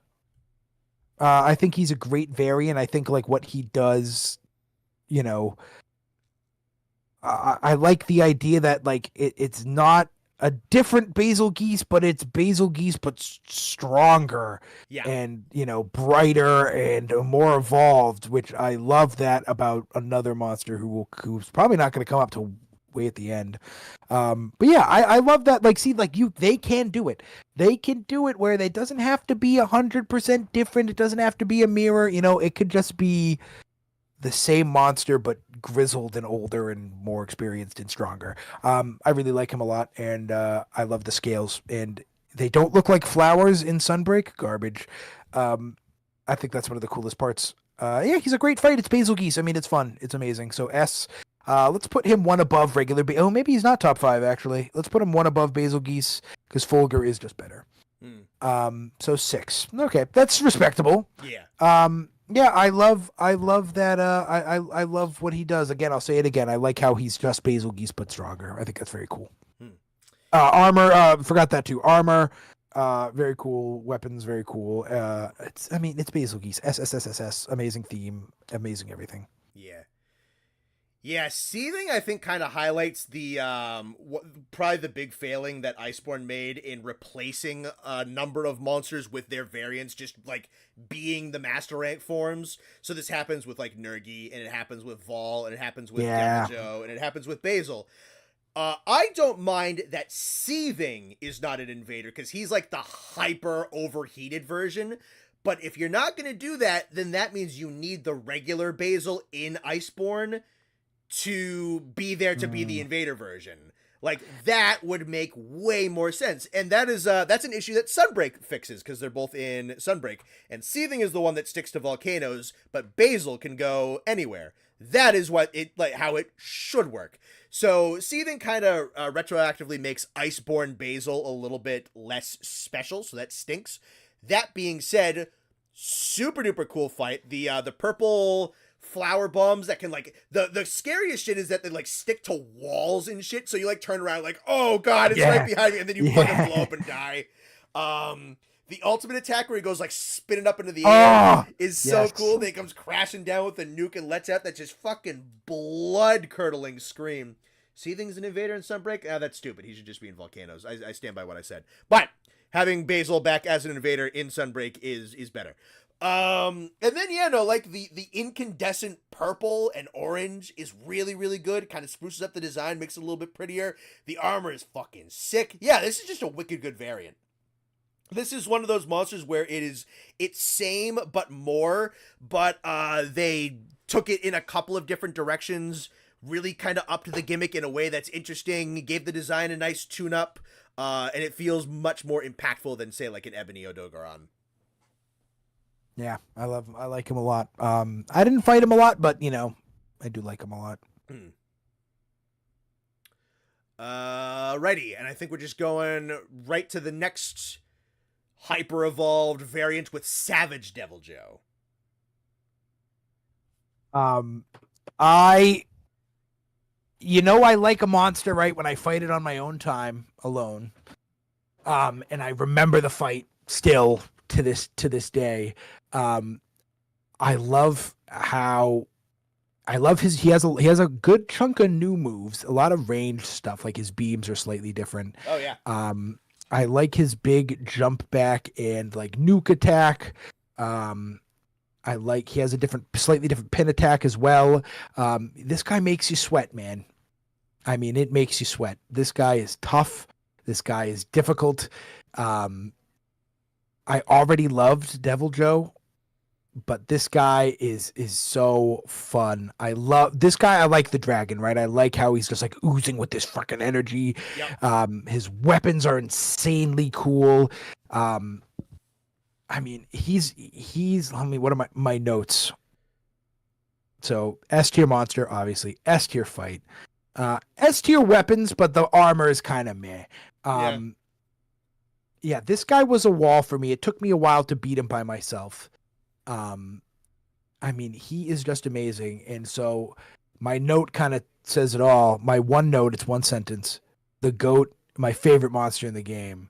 So Legiana is being replaced. Okay. I love Savage Deviljho. I remember when we first hunted him as a group and we were actually sweating and worried. I love just how and then I have it. I should put it in the clips channel. I was doing a Odogaron quest. I needed like a mantle or whatever.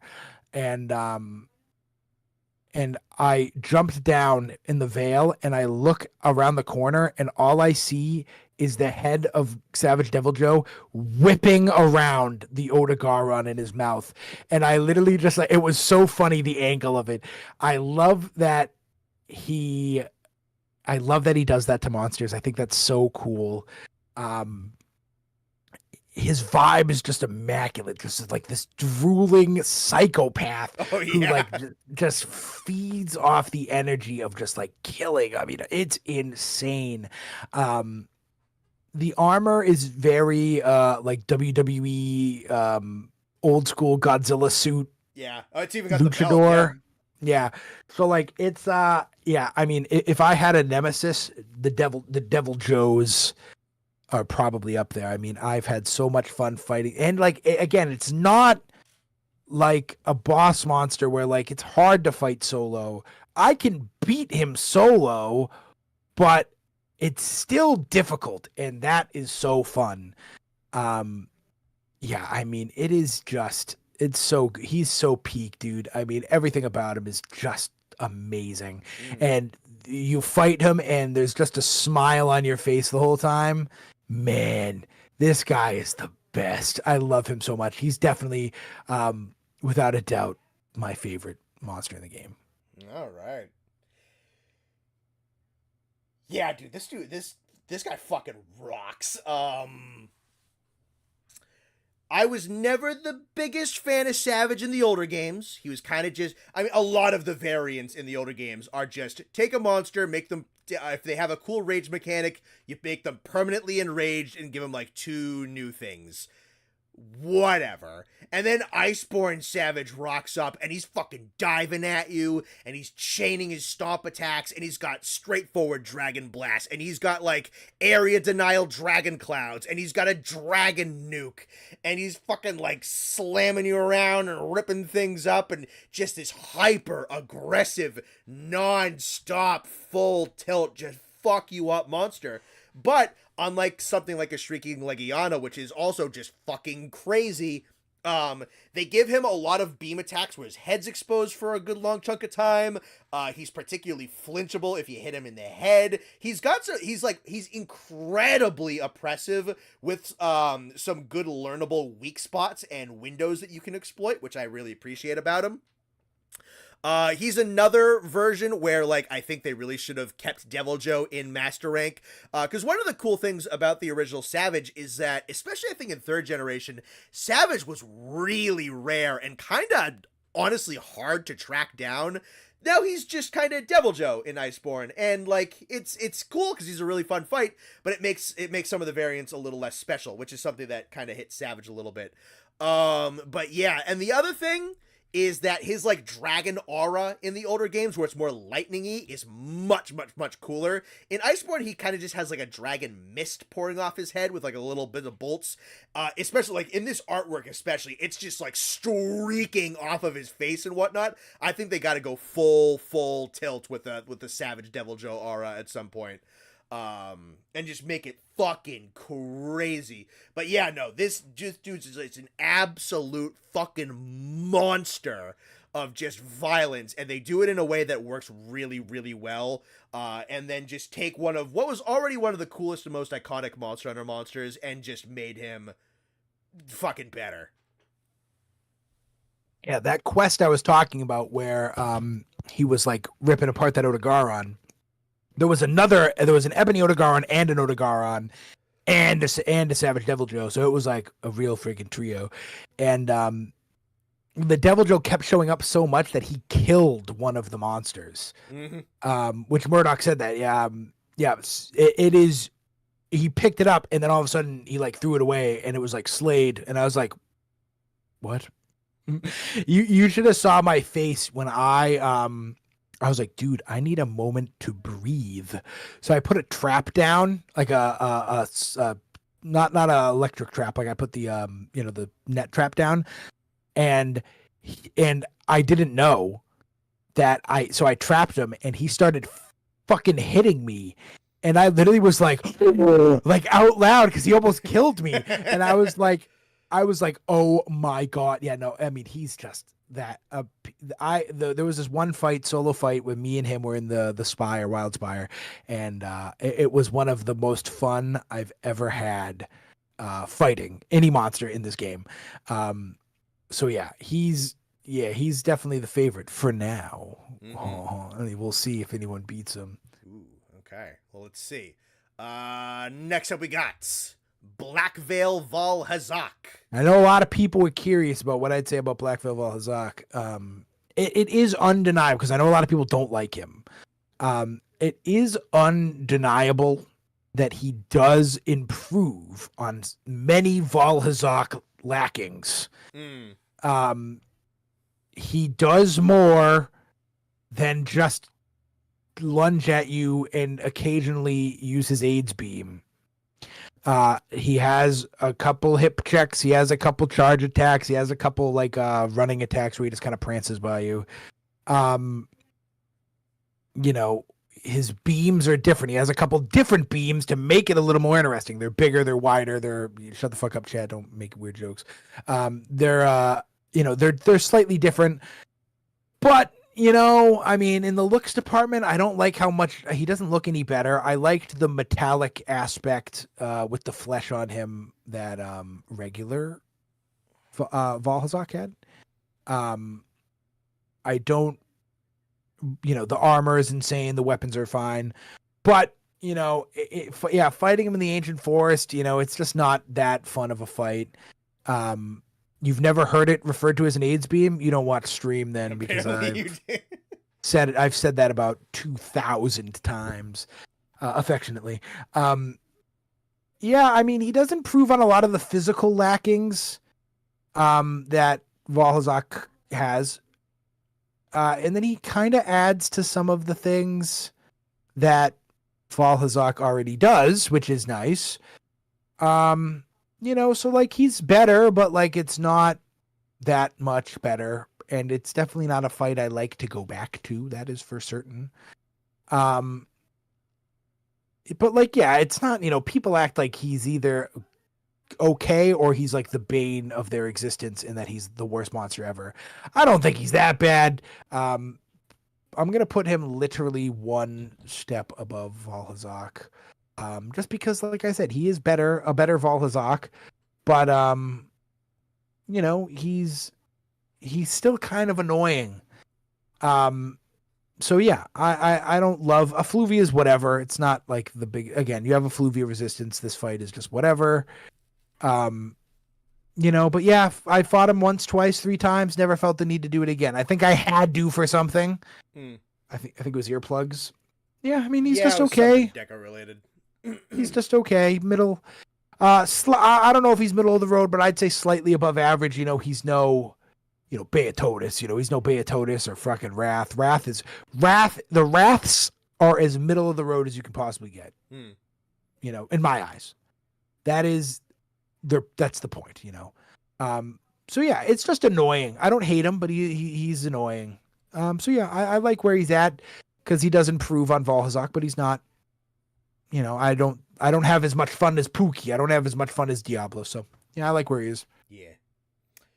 Yeah, I think Black Veil gets a little bit more flack than he deserves. Again, gemming your Effluvia resistance because he is more Effluvia and he is more physical. So I think in terms of like pure fight, he is definitely an improvement over the normal one. Because this one, at least, he's not a non-factor if you gem in resistance because he actually has a couple of physical attacks. He's still slow and kind of clunky and kind of easy to bully. Yes, that's a point I forgot to mention. I wish he was faster. I totally forgot that. I have that in my notes.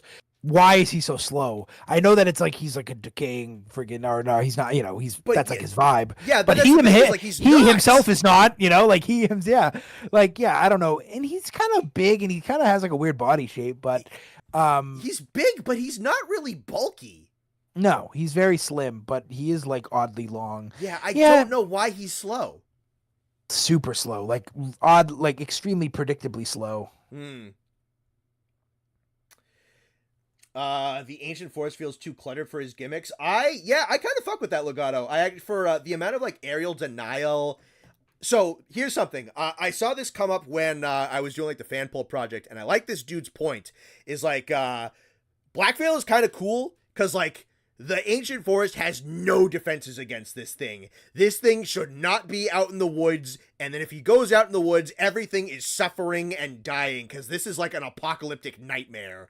That this dude just rocks up, and it's kind of cool. That's kind of a neat thing to take for a monster. That being said, the ancient forest specifically is really tight and really narrow and kind of like constrained. So if you have like a big aerial denial monster, that's kind of annoying. It's a big reason why Kashaladora is really annoying in the forest. I think that's very, very valid. But yeah, no. His Effluvia stuff is jacked up a little bit more, which is pretty good. His physicality is jacked up a bit more, which is pretty good. He's definitely visually inferior, but at the same time, I think that like the overgrown like mold and fungus and everything is like a pretty decent vibe. I don't think it is a harsh downgrade. The green is okay. I don't think it's quite as good as like the reds and the browns. In terms of like the monster who is like the previous one, but more, I think Black Veil does a decent job, and specifically because the regular Vol has some major issues that this one overcomes a little bit. And then his armor especially is really fucking cool. That fucking like Lich King armor that he's got going on, really nice. Sick. Yeah, so I think Black Veil gets a little bit more crap than he deserves, but he is not perfect. Goodbye, Raditz. Talk to you later. Bye, buddy. Yeah, I agree. I don't think he's bad. A lot of people are saying like, "Oh my god, he's the worst." I don't think so. Yeah. Can we get? What we totally haven't done? Let's look at my knee jerk list. We haven't compared in a long time. Sure. All right, this is it's a little pixely, but you can still tell what's what. Yeah, so let's Kieran, that's funny. Namiel, that's good. Who's that next to Nami? Is that Narga. Panther? Okay, see, look at that. Where's Black Veil on here? Black Veil on here? Veil is he's in Garbo. He is second from No way. Garbo. Yeah. That's crazy. Okay. I mean, whatever. Beatotis is like almost in the exact. Oh my God! Look at Savage Devil Joe down in high mid. Yeah, you did not like the Devil Joes or the Basils. Oh my God, Anjanath, what a comeback! Yeah. Oh my God, not Aragon, Rattlebod. That is crazy. What a. We need to take that stream clip of me putting him up there and going on my rant about how good he is, and have like Frank Sinatra over it, like for what is a man, and then have it end on him just clicking into his spot in S. Oh, Basil's too, yeah. Wow, what a shit ass mid tier that is. Holy crap! And then there's Kulu. Yeah. The Pookie's got a big redemption. I put Zizi. What was I? What? You said the word Randall and then laughed at the fact that you said the word Randall. That's why he's in high mid. God, someone kill me. Great Jagras. I'll stand by Colv. That picture of Colv is rough. It's not the best. Could be better. Yeah. Without armor, Colv's sick. Yeah. Wow. Yeah. And then there's some that are like almost identical. Wow, Folger's so low. My God. Nerg is so low. My God. I didn't like spikes back then. Who is below? Oh, it's Safi. Okay. Wow. Storm. My God. I'm a criminal. Someone lock me up. This is horrible. Dude, I don't remember making this list. What are we? Did you do this? Like, what is this? This, I mean, there's some rough approximation, but this is your list, buddy. Wow, what the fuck is wrong with me?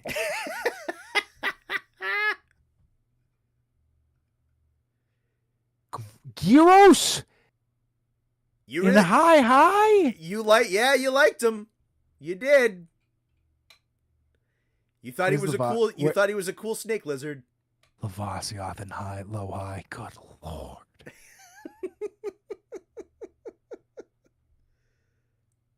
Legiana in mid high. She didn't take that. Who is that next to Glav in mid high? Ruiner Nergi. Oh, okay. Who is that next to Safi? Is that just regular Rathian? Pink Rathian is to his right. Pink, okay. Yep. Who's next to that? Is that regular Rathian? Rathalos. Okay, I'm blind, dude. I can't see. And then that must be a Zur.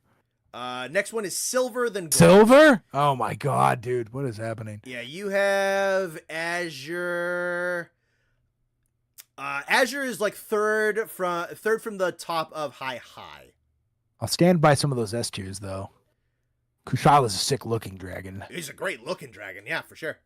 Wow, dude, I'm crazy. I'm fucking nuts. Yeah. Wow, that's nuts. Yeah. And Nate just said it. Nate said, "Did I make this? My brother in Christ. The whole thing is documented in video." Yep.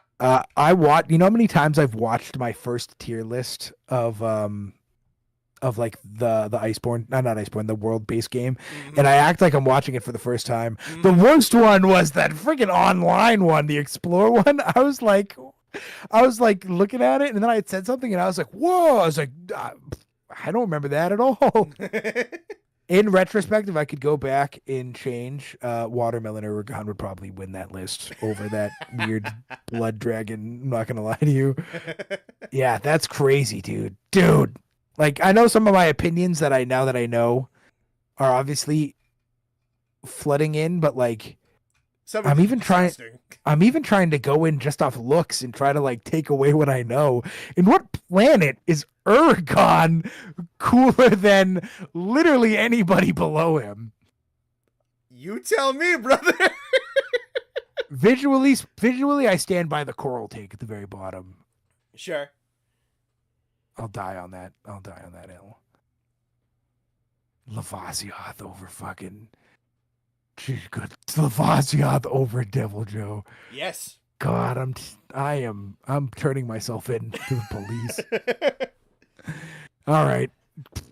There's not even a point in like going back and looking at that anymore because like holy shit. That's such a mess. All right. Things change, huh? Wow. That's something. That is something. All yeah. right. Yeah. Wow. Namiel. Yeah. Yeah, this is no, I didn't. Did I? You put Uragon up because Thanos' chin was said. I Yes, probably you did say there's, that. There's a couple of them where they got up on the list because someone said something funny. I believe it. I believe it. I believe it. All right, where's my notes? All right, so Namiel. I'll get the bad out of the way first because there's a lot less of that. The armor is terrible. I hate it. I hate it so much. It is not your vibe. No, it is not. That's about it. So the monster itself, this like friggin' insane. It's so many like sea monsters like slammed together. Yeah. I love that she has the head of like something out of like Subnautica. Yeah, kinda. It's so cool that it's one of it's the coolest visually the coolest monster in the game. Probably, yeah. I don't think you can beat it visually. The deep sea like absolute menace monster like sea creature with like the friggin' water like see-through fish body with like the LED like deep sea lights like it's just insane. It is visually probably the coolest monster in the game, and then World just spats all over it with its garbage wound mechanic and disgustingly tearing up the wings looks horrible. Yeah, I love the like you know, I love like the stingray wing like look. Mm-hmm.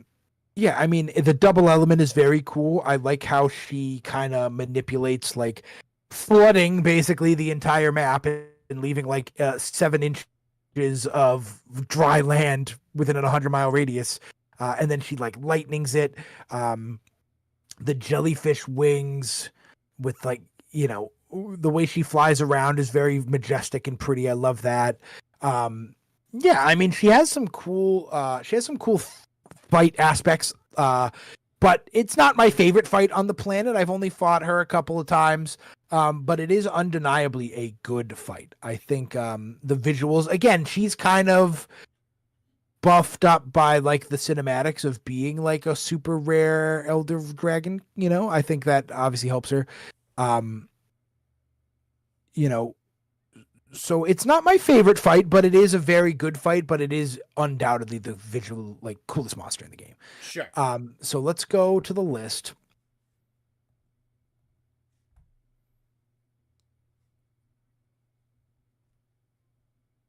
Scroll up so that ad gets out of the way on my screen.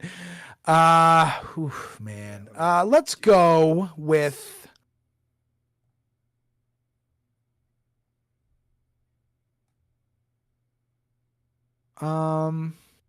man. The weapons are cool. I'll give you that on the weapons. Let's go above Basil Geese, but both of them. But behind, man, I don't even know about that. I'm thinking about. Okay, I think the wall for me stops at Volcana. I'm just debating on above Folger or not. Okay. Yeah, I have way more fun with Folger. So let's keep Folger there. Sure. Yeah, I think it just adds a very interesting double element aspect. I think that's super cool. Yeah. It produces water weapons, which is needed. blatantly necessary. The skills are like whatever, they're not crazy, but it doesn't hurt. Yeah, I just think that this is one of the most unique looking monsters in the game, and that's definitely carrying, but the fight is no schlub. The fight is very good. I think it would be cool to add this monster into like wilds and have it be in the Windward Plains. Like the dry desert, and then all of a sudden she swoops in and it's pouring. I think that'd be sick. You can do something neat with that, I suppose. Yeah. Yeah, I think that'd be sick. Yeah, I definitely praised Folger significantly more than Namiel. I've also fought Namiel way less. But yeah, I think in S though, there is a big gap between Namiel and Bazelgeuse. I think that top line is in my opinion way better than the bottom line. Personally, I think. But yeah, so I think I can. I mean, I can't say much more about how she looks. It's just amazing. So yeah, I think I've said all I need to say. Yeah, I think so this is one of those things where it's like we're talking about Kieran. I think this is kind of like a better Kieran, where it's very element heavy, it's very cinematic. She probably would stand to benefit if there was a little bit more physicality in the moveset, but the variety and the creativity and the implementation of her range and elemental attacks is so good that it still leaves for a very good fight. I think like the water manipulation with the waves is really cool. The flying around like a jellyfish and like zapping the puddles, like that is super sick. They blend a lot of deep sea animals without making it very heavy-handed. The water and lightning duality is super, super cool. Her water beam, I like that she has these like really kind of thin but powerful high velocity water beams. That's kind of cool. If they gave her like a couple more wing slices, a few bite attacks and some paw swipes, maybe a couple more like slashes with the wings when she's flying, and just gave her like a little bit more physically, I think that would stand to benefit and would make it a little less element spammy. But she also has so many elemental attacks that do so many different things that she somehow is saved from not feeling too spammy. Yeah, she does need to be in a game where the Clutch Claw doesn't exist, so you don't fuck up her wings with that awful fucking like skid marks all over the place. That needs to happen. Probably in contention for the single greatest design they have ever done. And then, yeah, no, really good fight. I think the waterproof mantle does some good benefits for her because you can resist the tides of her water being pulled around, which I think is a really cool dynamic and encourages you to use a defensive mantle, which you normally don't use all that much. Yeah, maybe a smidge overrated in the fight department because I think a little bit more physicality would serve to benefit. But yeah, if she is overrated, it's not by much. But I can concede that maybe it is a little bit. I think she's still very, very good with a lot of cool attacks, a fantastic design, some great gimmicks, and is just very cool. It is very cool to watch her fights, and it is 90% of the time fun to fight her. I one thing about her design that I don't love is I kind of wish the wings didn't go all the way down to the tail. Like I don't love how the tail is only like, the size of a friggin' sandwich from, a pizza place. I wish it was I wish it was bigger than a friggin' sub.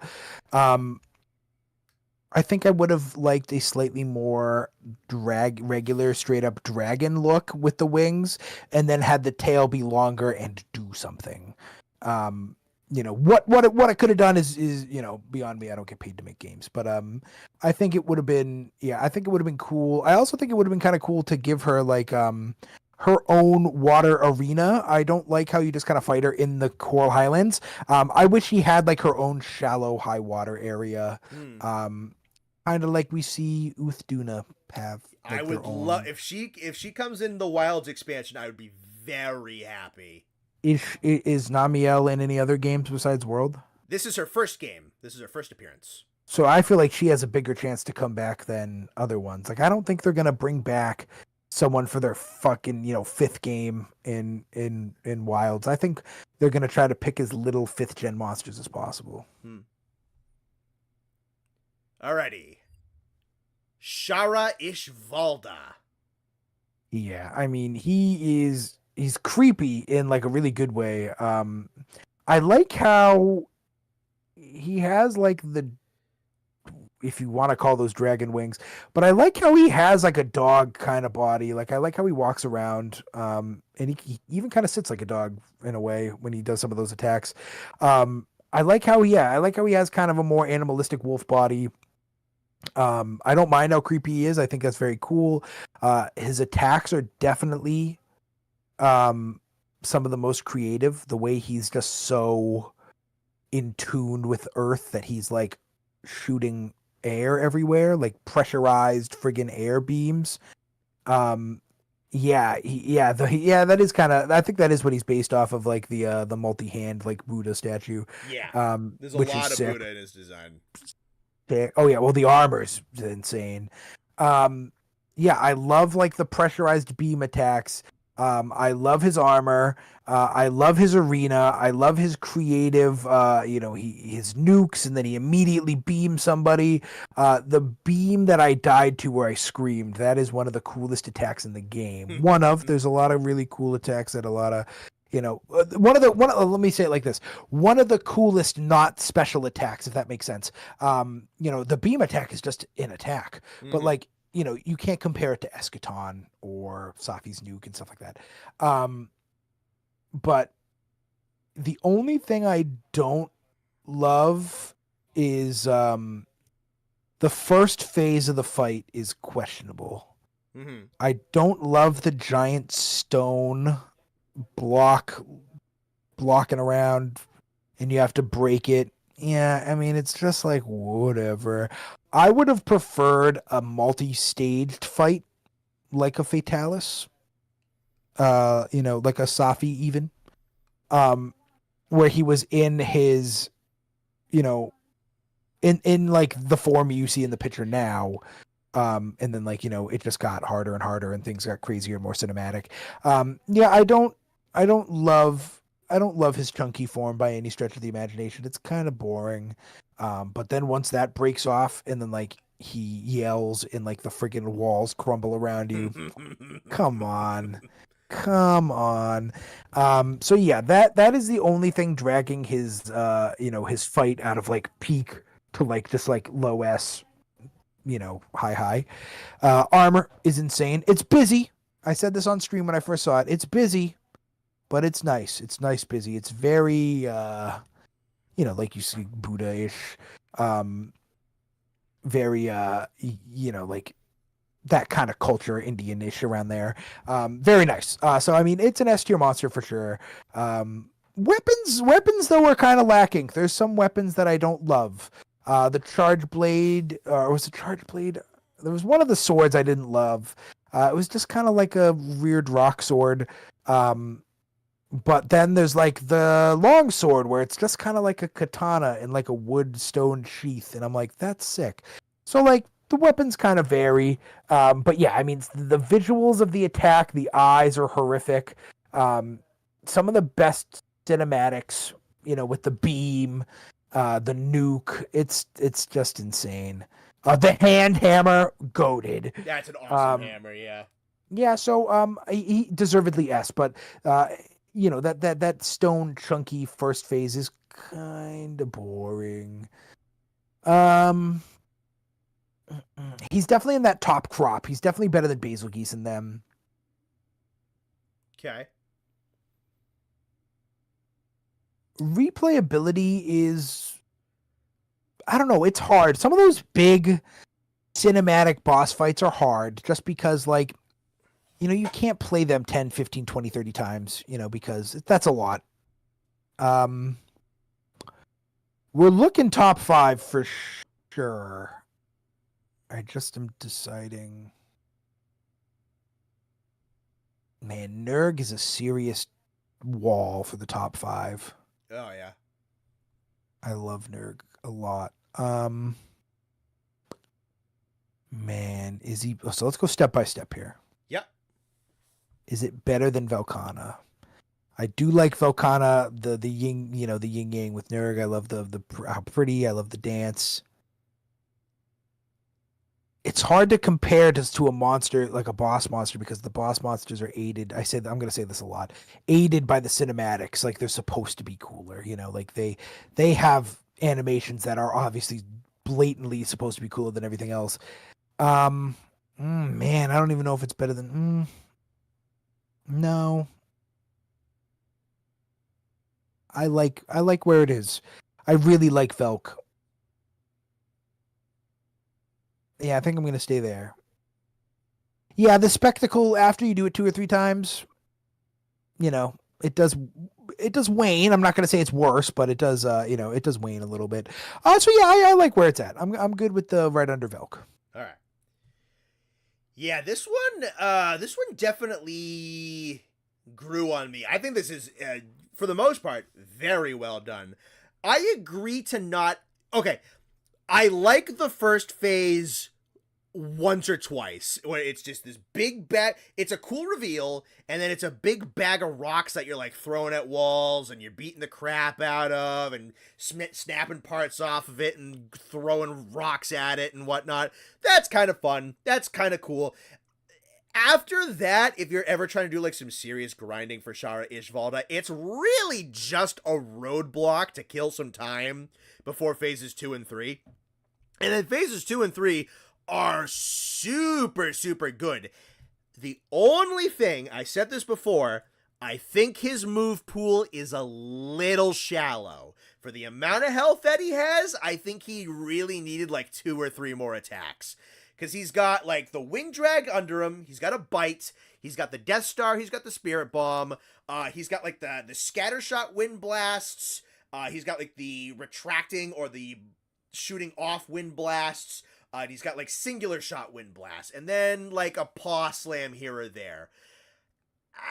It's, for the amount of health that he has, a little more, because a lot of his attacks are kind of just like variations on his like multi-shot wind tendril attacks, which are sick.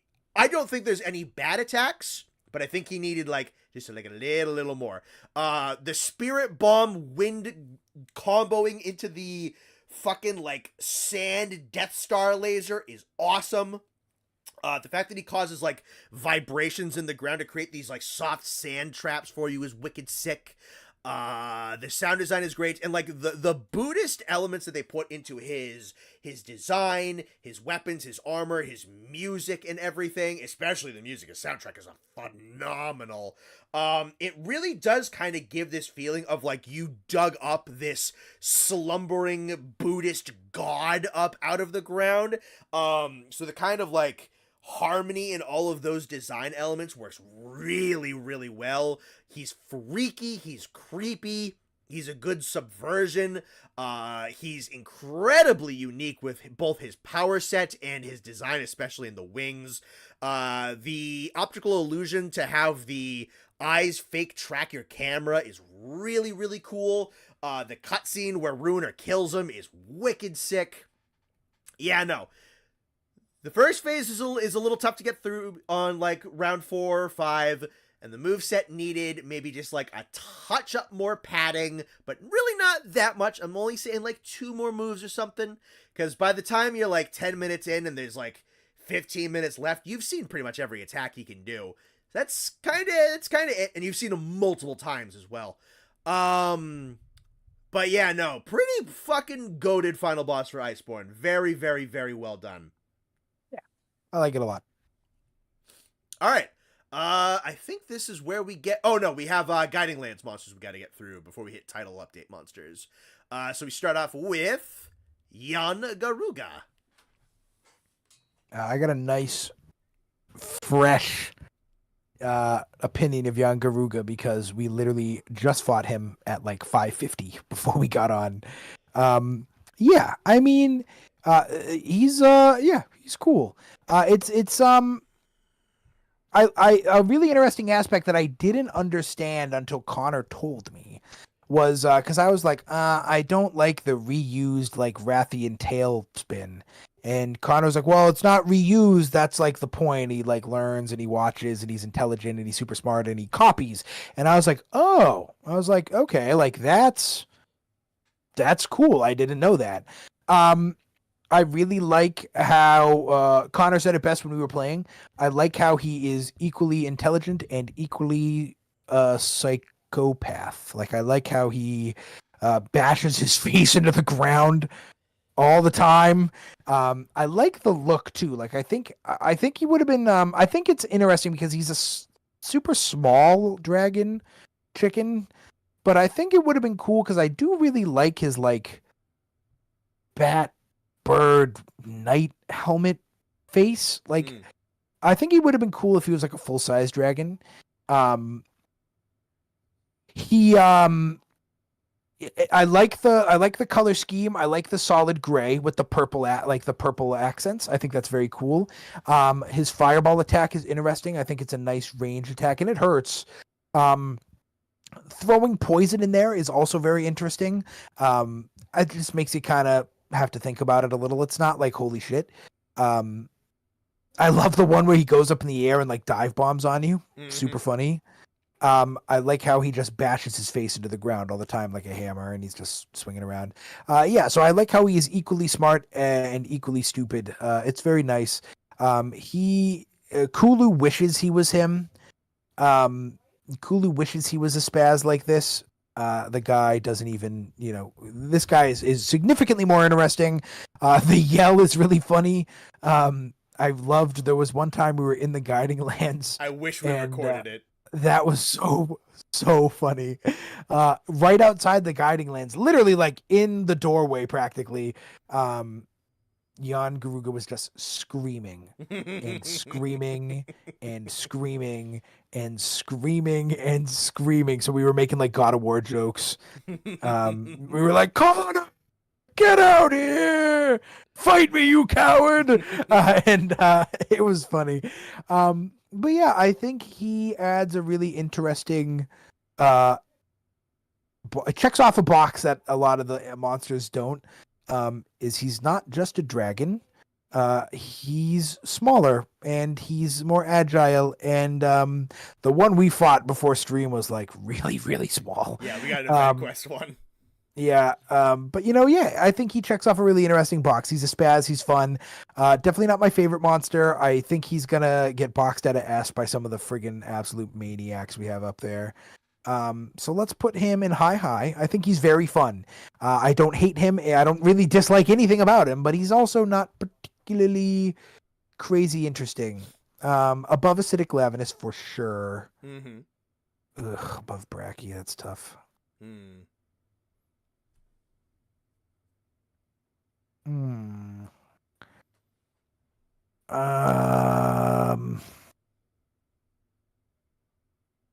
No, I'm gonna say no. That's not bad. That's respectable.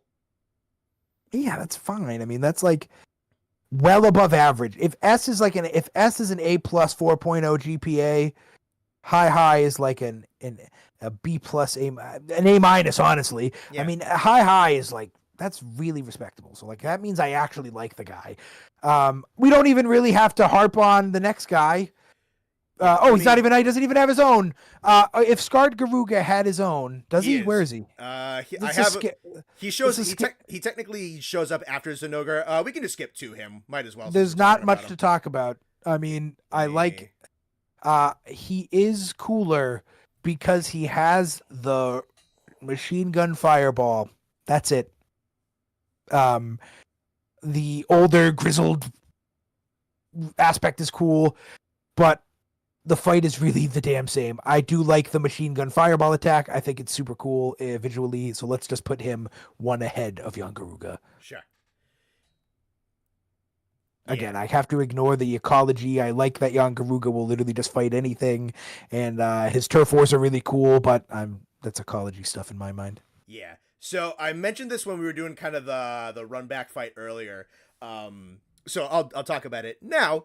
Again, it's not going to adjust your thing, but I do think it's kind of neat. So Scarred Jan Garuga exists as kind of a bit of an Easter egg slash like acknowledgement of some previous old Monster Hunter games. So when Young Garuga was first introduced, I think in his original version and when he was in portable games, he would come pre-packaged just as Young Garuga, but with one of the ears snipped and one of the eyes cut out. And then when he was in some of the more mainline titles, it would be the 2 eyes and the 2 ears and everything. So they established him to be this like this super scrappy, fights everything, hyper violent, hyper territorial, yet also very, very intelligent type of animal. And it's the only animal that comes preloaded into the battle with battle damage, which was kind of cool. So when Young Garuga comes back around in Iceborne, they were thinking about like the tempered Young Garuga. And they said, well, that's basically kind of the same exact thing as what's the scarred version that we had was like this one that's like been in a whole bunch of fights, is older, tougher, more powerful. So let's finally like take the battle wounded one, kind of grandfather it in as its own variant. So scarred was never a he technically existed but never had his own like separate category and name, and then like let's officially make them slightly separate entities. So it's cool for the sake of series history, but yeah, no, it's not the best slot. Yeah, I like if I had to pick the one, obviously I think Scarred Young Garuga would have been fine. Yeah. But again, yeah, I mean that's not really something I would have thought about when ranking him. But yeah, I mean he's a fun monster, he's a great monster. I kind of wish he was more prevalent. I don't like how he's just strictly, I don't like how any of them are just strictly Guiding Lands monsters. I wish some of them popped up in like the story and whatnot, but can't have everything. Yeah, all right, let me X that one and X that one. Alrighty. Check the cropping. Zinogre. Zinogre is very fun. He's a great monster. He checks off a lot of boxes that I really like. Lightning, which is amazing. He's a dog, which again I think that is really cool. I don't know why I think that's really cool. He's not a fish. He's not a bird. He's not just a dragon. I like that he's a dog and he howls like a dog. Some of those, I like when he does like his big attack where he like backflips and he's like diving at you. I think that's super sick. The fight is interesting. He's not particularly difficult. He's definitely a showier fight. But he definitely checks off a lot of those cinematic boxes. I love one of my favorite. It's not a sonically appealing roar. Like it doesn't sound amazing. It's just a okay roar. But I love when he howls and he like tilts back and the lightning strikes and the camera pans. Yes, the camera pan adds so much. Just so cool. It's just a howl. It's just whatever. But like it's just so sick. Yeah, I mean he has some creative moves. I like how he's not just like a like a Narga, the one body part heavy. I mean the vibes are insane. I mean you want to talk about vibes, lightning dog, wolf man, what the fuck? That's so cool. The armor is very nice. I like it just looks like him. It fits him. You know what I mean? Like I hate when armor doesn't fit what I think the monster is really about, like a Dodogama type. Sure. So to have the armor it has those horns and so I like so cool. So let's get him up in S. There's going to be a lot of S's. So if you're looking for hot takes, let me just take a peek.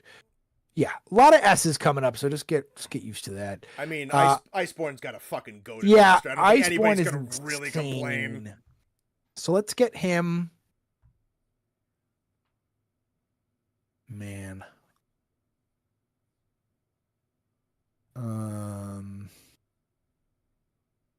I like him more, and I fought him more than Namiel, but I like Fulgur more. So let's put him behind Fulgur. All right. I'm gonna make a switch too. Okay. slide Shara back, put Fulgur ahead of Shara. Ooh, all right. Yeah, that just didn't feel right when I looked at it. Fulgur again. Is Fulgur better than Zinogre? Fight wise, no. Zinogre is a better fight. Is blatantly a better fight. But Andronet's just the man, dude. I mean, just like that's so good. Yeah. Lightning is lightning. He was probably bound for S no matter what. But yeah, I just like how he's a dog. I like how, there's a lot of cats in this game. There's a lot of birds and there's a lot of just dragons. I like that he's a wolf. I like that he's a dog. Sure. I love the horns. The horns are so sick. Yeah, like I don't know. I picture this guy being like a superhero. Like if you had to make like a human version of him, like he's like Batman, but like not depressed. Yeah, he's so fun to fight. You can fight him anytime, whenever you'd like. Yeah, his sound design's just whatever, so that hurts him a little bit. It does, because I don't love his roar. I got to get picky with all these S's, I got to try to decipher them somehow. Yeah, I don't know. He's just nice. I just like how he's different than a lot of the other guys. And I like dog. Yeah. I think Zinogre is a monster who deserves pretty much all the popularity that he has. If he's not your favorite, I understand, but he is incredibly well executed, has a great fight, very satisfying moves, is a pioneer in multiple layers, and unlike some of your guys like Narga and Tigrex and Diablos, he has always come back around with like something new and interesting. I think Zinogre is legitimately one of the best. He pioneered monsters having like better turn speeds, because I think originally they were locked to like these 60-degree angle turns, but Zinogre could like turn on a dime really quick, making him one of the fastest monsters in the 3rd generation. He's one of the big pioneers of monsters having combos and everything. And I think his pathings have always been really good, and they've been very, very satisfying. I'm so used to them that I find them very enjoyable to just go up against. Like, I know the timing on his flips and his spins and his paw slams and everything. I'm very comfortable fighting him at this point. So he's become a comfort fight for me. I think he has fantastic ecology, and they do a good job of visually implementing it with the thunderbugs kind of like glittering around him. He powers himself up physically and then just jolts himself full of lightning, and that jacks up his elemental ability and his physical ability. He's one of the first monsters where he has a heightened state that you knock him out of, rather than just a traditional rage mode that's on a timer. The design is great, specifically the World and Iceborne version, with the more aligned spike patterns and everything. This piece of art in particular that I found is really good.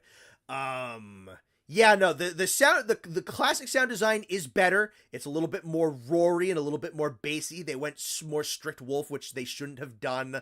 I like that he's kind of like on like an elder. They even build this into ecology where Zinogre is more Elder Dragon level in Iceborne in comparison to other games, because the natural predator of the bugs that he interacts with aren't present in Iceborne. So his colonies are just kind of unchecked, so he is a much more powerful species. I think Zinogre deserves all the credit he's given. Theme is awesome. Thunderwolf, fantastic. Major pioneer, comes back multiple times with a lot of really good combos and some notable improvements and some really cool moves. I think he is legitimately one of the best of the best. Love Zinogre. Yeah, not much to complain about. I mean, he's amazing. I think. Hi, Ty. Thank you for joining for the first time. Welcome. Yeah, Namiel is S tier. Namiel's very good. Yep. I don't want to like rewind too much, but yeah, Namiel is one of the best visual monsters in the game. A lot of names here that I don't recognize. So welcome. Yeah. I think we're still above 100. I got 108 on my phone. We have not. I got 108 as well. We have not dipped below 100 in like 3 hours. Perfect. Alrighty. Brute Tigrex. All right. I think all right. I think Brute is fun. I think Tigrex is annoying. So Brute Tigrex is very cool. I love the visual roars. I love when the monsters like have like the sound waves when they roar. I think that's very cool. Yep. I like how he's I like how he focuses on that a little bit more than he does the charging. The charging is brutal. I mean, like you have so much less to think about when it's Brute. So I think that is a huge plus for Brute Tigrex. I think he is just a significantly more balanced, fun fight. Sure. When, like we said earlier, regular Tigrex falls into the spamming, running at you. When he does this, Brute does it too, but it's not every single attack. Again, it doesn't matter, but I like his event quest too, where you get the armor spheres. It's a very good one. I like how it's the same anime. I like the animation of him wiggling at you because he's so like insatiably ready to dive at you. I like the darker color scheme more as well.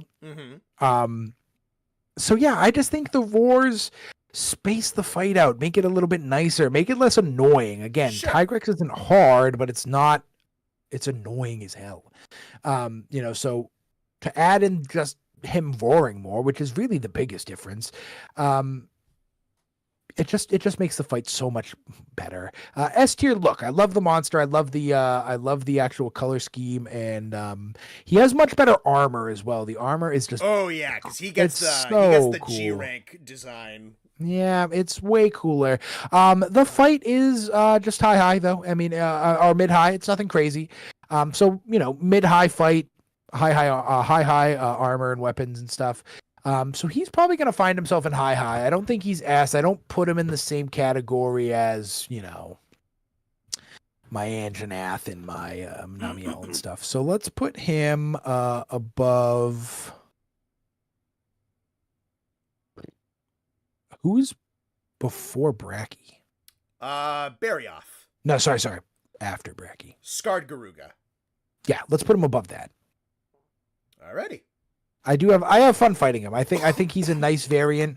I like the roar attacks. I like how he doesn't just roar like Tigrex does and it just hurts. Like I like the cone attacks. I like the air attack. I like I like those attacks. I think they're very nice. The AI just feels so much more balanced. It just feels like, he's not just, we'll get to who I think has questionable AI soon. But I like that he balances very nicely between ranged and physical attacks. And he kept the coolest attack. I like that he, pushes the ground so hard that giant flying rocks fly at you. Yeah. He's very cool. I like him. He's fine. High, I think is perfectly respectable. Yeah. No, I like Brute a lot. I think this is kind of what I was talking about earlier. Is Tigrex is a really, really, really good, solid base that needs some improvements of his own. But what they did was they said, oh, we have this monster with like a damaging roar. Let's make that the subspecies, but also do like a lot of really cool stuff with it. So it's not a one-track pony. So they have like a lot more of comboing out of the charge into the roar. They have like the big kind of like I really like the kind of like slide drift back where he'll just like drag himself back and then just go into a roar, and then he'll drag himself back and go into a roar. He's got like his big kind of like stomping charge where he's slamming his paws all over the ground. The wind tunnel roar cone is really funny and really cool. The darker colors from like the volcanic ash is neat because he's less nomadic and is more of a permanent fixture of volcanic regions, which is kind of sick, which is why he is actually louder, as he's communicating with other Tigrex over greater different distances.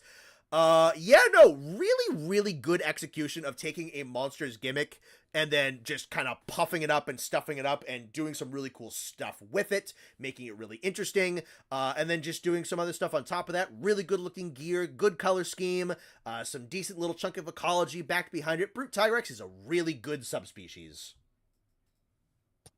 Yeah, I think he falls into that category of necessary good subspecies. Like I don't feel like I want him out of the game like I do for some of the other guys in the past. But yeah, I like him. I like him a lot, and I like fighting him in that arena. It's one of the best arena fights. All right, I think we have the metal wraths next. So we're gonna do Silver Rathalos first. Another very fresh in my mind fight because we literally just fought her, him, whatever. Which one? Rathalos. That's the him, right? Rathalos is the him. Yes. Okay. We just fought Silver at like 5 o'clock. I had a lot of fun fighting Silver, more than I thought I would, because I don't like the Wraths. I think they're very boring. But again, if you've listened to the first tier list, I think that's the point. I think they're supposed to be just middle of the road, everyday, regular guys that just keep showing up. I haven't fought Silver a lot. I'm pretty sure tonight I fought him for the second time. Yeah. I think visually, monster-wise, he is the best-looking Wrath. I like the silver more than I like the blue, and I definitely like the silver more than I like the red. I love when he goes into like that. I don't know if it's called Hellfire for him as well, but I like when he goes. Yeah, I like when he goes into that mode and the fire becomes blue and purple, and then like his neck starts glowing blue and purple, and he has some really cool, creative attacks where like he's hovering and he starts spinning and lighting things on fire, but it's not as annoying as like a spin attack because it's only like a half spin. He doesn't spin his tail that much, which is nice, but he does go up in the air and he does do some air attacks that are interesting. Like he slams on the ground a lot from the air. But my biggest plus for him is he does the flying dragon monster fight so much better than like a Zur who just never comes down. It's a nice balance between flying a lot, which I would imagine a dragon would do if you were fighting a dragon, but he stays at like such a specific height where it doesn't like ruin the fight. You can still fight him with any weapon because he's only a couple feet off the ground. And he adds some interesting attacks. Like I said, I like when he's hovering and he does the fire spin attack. I like his when his mouth is on fire and he like tries to bite you and he tries like he goes left and then goes right. That's really fun. Yeah, he's just a cool, visually a very cool dragon, but he is still just a dragon. And he is definitely my favorite Wrath because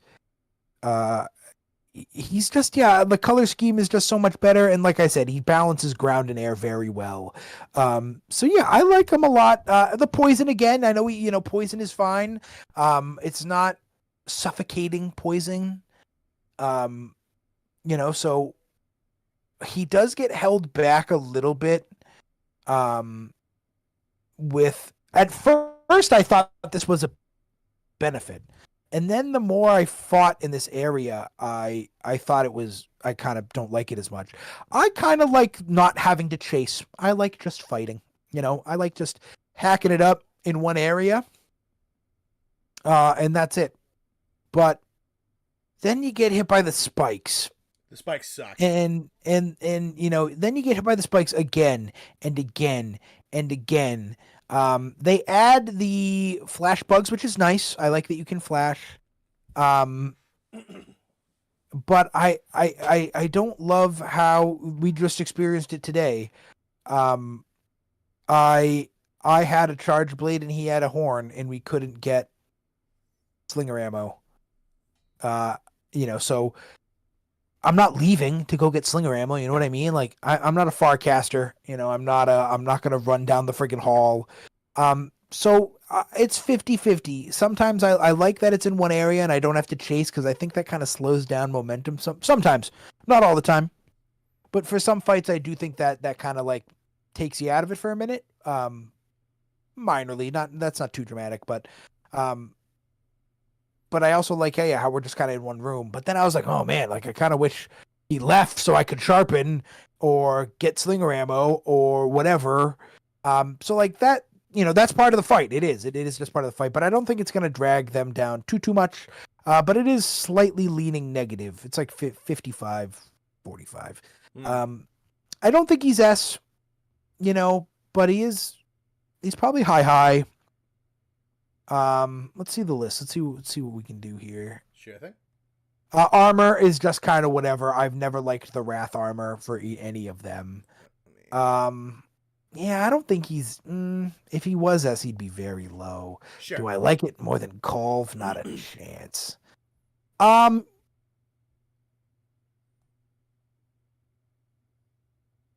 Man,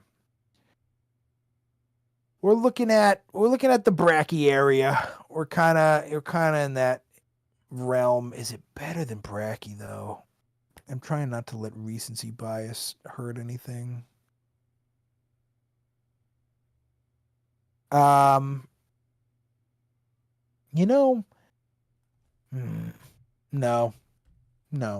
So let's keep it there. I do think the fire attacks make it more interesting than Tigrex. The Hellfire definitely helps a lot. So I like it there. Yeah. Yeah, Silver Rathalos is pretty great. The Metal Wraths historically are another group of monsters that were not particularly great. They historically were really just kind of like Azure Rathalos and Pink Rathian with maybe a new move or two, really bad hit zones. They could deflect you at like anything. Sometimes I think they could deflect purple a couple times, but sometimes it was like purple sharpness was mandatory, and they also had like elemental weakness flops, and that was kind of it. Then they pop back up in World and Iceborne, and then in Iceborne, and then back in Sunbreak, and they add in this new Hellfire or Iridescent mode that they have. And that improves their hit zones, it improves their attacks, it gives them new combos, it gives them the really cool blue fire.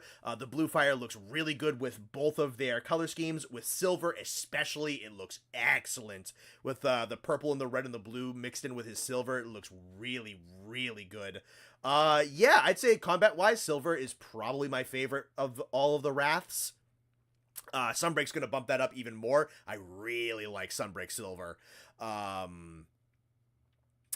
Yeah, no, he's good. Looks great. Very pristine, kind of rare, regal type of ancient warrior Rathalos.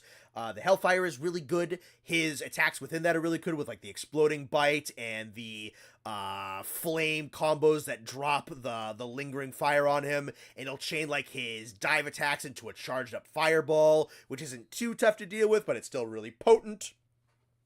Really good grab bag of moves, very cool cinematic element, great colors, a very good glow up for a historically not great monster. And I think we'll just, a lot of similar things are going to be said, so let's just roll right into the Gold Rathian. Yeah, I thought I liked the gold look more, but I don't think I do. This picture I like more, that's for sure. What the hell? That's crazy. Yeah, the Hellfire doesn't vibe as well with the gold as it did with the silver. It looked like a part of the kit. Yeah, silver is built to have that extra color. Gold, it still works, but it's not as good. Yeah, so I don't love the poison because she does like extra poison, doesn't she? A ton of it, yeah. Yeah, I mean that shit actually hurts. Because, like, there were times where, like, silver actually, they poisoned me, and I was like, whatever. Like, I didn't even do anything about it. Yeah, I don't know. This is kind of more the status quo for the Wraths. The Hellfire's nice. But it still falls into that, spinning tail bullshit flying around. Like, it's not as interesting as it should be. I really wish the coloring was better, but that's a world problem. That's not really a monster problem. Gold. I don't want to say that gold is the worst Wrath because I think that's not true. I fought gold a lot. What gold is getting carried by is that it is arguably the best skilled armor in the game. just having 2 pieces got me 3 levels of health boost and 3 levels of divine blessing, and then I could just get divine blessing from my whatever helmet I was wearing. I got that one as well. Divine blessing secret is goated. Good skill, yeah. The armor itself, ugly as all fuck. The Wrath's armor has always been ugly and stupid, and I don't know why it bothers the hell out of me, but it does. Yeah, I don't know, like a Rathian, whatever you want to say, that hits harder, does more poison, and there in turn does more tail attacks. I could live without it. So let's get her down. She's probably going to be hanging out in... Yeah. Got her in low high at the moment. Ooh, I don't know about that.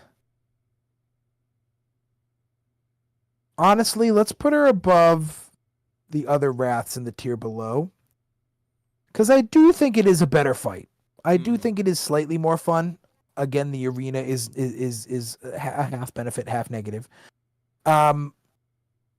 You know, but it is not as big of a separation. There were some really cool different attacks from Silver. Gold does a lot more of the same old, but just hits harder. I do like the cool big Hellfire Bomb. That is very cool. But, you know, like I said, a lot of it is same old, just harder. So, yeah, I mean, I'm okay with that because that... Really, she is the second best Wrath, but there is a big gap between Silver and her. Again, I don't like the Wraths at all. So, you know, I think that visual is very good for how I feel about the Wraths. There's that big of a gap in my mind between Silver and Gold and then the rest of them. They're just, again, though, that's the point. They're just dragons. I think they're supposed to be, in my opinion, I think the purpose that they serve in my head is they are the quintessential dragon. They are the dragon of the game. And then every other dragon from that gets more and more crazy and fantasy and whatnot. But they are just dragons. They are as stereotypical dragons as they can be. You know, so yeah, I don't love them, but I fought her a lot because, man, I needed that armor. That divine blessing saved my life countless times.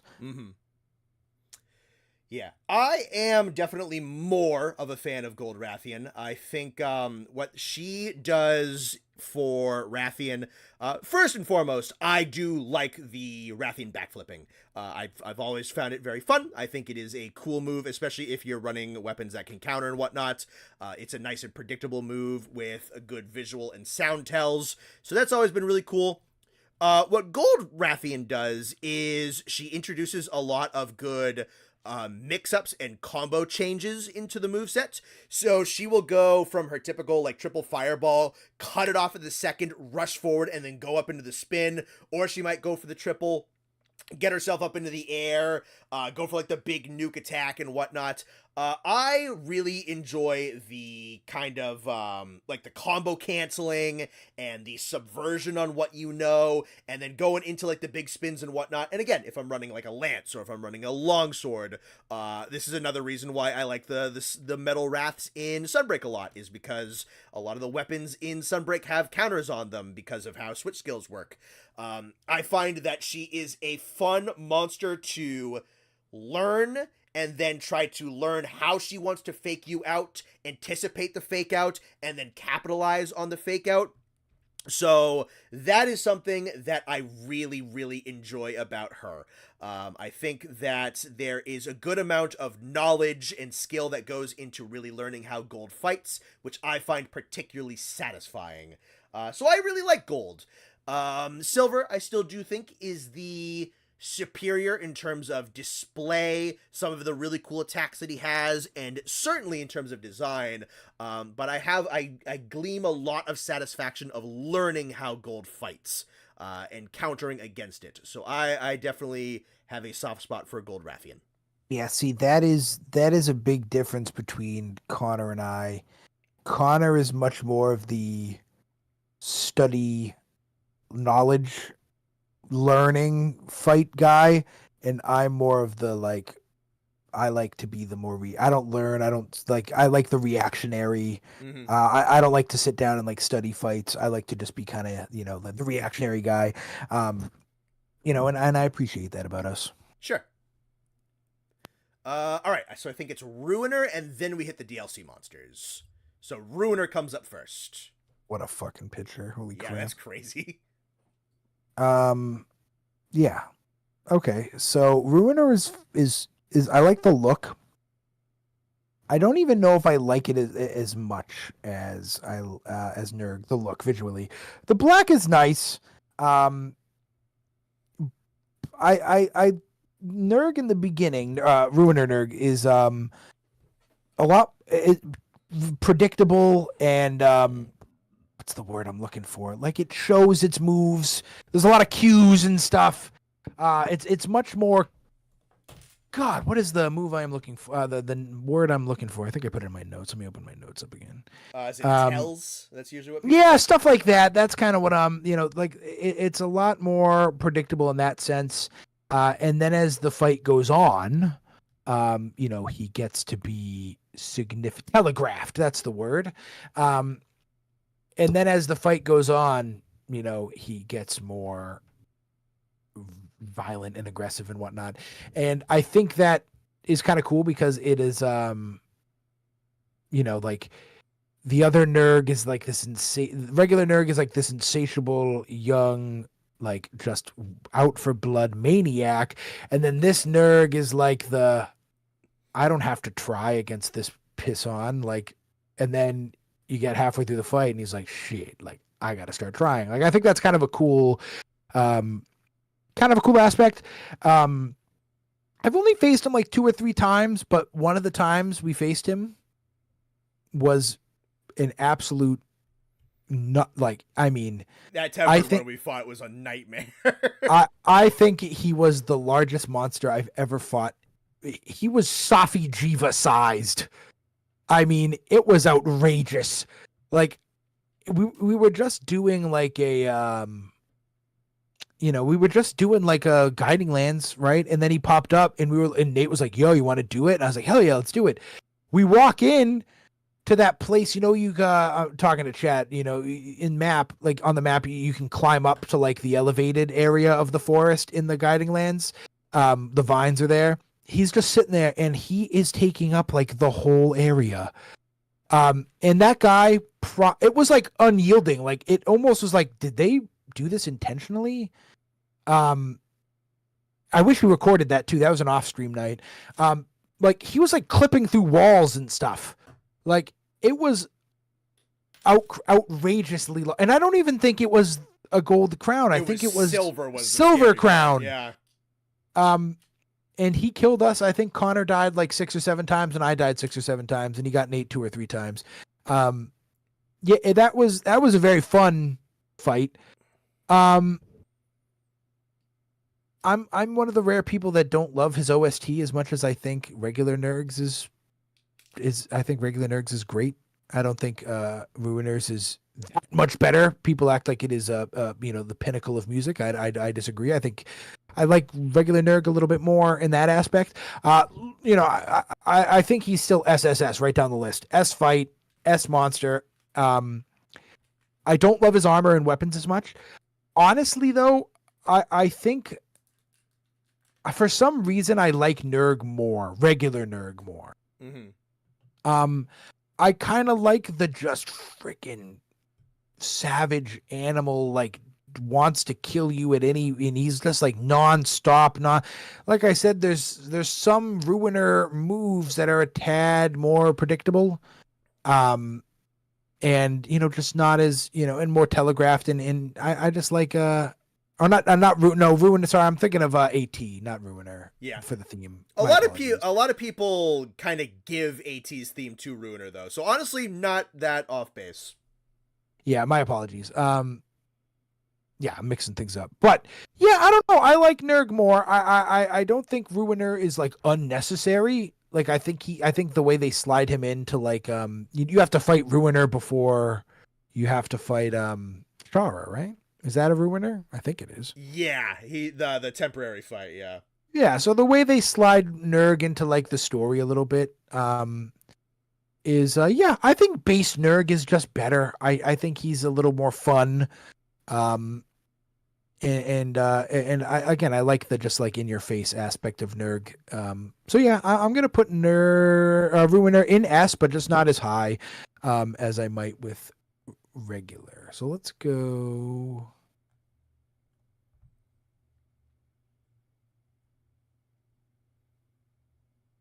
Um Honestly, I'm not even gonna put him that high. I know. I know it's going back from here. I like Volcana more. I like Fulgur more. I like Shara more. I like Zinogre way more. Um, I like Namiel more. Let's go right there. Okay. Yeah, I don't know. Again, I can't really. Yeah, a lot more bleed. Some interesting ranged attacks are added, but I don't know. I just, yeah. I like regular. Well, I sometimes I listen to my own music, but recently I've stopped and actually listened to some of the music. Um, yeah, I don't know. I like Nerg. I just like Nerg more. I think he's more. I think he's cooler. I think he's more interesting. I think they don't do like, there's some monsters where like Savage Devil Joe is, in my opinion, you can feel how much crazier he is. Yeah. You can like, it's blatantly obvious how much, there's so many differences between the two Joes. I think Nerg is so good that like, they didn't really do enough, in my opinion, to make this Nergigante that much better. A lot of the guys ahead of him, Zinogre, Fulgur, Velkhana, are more like personal picks. So yeah, I like where he's at in the middle of S, still S. I mean, we're still talking S here. But yeah, Nerg is better. I think Nerg is better. This could have just been Nergigante. I'm not a big fan. I think he's fine because again, it is Nergigante. That's a great base with good music and cool armor and really good moves. But what are they took out the dive bomb, which is iconic. Yeah, what are we doing? They took out the black horn spike mechanic. So that it removes like the most interesting thing about Nergigante that made like necessitating like being really aggressive on him super important, and like highlighting special certain body parts and trying to go for those knockdowns off of spike breaks super important to try and delay the dive bomb. The dive bomb doesn't exist. They didn't know how to, they gave him bleed, which is fine. I guess that kind of makes sense. But like, all right, how are we going to justify him giving you bleed? Some of his spikes are metal. Why? How does that happen? That's kind of crazy. Not that bioorganic metal doesn't exist in Monster Hunter. It's on Kushala, but like, why is this one metal? So it takes out like a lot of the stuff that made the original iconic. It just kind of plops him into the story, gives him a cool role in the story, introduces the Guiding Lance, kills Shara. That's kind of neat. But that one kind of takes away from Velkhana being the fucking, like the front runner of Iceborne, and it takes away from like Nergigante supposed to be the eater of elders and gives it the like only eating of elder dragons to Ruiner. So that's whatever. Some of the moves in his kit are really cool, like the drag around that he does is really cool. Like the mini dive bomb shoulder check is cool. But a lot of those really cool moves are ripped off of AT Nergi. The bleed is fine. It's sensible. It makes sense. This should have just been Nergigante. I really don't think Ruiner has to exist. I don't hate him, but like, this should have just been Nergi. It really just should have.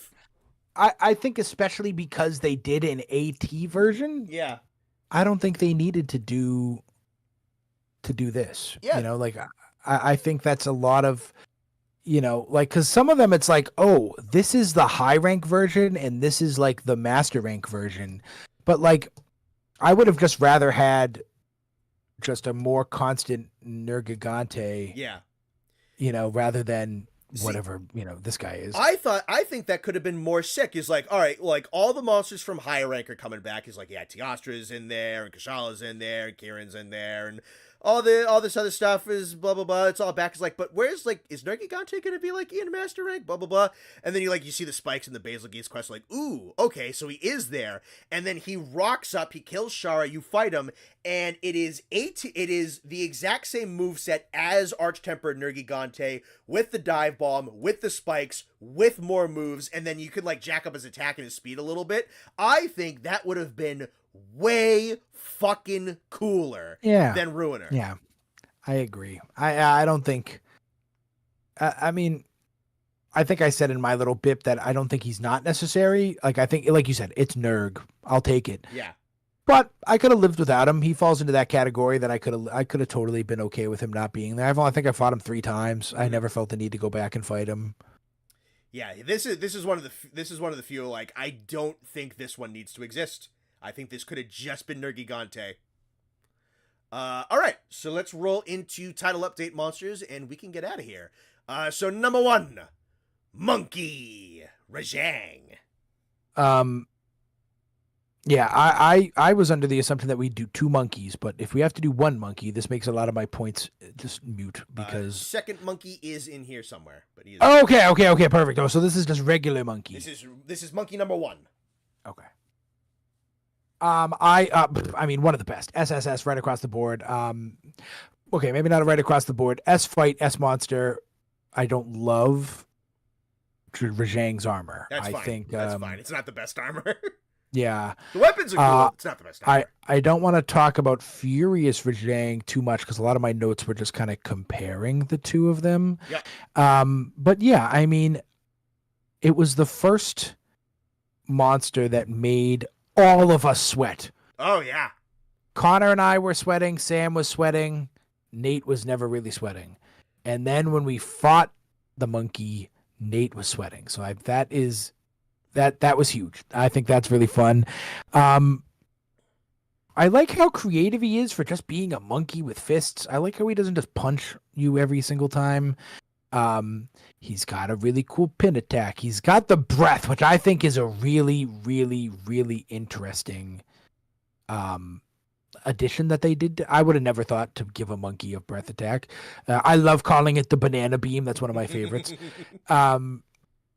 Yeah, I like the tail. I like that you can knock him out of his rage. Yep. Or whatever you want to call it. I like that aspect. And yeah, I mean, he's just a legend. I mean, he has a really creative moveset. Punches, spins, grabs you, pins you, breath attacks, jumps up in the air, shoots his little, when he jumps up in the air and does the other breath attack where he just spits all over the place. The only way it could have been better is if it was like Sekiro and he pooped and he, because he's a monkey. I mean, goated with the sauce. I will say though, tough to fight alone. I love fighting. He's a great group hunt. You almost need to have a group sometimes. Yeah, I mean, I love him. He's insane. So let's put him up in S where he belongs. Some of the best animations as well, where he, when he goes into like his rages and he glows, and the coolest intro video, probably in the, maybe not in the game, but one of the coolest intro videos in the game, where he bites the freaking Kieran's horn. What the hell? That's so sick. Definitely in the top crop. Let's get him above regular Devil Joe, honestly. All right. Yeah, I like that. Sick. Yeah, this bad boy's a fucking legend and deserves to be. He's awesome. He is a Super Saiyan monkey Sonic the Hedgehog Minotaur that eats unicorn horns and beats you to death with his bare fists before electrifying you. The vibes are immaculate. The sound design is awesome. It's very different, but it's also very kind of like bassy roars.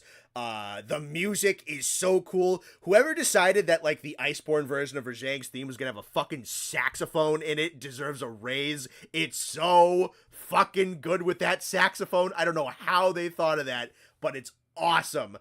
He looks great. The gold with the dark brown near black is amazing. Yeah, no, like the knock him out of rage is really fun.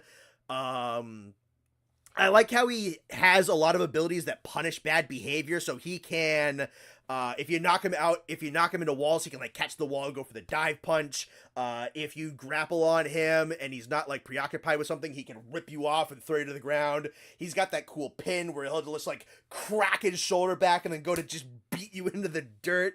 There's so much just fucking personality and violence and craziness, and he's doing like the spin dash like Sonic the Hedgehog, and he's firing off laser beams, and he's crazy. I love him. He's awesome. Do you want to just roll right into Furious since we're kind of on the topic? Yeah. All right, let me.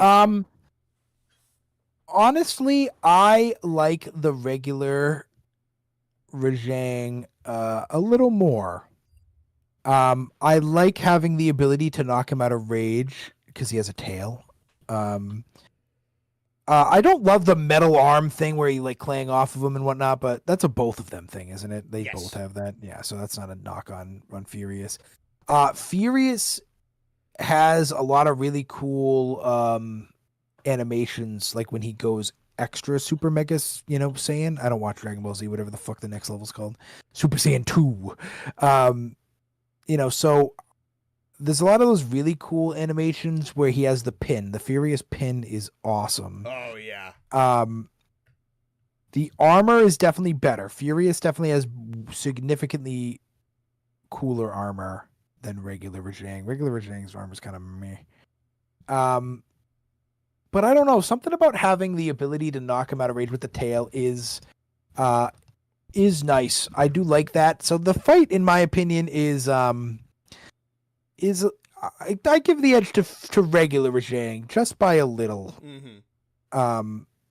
All the new moves are very cool, but something about the I don't know, the regular Rajang balances that nice, like really difficult but still feels attainable solo.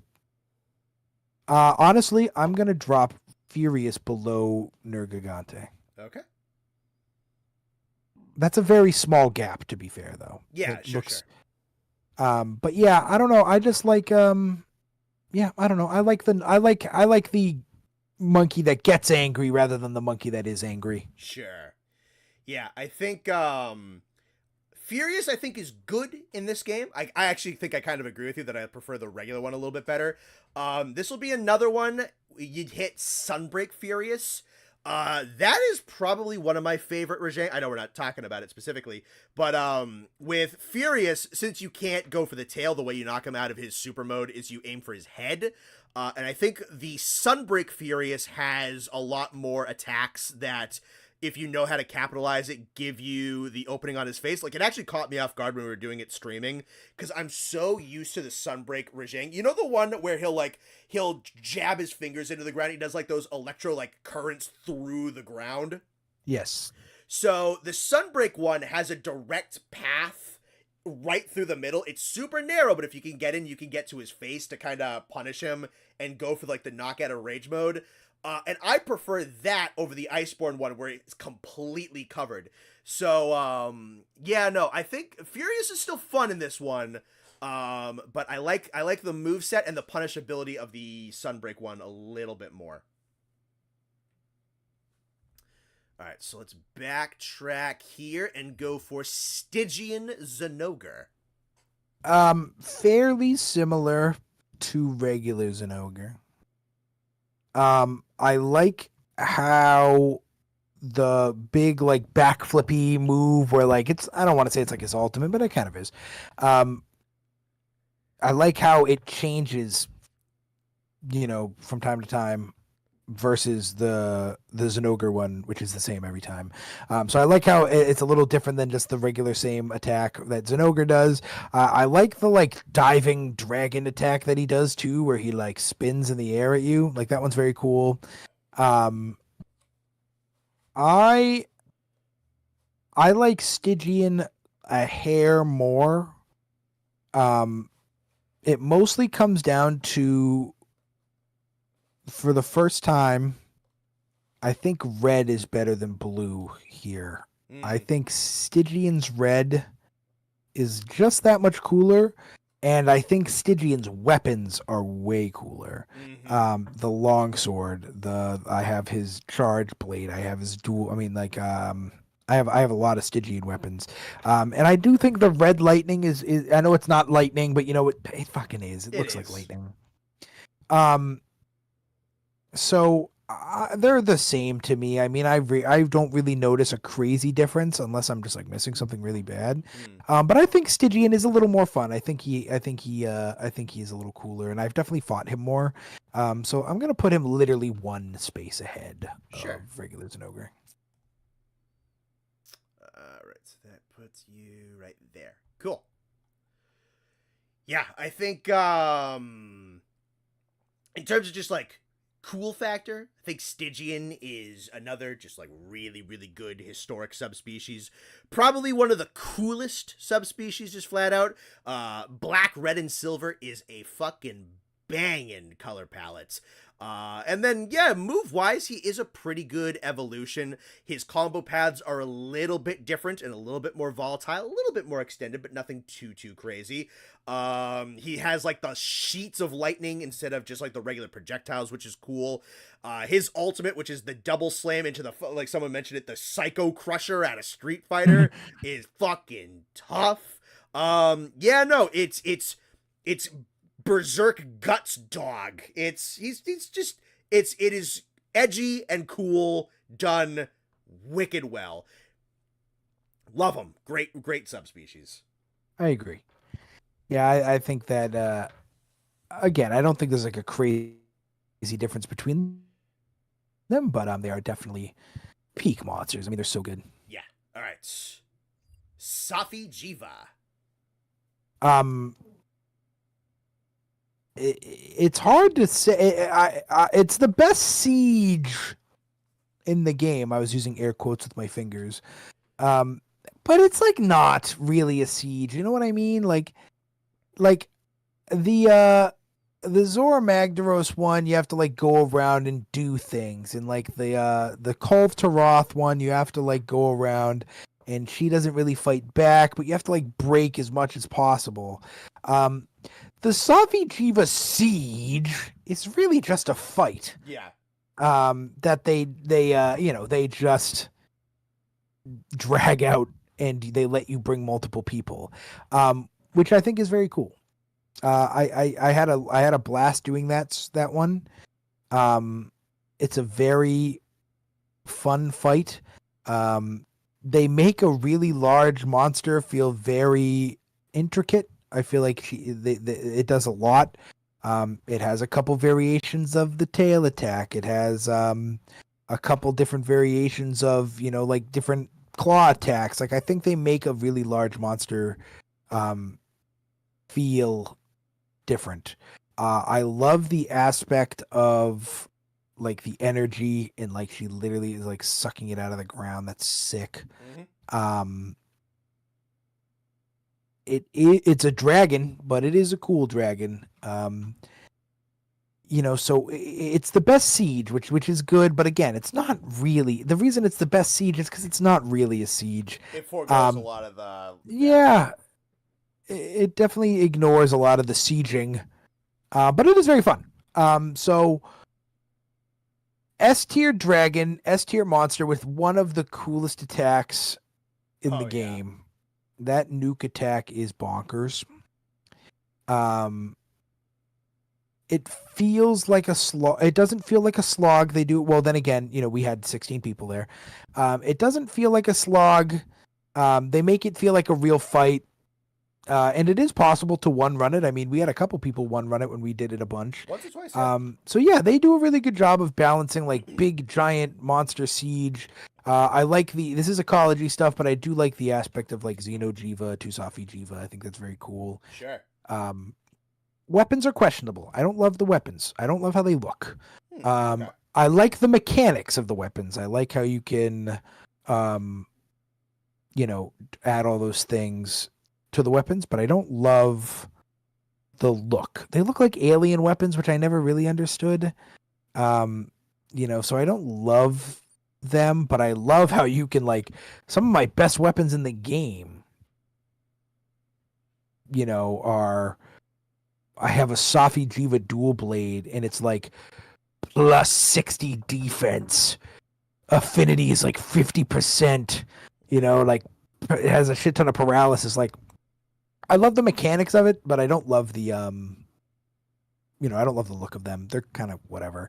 Okay. I do like how they like move around though. Like I like how like the higher up you upgrade it, the like different they look. Like my charge blades, they like glow yellow and stuff. Like so yeah, I mean like they're okay. But like I don't love the look. The fight itself, again, like they do a really good job of making a big monster feel, attainable. And it's definitely S, but I feel like we have to play it with 16 people. I feel like playing it with less would be hell. It is designed to be that way, yes. Let's get her into the second crop below Glavenus, honestly. Mm-hmm. Okay. Yeah. Cool. Yeah, some of the, again, aided by the cinematics. A regular monster is not supposed to do the nuke attack, so like they get, that's a big benefit. But yeah, it's a great fight. It's an S tier fight for sure. Is it one of my favorites? Absolute favorites? No, I don't think so. But very good. Yeah, no, I think I agree with pretty much everything you said. Really cool that's an evolution of the previous story boss. I think that's a really good conclusion to the story. The energy siphoning and like the constellation wings is awesome. The moveset is like big and bombastic, but also tight and intimate enough that it is interesting, and varied enough that it is entertaining on repeat. It's cool to do it the 16 player. They kind of turn it into a siege with doing all like the part break mechanics and everything, but I think you're right. It's good as a siege because it foregoes a lot of the siege stuff. You're just fighting them from go, and you really just don't ever stop fighting them. And it makes it a lot more interesting than some of the other stuff. They are not implied to be aliens. That's not true. Somebody made that up on the internet. That'd be sick, though. I like that. I like that a lot. I will say, as a fight, Kulf Taroth's Master Rank fight is better. I can fuck with that, yeah. I think that's just a fact. It's definitely more threatening. Yeah, that fight is so good. Once the second and third phase of the Kulf fight is peak, dude. But yeah, she's definitely Kulf is dragged down on the list because of the low rank and the actual the siege itself. Yep. But yeah, Safi's very good. Safi feels an interesting role of big giant monster dragon. Alrighty. That's not the garbage tire monster. Right. Raging Brachydios. Raging Bracky is very good. Raging Bracky has a lot of things that, besides just the fight itself, give him a nice bump. I think it's an S tier monster. I think it's a great spin on regular Bracky. He keeps kind of the boxing aspect while also having some different head bash attacks and having some different explosion attacks.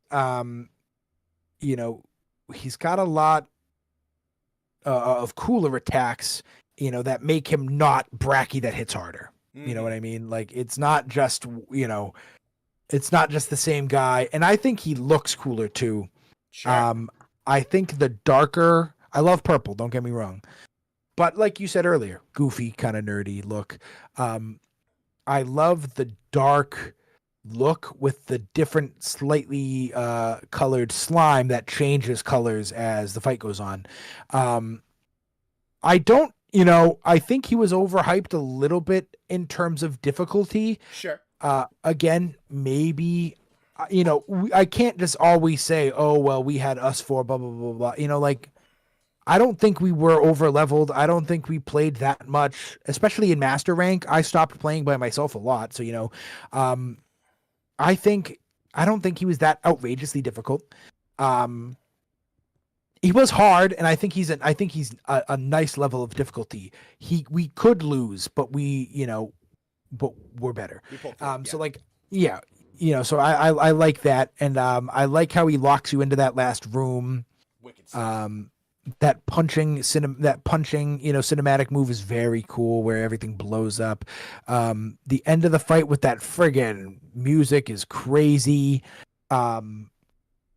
It's definitely one of the best fights in the game, just because of I feel like it I like how it's in the Guiding Lands for some reason. I don't think it would have been as good in the Elder's Recess. I think it's really good in the Guiding Lands. So yeah, I think it's very good, and it's very difficult, but it's not impossible. Sure. So I like that a lot. So yeah, he's definitely S. He's gonna go in that higher crop because holy dog shit, does he have some of the coolest looking weapons in the game? Oh yeah. I mean, just peak weapons, peak armor, some of the best armor. So yeah, let's put him below Velkhana though. I like Velkhana a lot. Mm-hmm. Cool. So we're gonna go right there. Yeah, I mean he's it's insane. I the extra blast stuff, with this whatever I don't know what the mechanic is actually called, but it's different than regular slime blast. Yeah. Blast blight. Is a little much, but I like that. I like that it's a little different. I like that it's not just the same mechanic as slime from Bracky. I like it a lot. Sure. Yeah, so talking about earlier of some old classic variations that was just old monster but big and mad and permanently enraged. Old Raging Bracky kinda sucked. It was a giant Bracky in a single arena, and then I think what it was is that like you would watch for the slime on his body to glow, and if it was glowing to like critical, it could just like randomly like pop and explode just like in the middle of the fight. Raging also has a kind of annoying thing where you can knock the sludge off of him and it'll droop onto the ground, but it is considerably less annoying because I ran a hunting horn with ailment negation, so it made that considerably easier to deal with. Yeah, his fight is really good, and it's not just the spectacle, like the dragging explosion punch attacks and the big horn thrusts are really sick. He's not slow, but he's big and chunky, so due to the fact that he's a lot more kind of bombastic and dynamic, that kind of balances it out a little bit and makes it so he's not too overwhelming, but he's still fast enough that he can kind of catch you unawares, especially when he's doing those like drag forward punches that send like the explosion chains after you, and he hits that like 4 times in a row. Sometimes it's like, dude, just leave me alone and try and kill someone else.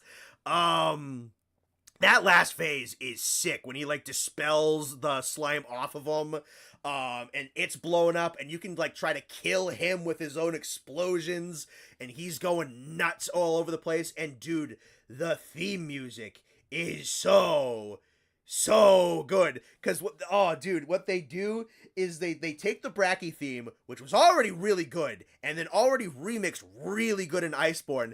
They take that, I think they make it faster, and then they have a choir sing the main melody of his theme, and it's so fucking good.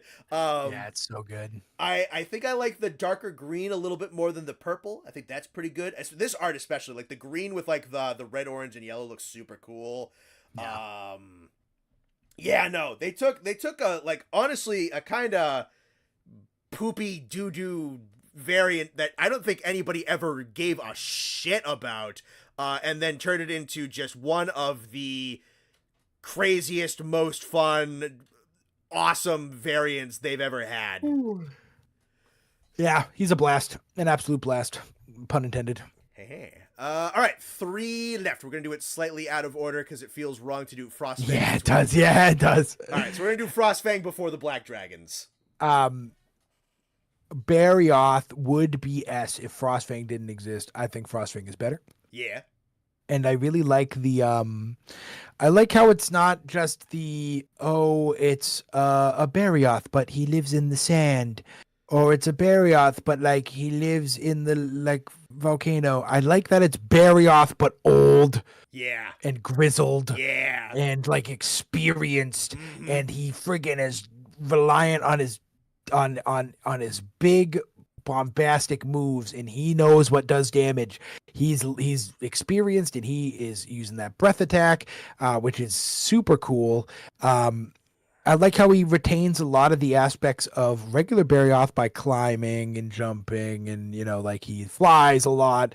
The hip check is still there. Frostfang's one of the best fights in the game, man. I mean, it is an absolute blast to get 4 guys. I didn't even mind. I made like his whole armor set. I didn't mind fighting him 10, 15 times. I didn't care. Sure. It's a great team fight. I like how more like I said, grizzled and like. He's got the friggin' ice all over him, and I like how his teeth aren't yellow, like a saber-toothed tiger. I like how they're friggin' frosted over and gleaming, and that is so cool. Yeah, the older, experienced, grizzled look is just insane. And I think that's a really interesting way to do a variant, is to just make him older and more experienced, which is what I think they wanted or tried to do with Ruiner. Is they wanted him to be the more experienced, brutal, older, wiser. But I think it off so much better. But this one actually does it. Yeah. Yeah. S tier fight, S tier monster. I mean, he's a blast. I loved fighting him. I fought him a lot. So he's up there with let's put him one above Nurg. Deviljho has a special place in my heart. So let's do one above Nurg. Honestly, I mean, he's just insane. And then again, like, I like how we retained a lot of the cool aspects of Barioth, where you break his claws and he's sliding around, and he's harder. Him climbing takes an extra step or two because he has nothing to dig into. Yeah, I love it. And then I love his armor's an interesting mix between like winter armor, Viking armor, and like sick like Native American animal head armor. Like, I really think that it's very cool. Mechanically too, just some of the best, which I think that's the point. There's a reason he came out between Elatrion and Fatalis, was ice, weapons, ice weapons. So his ice weapons are very good, which is obviously, I think, was the intention. Frostfang is easier than regular Barioth. No, I think that's a popular opinion, actually, because he moves less. He's definitely not as fast. He's not as sporadic, which is why I think Barioth for me is not as high. I like that this guy is a more crafty veteran rather than the young, but I think that's so cool. Like, I think that's cool that they did that. The difference between the two of them. So yeah, I love him. Amazing. I will grind for his weapons and armor and parts all day. I mean, he's a blast, an absolute blast. Yeah, you nailed it on the head with the aesthetics. They nailed old, grizzled, frostbitten, just like ancient ass Barioth that you do not want to I think Frostfang is the embodiment of that line of like don't fuck with an old person in an industry where people die young. Like that's fucking Frostfang. That he's so sick. The colors look great. Even if it's like really white with the blue, they do just like that perfect, and like the little mix of gray in there. So good. I like that they repurposed Velkhana's like frozen floor mechanic, because if you get locked into that and you can't get away, it's just like this impending death. That slam's coming and you're gonna fucking die.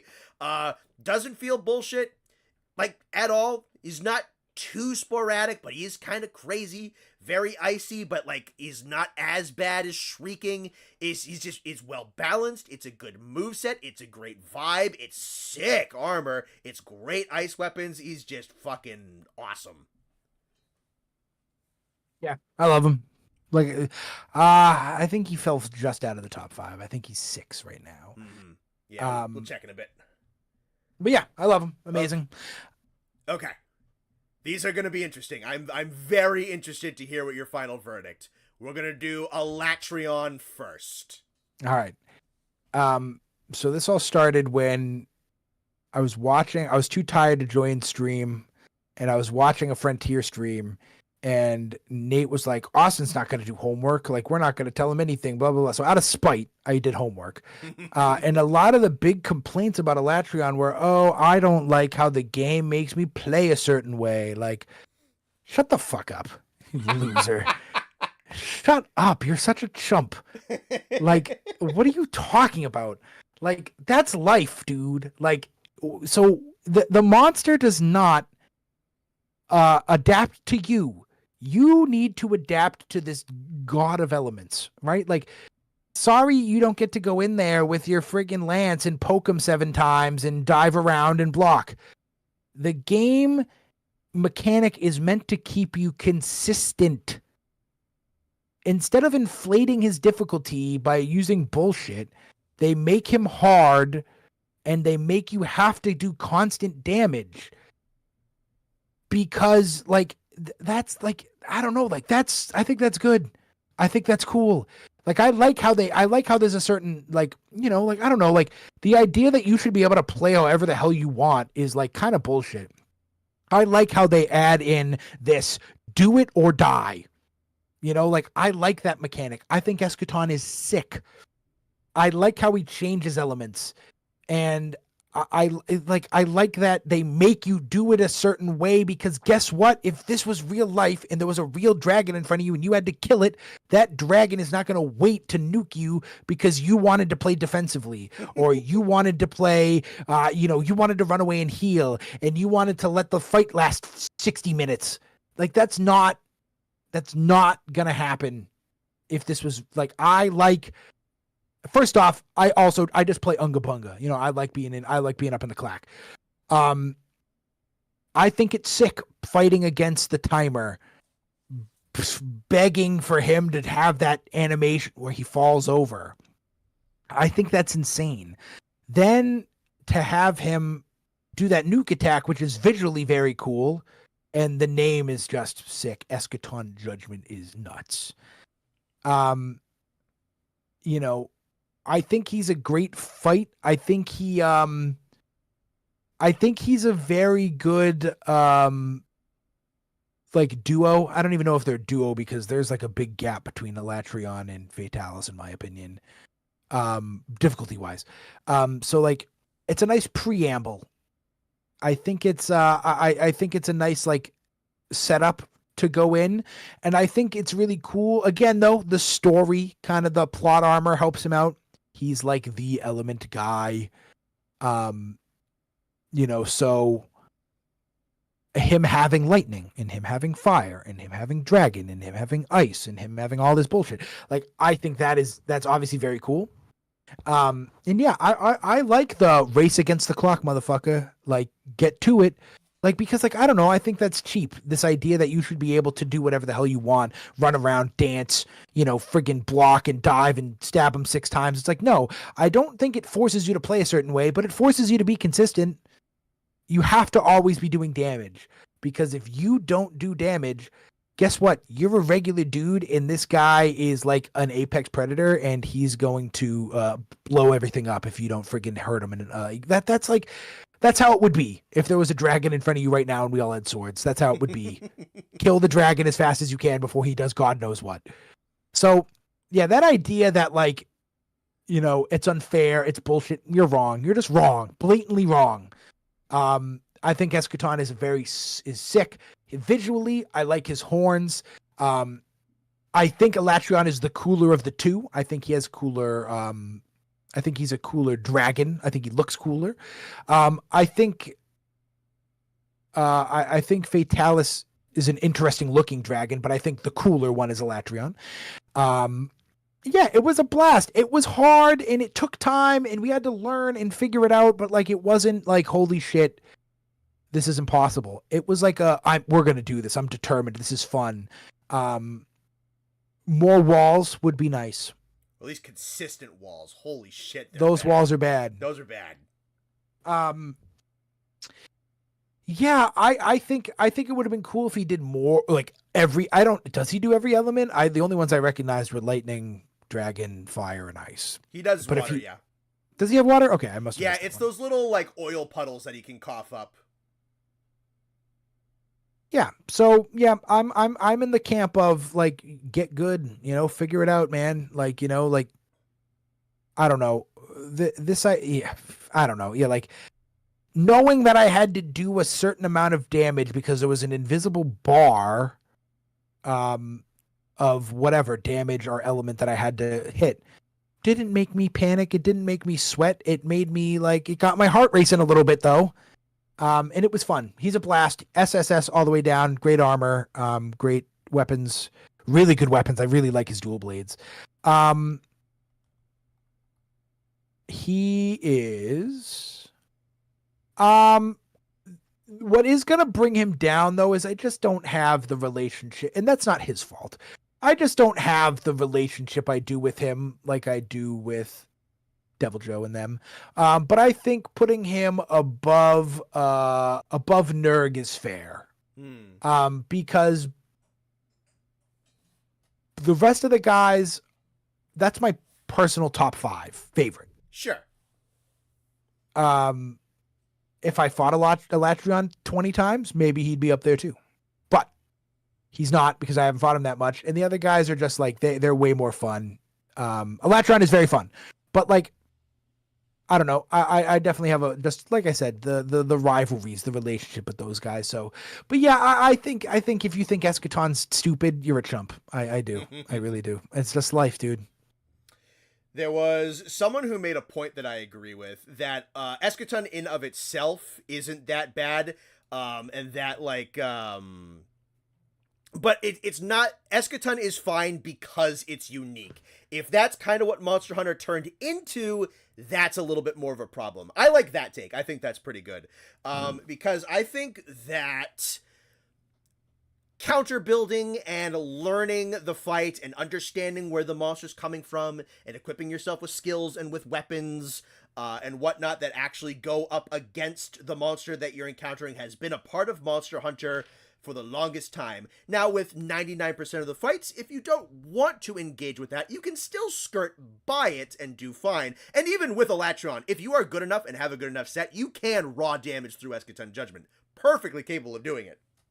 But I do not mind that there is a fight in Monster Hunter that is the absolute epitome of master the gimmicks or be destroyed. I think that is perfectly fine. Yes. That there is one monster that embodies that, I think is great. And then people talk about Eschaton. That is fine. Yeah, I think that it is unique, that it is this countdown timer. I think that is great. The fact that it is a countdown timer, I think really adds to it because it makes Elatrion more terrifying. But I think what also kind of gets lost, which I want to talk about, is I think the fight is excellent. The element mixture, the fire tornadoes and like the fire chain blasts and the dragon pulses and the ice buckshot everywhere and the big trackable sheets of lightning and the random lightning downpours and the water oil slicks that he can light on fire, the way he combos his elements and mixes through his elements.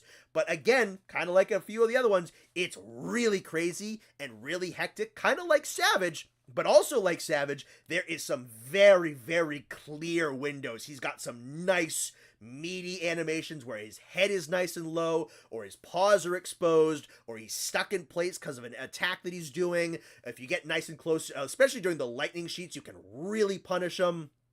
The wall placements are garbage.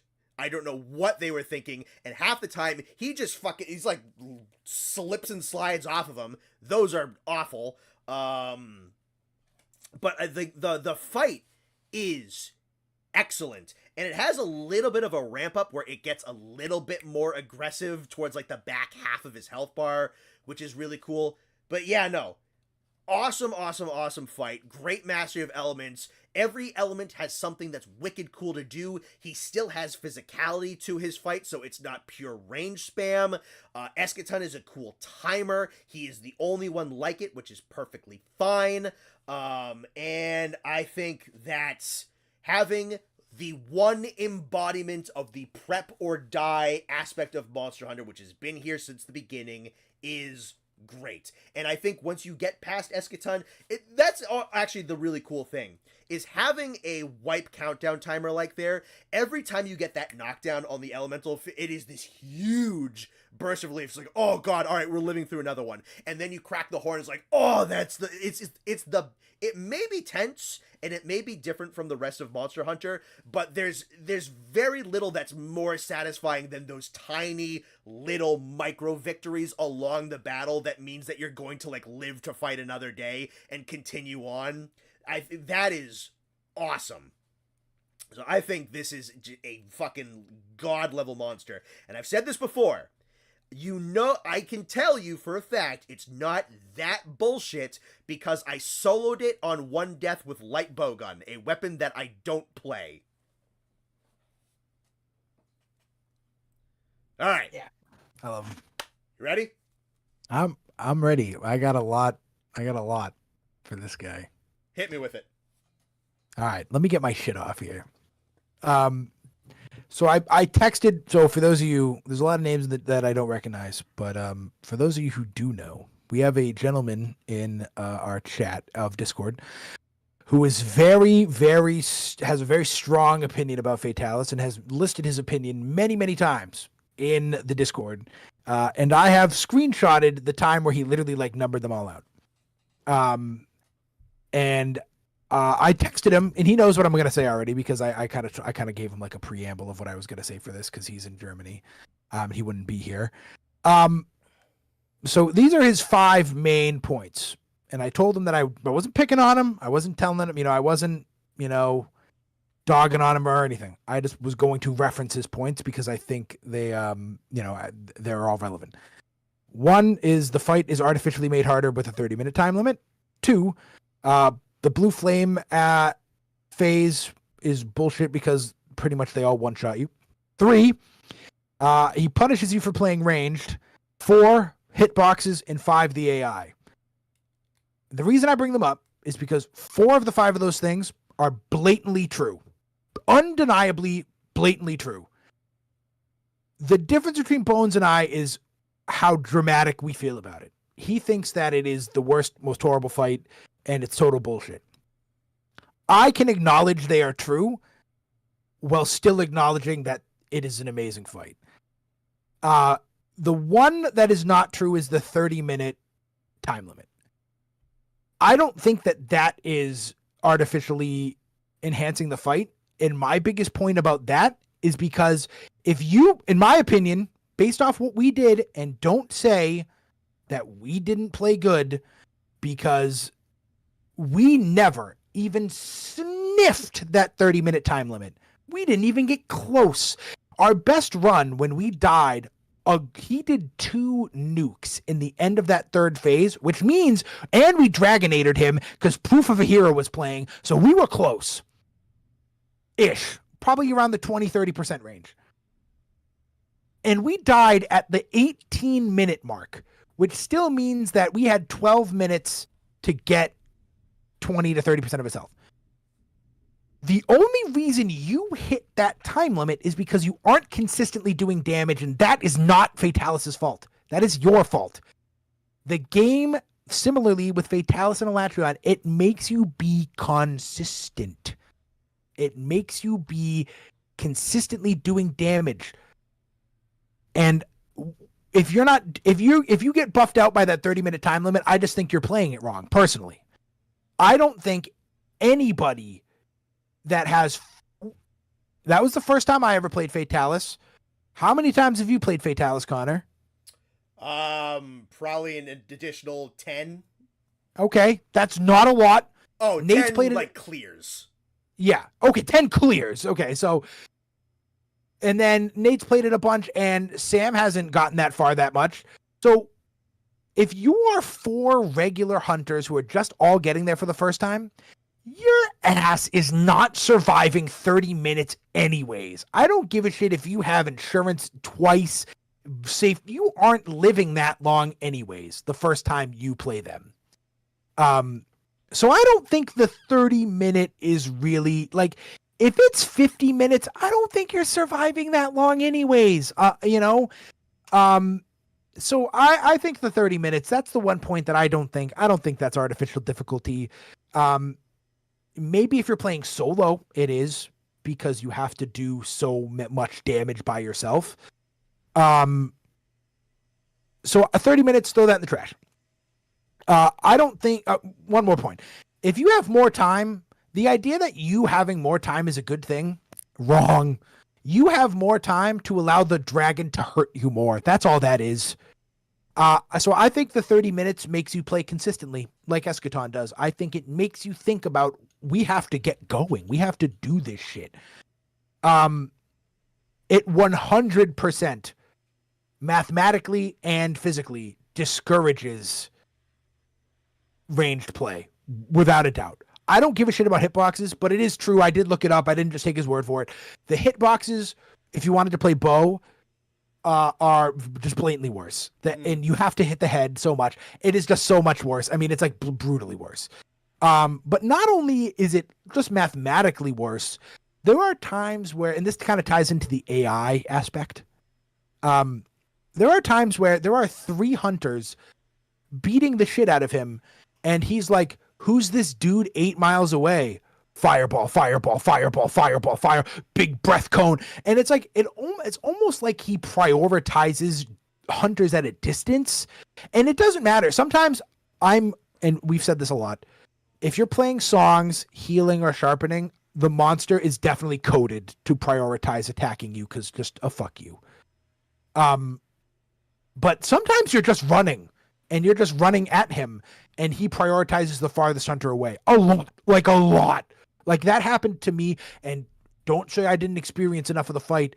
We played him probably 25 times with no breaks. And constantly I noticed that. He is always prioritizing, not always, constantly prioritizing the farthest hunter away. Whatever, that's not the end of the world. Another weird part of his AI, and I think that if this is the intention, it's cool. If it's not the intention, I think this leans into the bullshit category.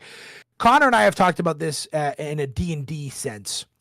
There are some enemies when you're DMing, based off who they are as characters, that are going to go for a kill whenever they can get it, whether it makes sense or not. If they see that they can kill someone, they're going to do it. There were some deaths with Fatalis where he spins around, knocks you on your ass with his tail, ignores everything, and immediately turns to you to fireball you, fireball you, fireball you. And you can't lay down long enough to miss all of those. So you get hit by the second or third fireball, and then he immediately cones you. And again, if that's the intention, where his AI is programmed to get a kill, if at any means possible, ignore all things and get a kill, sure, I think that's kind of cool, actually, because, that's the point. The hitboxes, there is no argument against those hitboxes. They are terrible. Some of them, yeah. Blatantly terrible. Fireballs that literally you can see the gap between the explosion of fire and your character, and you go flying. This is the worst. Because I think they needed, but I don't think they had to do this. I think this is the biggest point of Fatalis bullshit inflated difficulty. There are times, and you can ask Nate, because it happened to Nate too. You can see the gap between his tail and you get hit. Mm-hmm. You can see there's the one attack where he like slinks his neck left, bites left, slinks his neck right, bites right. That move has like 6 hitboxes. The one where he literally just walks towards you has like 3 hitboxes. And the fact that the hitboxes extend past him, I think they were kind of trying to say, well, he needs to be hard, so we need to make his hitboxes hard. I don't like that. I think that is the biggest example of bullshit. I think that's just pure bullshit. Yeah, it's either that or specifically with the neck, it might have been difficult. Some of the fireballs are inexcusable.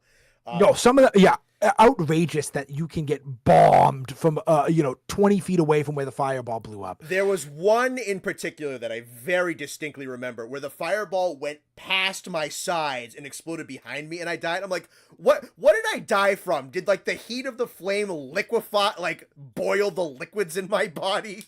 Yeah. So it's like, that is the worst part. His next point about the what was the last point that I'm missing? The one shots. He's half right. I'm waiting to get to my grand point, so I don't want to say too much that relates to my big grand point, but I don't mind one shots.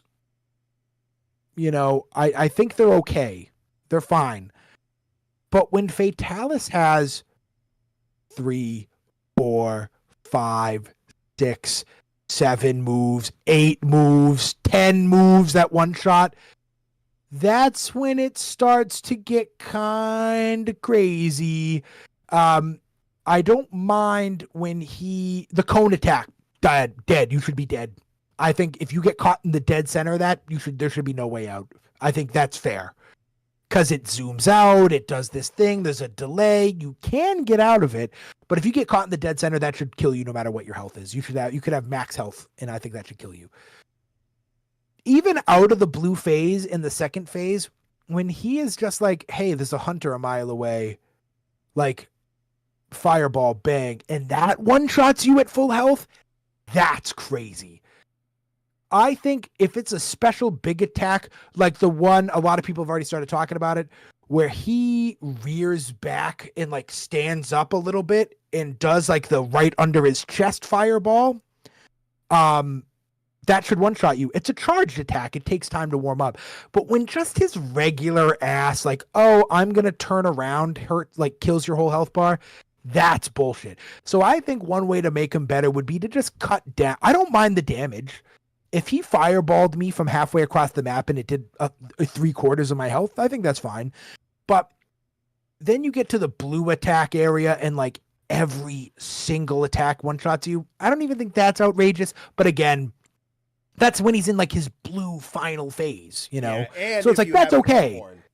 Yeah, so it's like, that's okay. But in the second phase, when he's just like turning and killing me, that's bullshit. But what I hate more than one-shots, and I don't really hate one-shots like that, what I hate more than one-shots is I hate map-filling attacks that give you nowhere to go.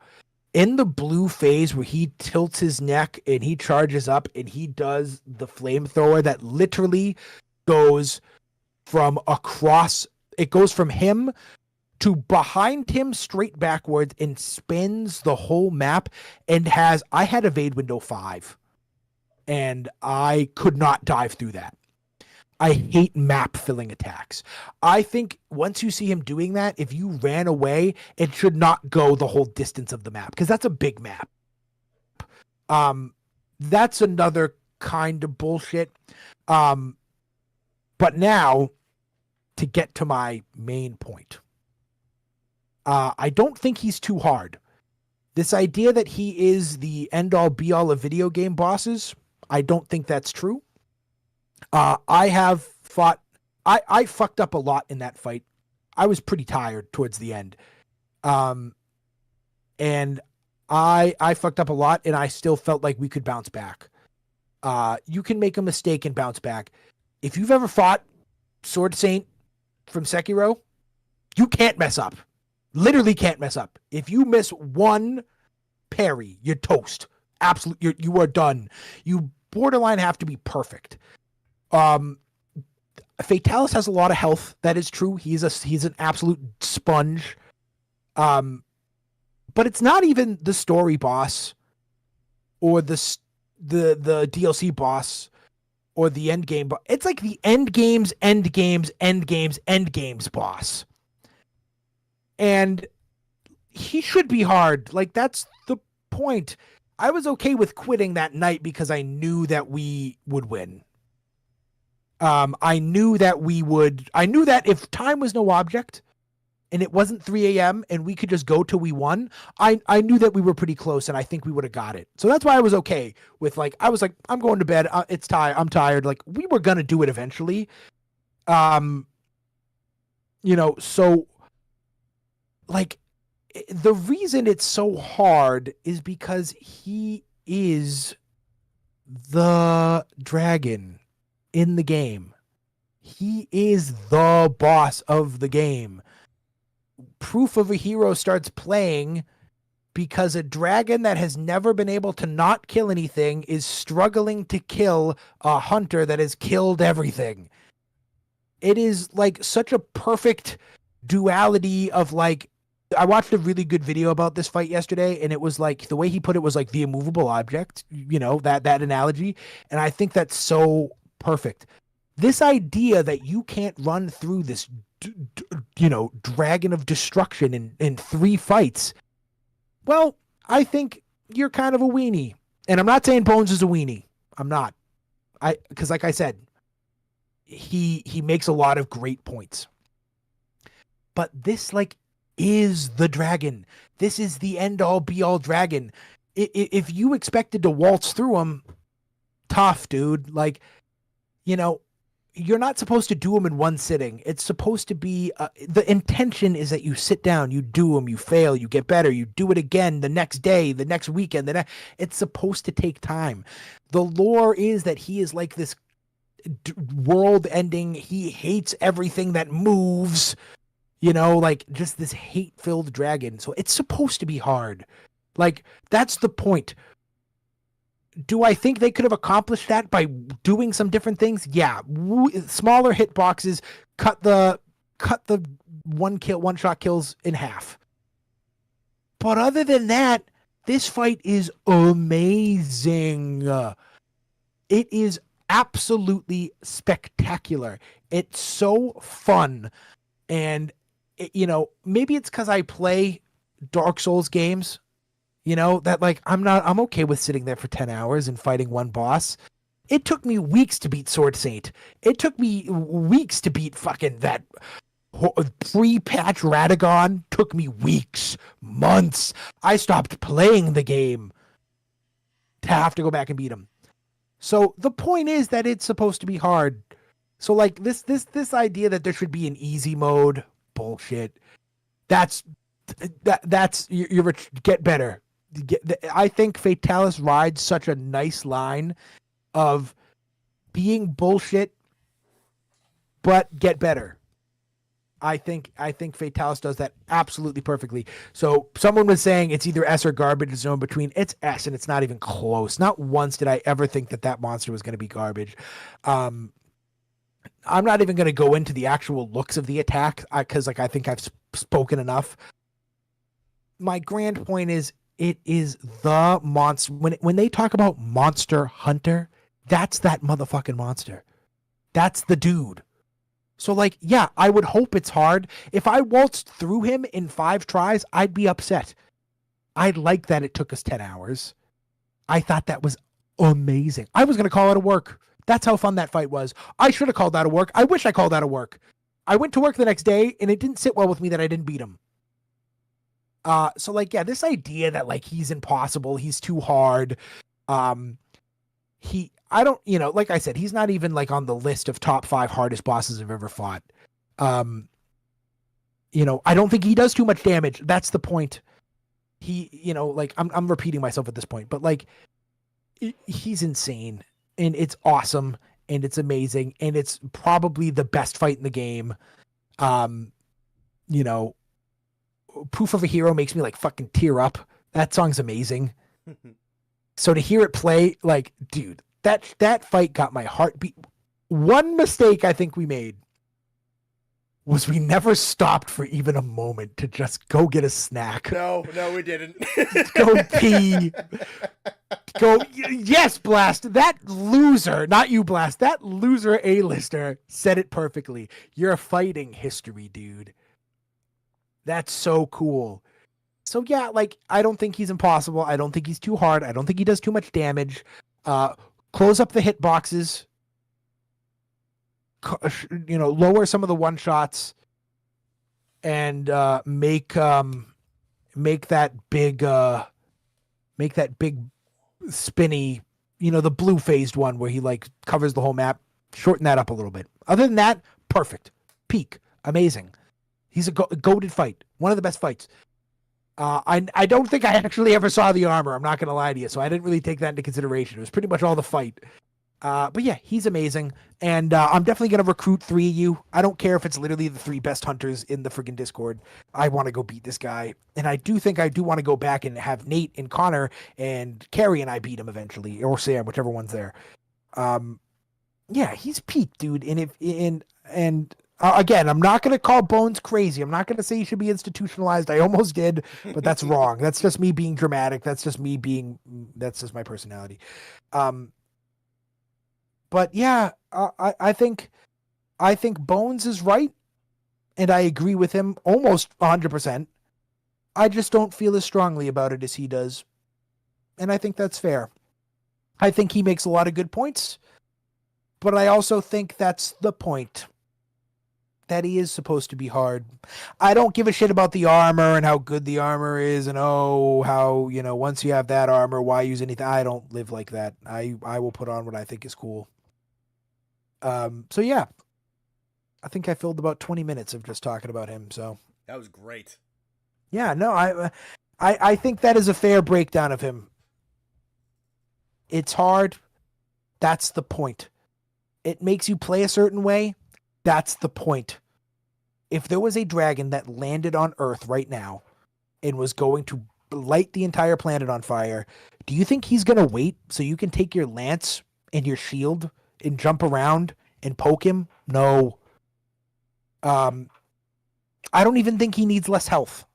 I think that him having so much more health is super cool.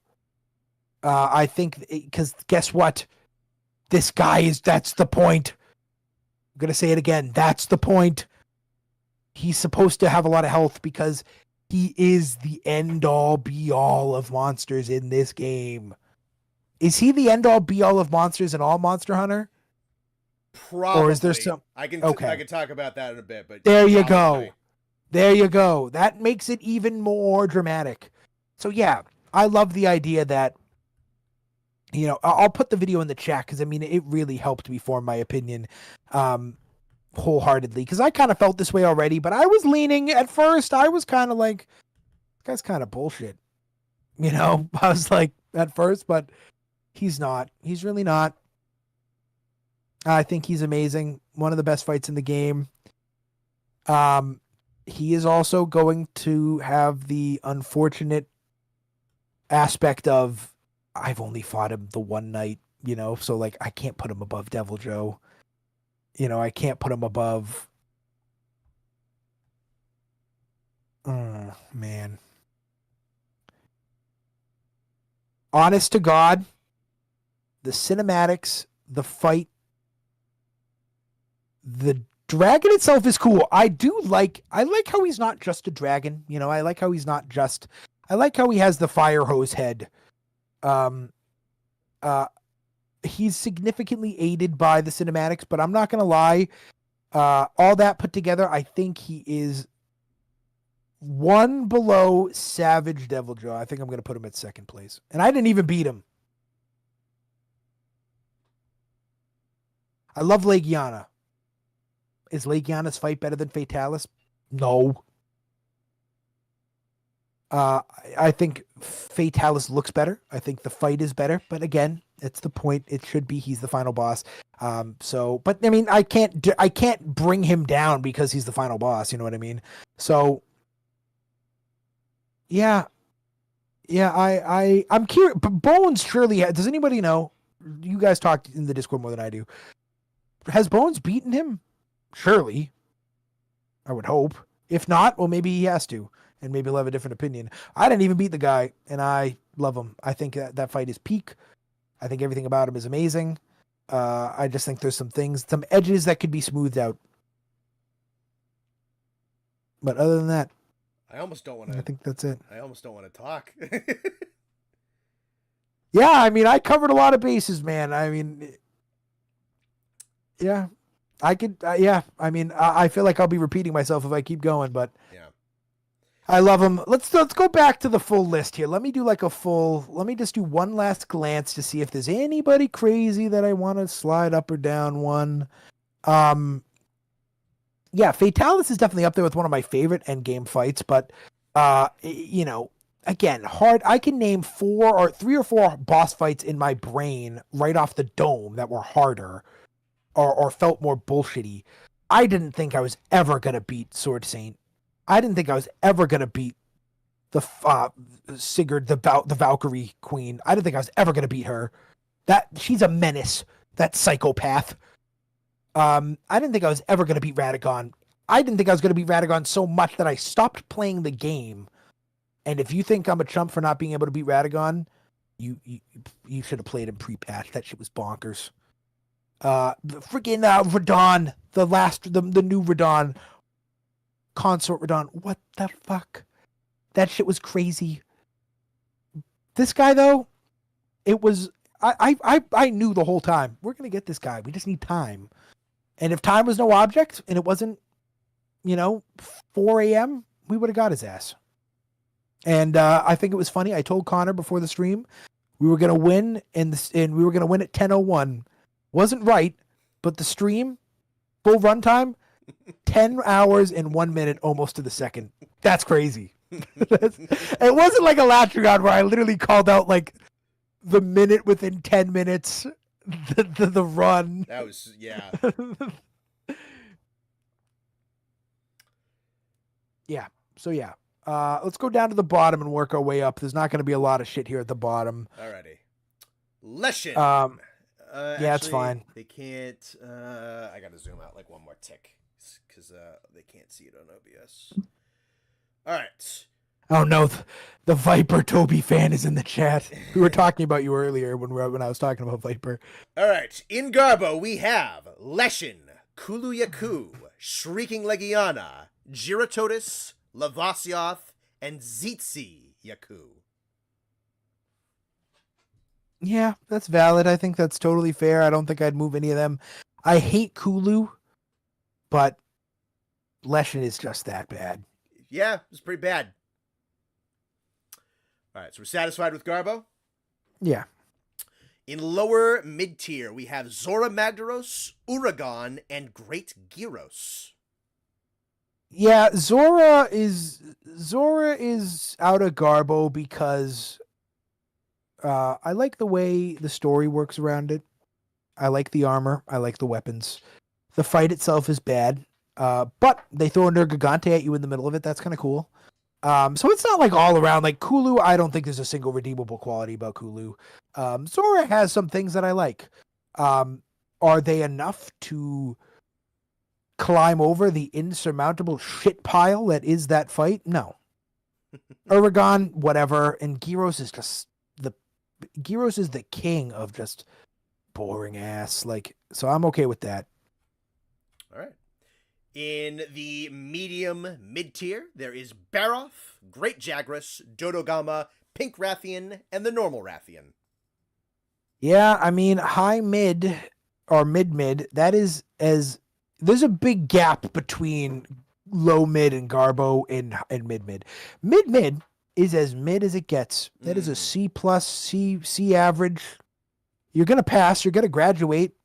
Is anyone going to be proud of you, though? Probably not. So that's kind of where they belong. They're just okay. Don't even get me started on Dodogama. Baroth, man. He's another one, man. Besides being the boy. I think Chad's still with you with Dodo. I don't want to hear it about them. And then Great Jagras. That's like the point. Great Jagras. The point is him being just there, existing. And then the Ras, again, I think that's the point, is they're just there to be the middling dragons. Cool enough, but not too cool, because they don't want to be cooler than Fatalis and Elatrion and Barioth and all them. So I think that's the point. So I'm okay with that as well. All right. In the higher mid-tier, we have Kieran, Paolumu, Bonboro, Rathalos, Azure Rathalos, Gold Rathian, Beototus, Lunastra, and Viper Toby Kadachi. I think I'm gonna slide Lunastra up to high. I think it's disrespectful to keep her in mid. The basement, because she is still kind of bullshitty with some of her hitboxes, not to a Fatalis level. So I like that. Kieran, let's put Kieran above. Let's just switch Paolumu in Kieran. Because I think Kieran is a little cooler. That armor is just god awful. Barbaro in the middle, that's fine. The Wrath, that's very telling. Beatotus. Yeah, he's fine, whatever. Viper, I like Viper there. I think Viper is the guardian of mid. Viper gets the occasional B minus, but is mostly a C student. So like the parents know that he has potential, but they're not they know he's not the smartest kid in the room. So I like Viper where he is. I want more. It's a shame. Austin, you better put Viper Toby high or else. Yeah, well, hate to see it. Okay, so low high. This is when we start getting into the above averages. Lunastra, Kushaladora, Valhazak, Black Veil Valhazak, Tigrex, Pookie, Nightshade Paolumu, Diablos, and Black Diablos. Yeah, I think out of all those monsters, I think Diablos is the most fun, especially when you get him down into his nest. Angry Lady Diablos is fine. Yeah, I think they're the most fun of that group. Lumu is sneaky. I like him there. I like where we have him. Pookie, just another one. He's kind of a personal favorite. But I know he's not the craziest. Who's that before him? I'm blind. Is that Tigrex? Correct. Yeah, okay. I like that too. Yeah, the Valhazak, I was kind of blinded by the actual I was blinded by the armor and the weapons and the whatnot, but the Hazaks are not good.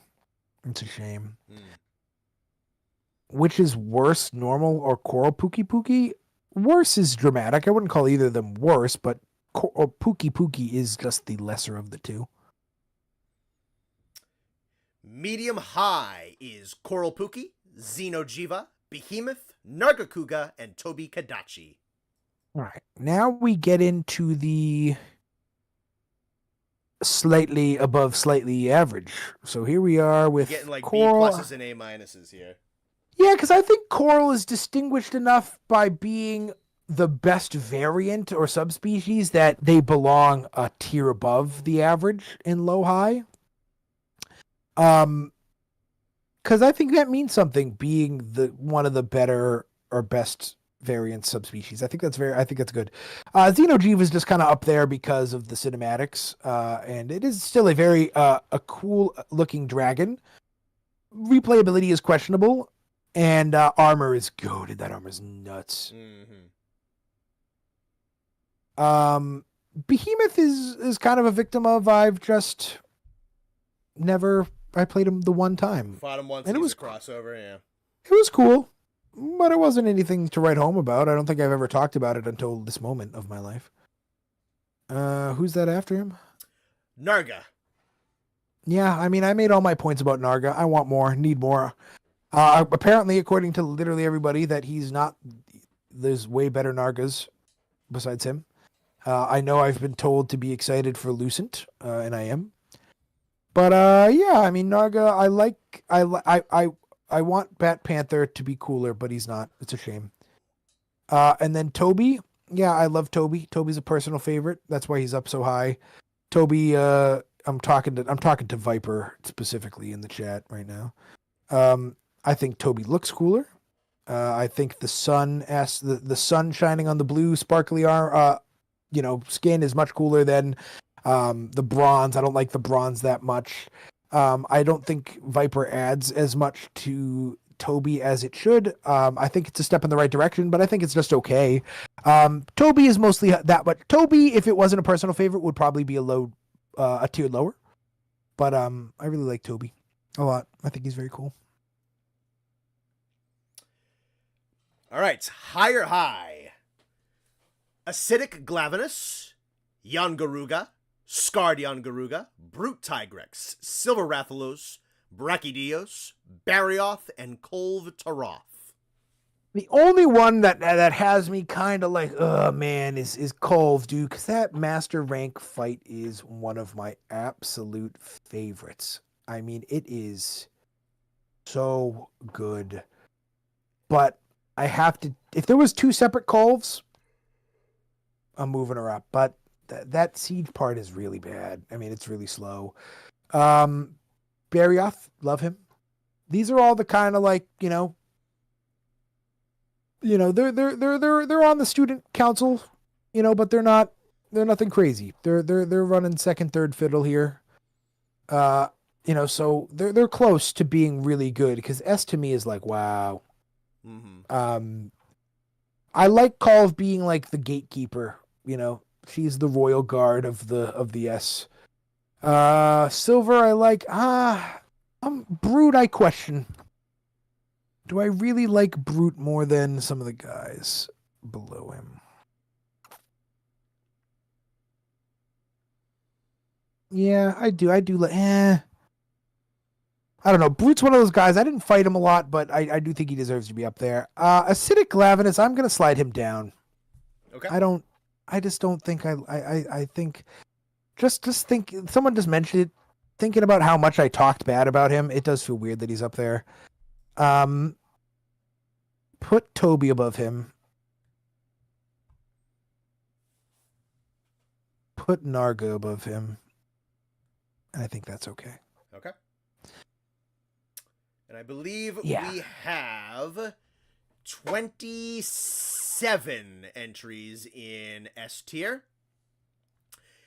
Ebony Odogaron, Teostra, Radoban, Orogaron, Safijiva, Glavenus, Anjanath, Basilgeuse, Seething Basilgeuse, Runer Nergigante, Namiel, Zinogre, Stygian Zinogre, Shara Ishvalda, Fulgur Anjanath, Raging Brachydios, Velkana, Furious Rajang, Nergigante, Alatrion, Frostfang Barioth, Deviljo, Rajang, Legiana, Fatalis, and Savage Deviljo. What a fucking roster! I don't think anybody's going to disagree. Not that much. I don't know. Maybe somebody hates something somewhere, but I ain't seeing too much complaining. Yeah, no, I don't think anybody's going to complain about the S tier. I don't think there's anybody there who doesn't deserve to be there. I will admit, Ervagon, Legiana,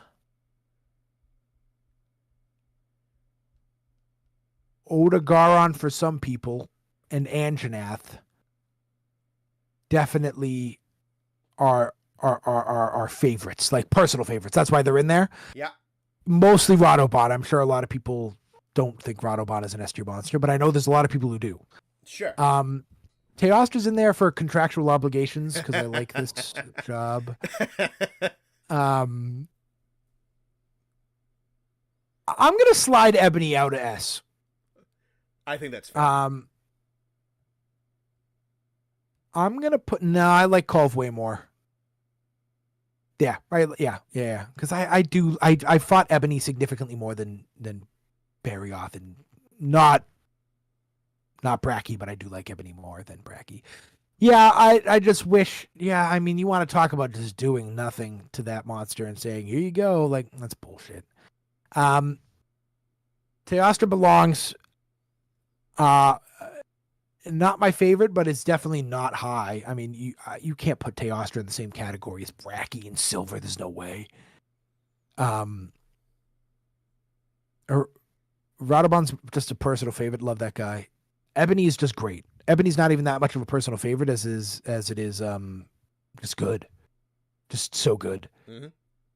Safi, best siege, that means a lot, and it's a good fight the whole time. Glav, come on now. Come on. What are we doing? Flaming Greatsword T-Rex. That's S tier in anyone's book.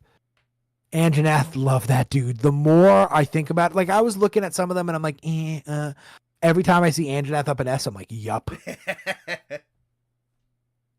Basil seething, yeah. Mm-hmm. Why don't we slide Nurg down to bottom of S? Because Teostra is better. Okay. I like Namiel, sure. I'm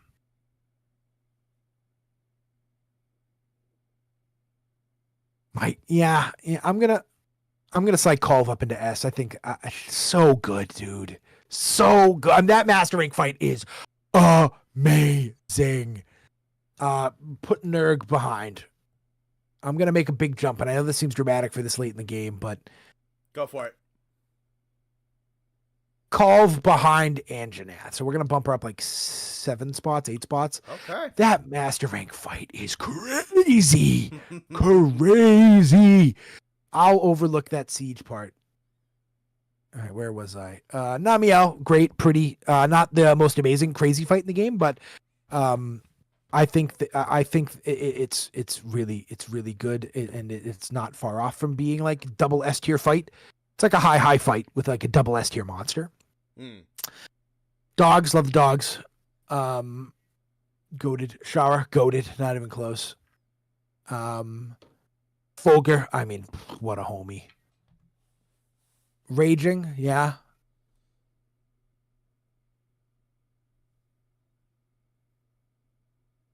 I think I like Volcana more than Monkey. I'm going to slide the Monkey down one more. I was kind of hoping you'd put these two back together. It's so poetic that they're there. Who's ahead of Nurg? Alatreon. Oh, his picture's so small, dude. I was like, are those 3 rock formations? I was like, what am I looking at? Are those karsts? I think it's not only, and I did not do that on purpose. It's very poetic that they're there together. I think they represent such an amazing yin yang, violence and destruction, and grace, and like, just being such a freaking pretty fight. We never finished AT Velk, but we were also on a time crunch. We wanted to kind of finish the game. Yeah.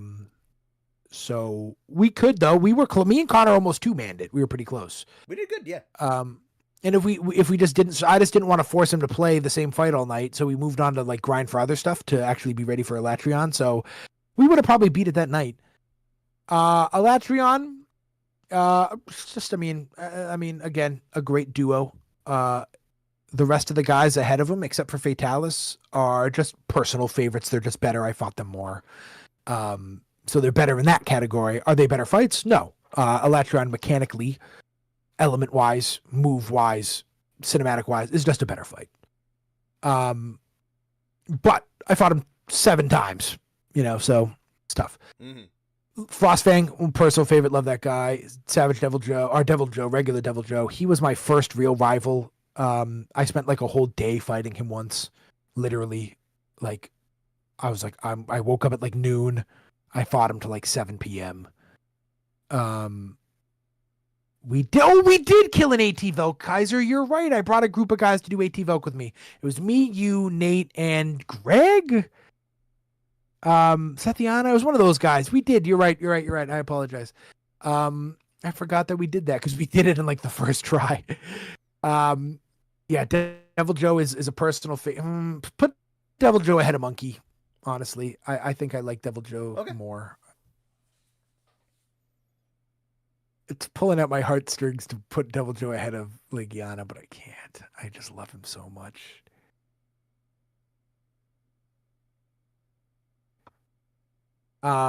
Legiana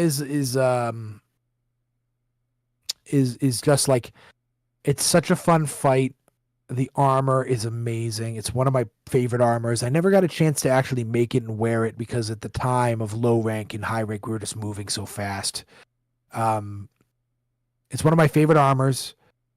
She has great weapons, decent weapons. I'm not going to say great weapons because they're actually not that good. I just love the cinematics of the fight. And that was one of the times I was fighting on my own, just alone. The house was empty. And I had one of the most fun fights I've ever had in this game. Maybe it was just a lucky day for Legiana. Maybe it was just, I don't know. But that was one of the best fights I've ever had. They say there's this really funny line from like Yellowstone where they say like, "Oh, cowboying is like an art without an audience or whatever." That's how I felt with that night with Legiana. I was like, no one's here to experience it with me. No one's gonna see it, but this is the best fight that I ever had. One of them. Fatalis, I'm not going into that again, but you got it. And then Savage Devil Joe, that's another one. It was one of the best fights that no one actually saw me have, but I've had a lot of good fights with the boys fighting him. And yeah, I mean, it gets your heart racing. It's like, I have a friend who we like to one-on-one each other every year. In basketball and stuff. His name is also Austin. He's one of my best friends. We go way back. And we always have these arguments. Who's Austin number 1? Who's Austin number 2? So whenever we're together, we're at we're at a birthday party and it was about axe throwing. And so I was like, if I win, dog, like I'm Austin number 1. He was Austin number 1 because he beat me in a one-on-one game in basketball. So it just feels Savage Devil Joe just feels like such this fun rivalry, this fun like rival. This guy, like this, he's always there. Like, and I know I'm gonna beat him. Similar to how I feel about Austin. He'll never hear this. I can say that. I know I'm gonna win, but goddamn, am I gonna have a blast doing it? And is he gonna make me sweat just a little bit? And God, he's just the best. I definitely think Legiana. I was thinking this before. Do I have to not be Legiana in Iron Kaiser's animations? Although a chunky Devil Joe with a red beard would physically fit me more, I think Legiana being loud and screaming is more me. Devil Joe is my Vegeta. That's a really good way to say it. Yeah, I love Devil Joe, man, and I decided many months ago that he was better than Legiana. And I just kept it to myself this whole time.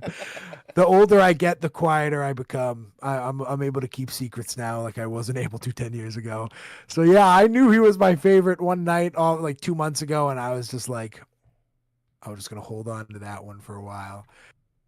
I am, this is like the official tier list. I don't think I can move anybody.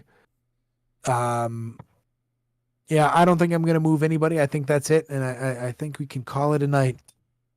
All right. You did good fucking work, brother. This was awesome. Yeah, no, that was yeah, I loved that. We held intelligent conversations. And someone said it was so nice to see me become like this knee-jerk, goofy, like just picking a monster because it's a duck to analyzing, deep diving, and dissecting, end game boss fights. Yeah.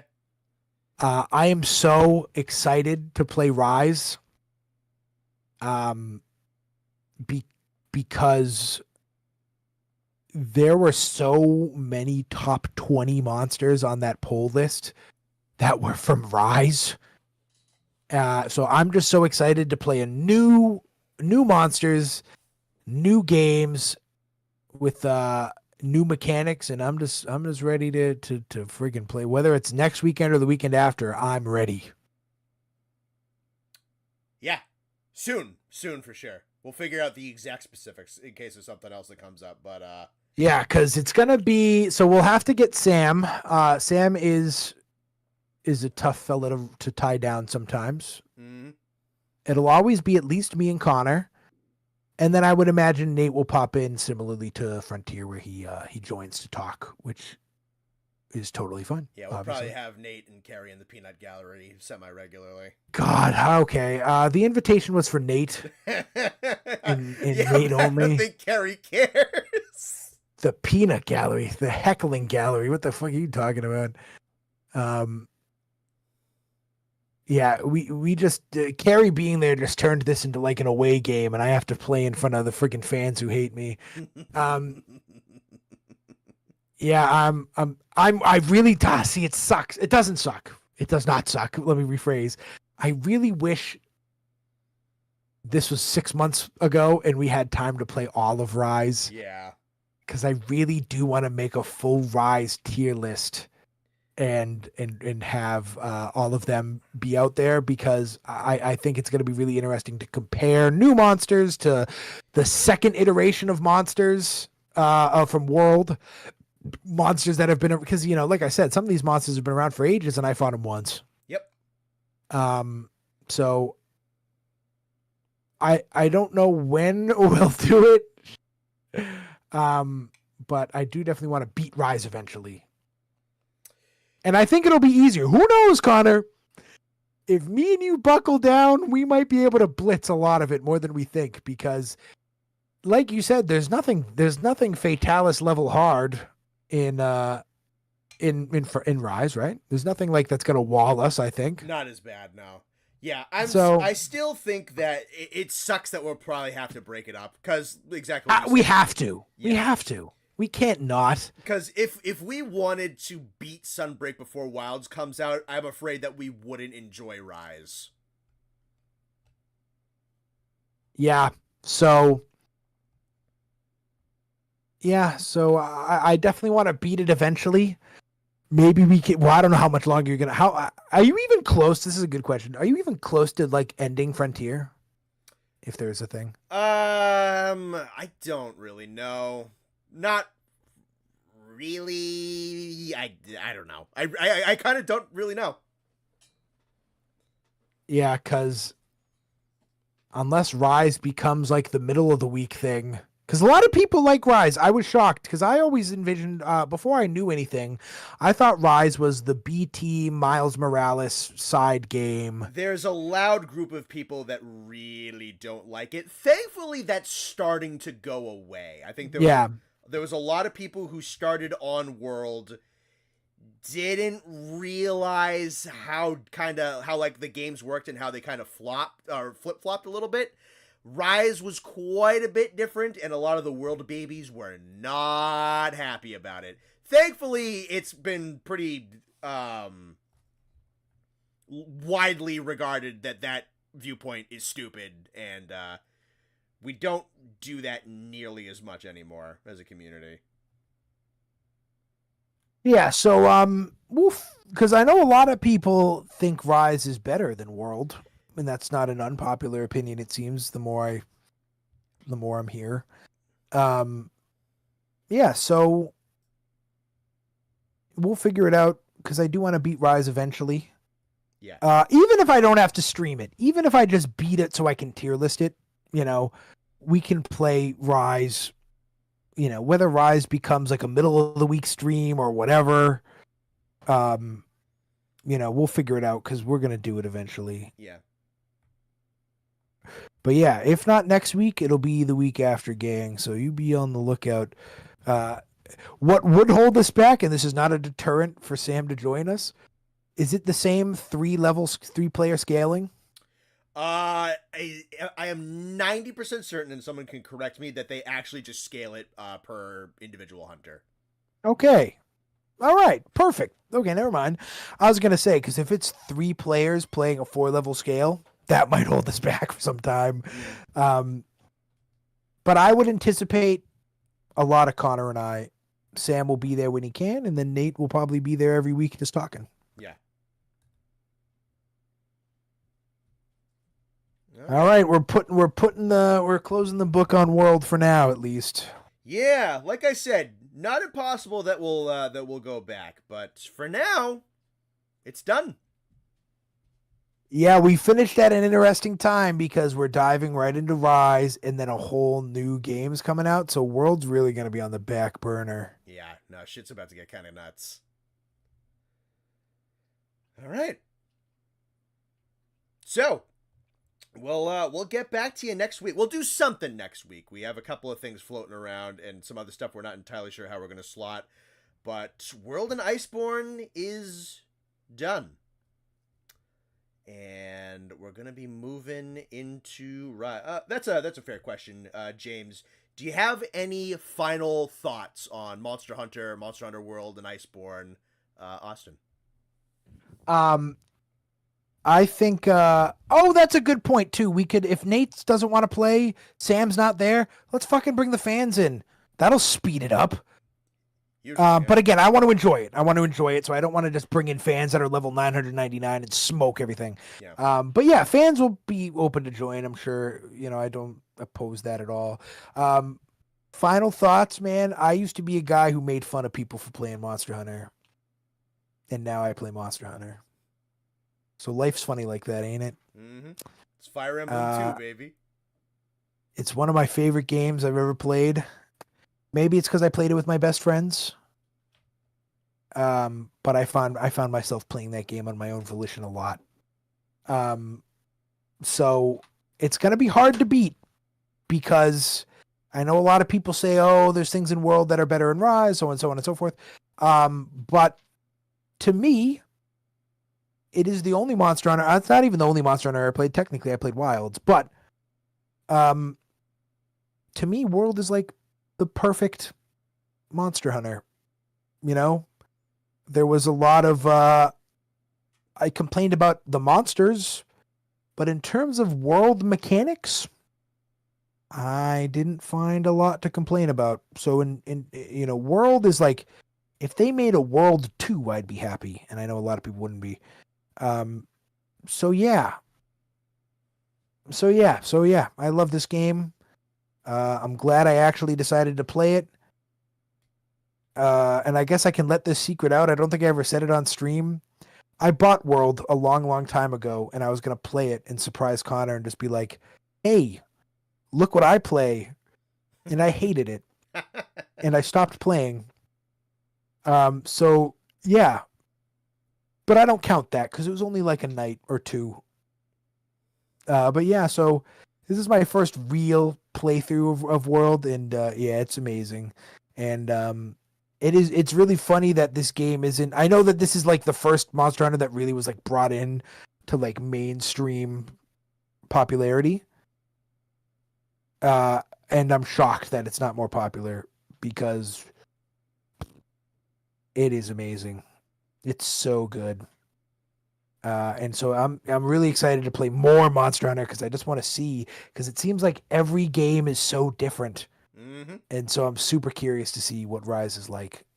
And I'm just excited to play something new. So it was a blast. Shout out to like 100 people pretty much the whole time. Oh, yeah. I think of you all as friends, especially in the Discord. I call you guys my friends. Whenever I refer to you when I talk to someone about Discord that doesn't know you guys or know that I do this, I call you guys my friends. It's so fun to have you guys in this chat and like talk to me about my opinions.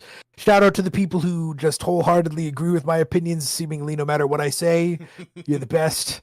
Quack's all right, I guess. Like Carrie said, Carrie messaged me when I said about her joining, and she said someone has to keep your ego in check.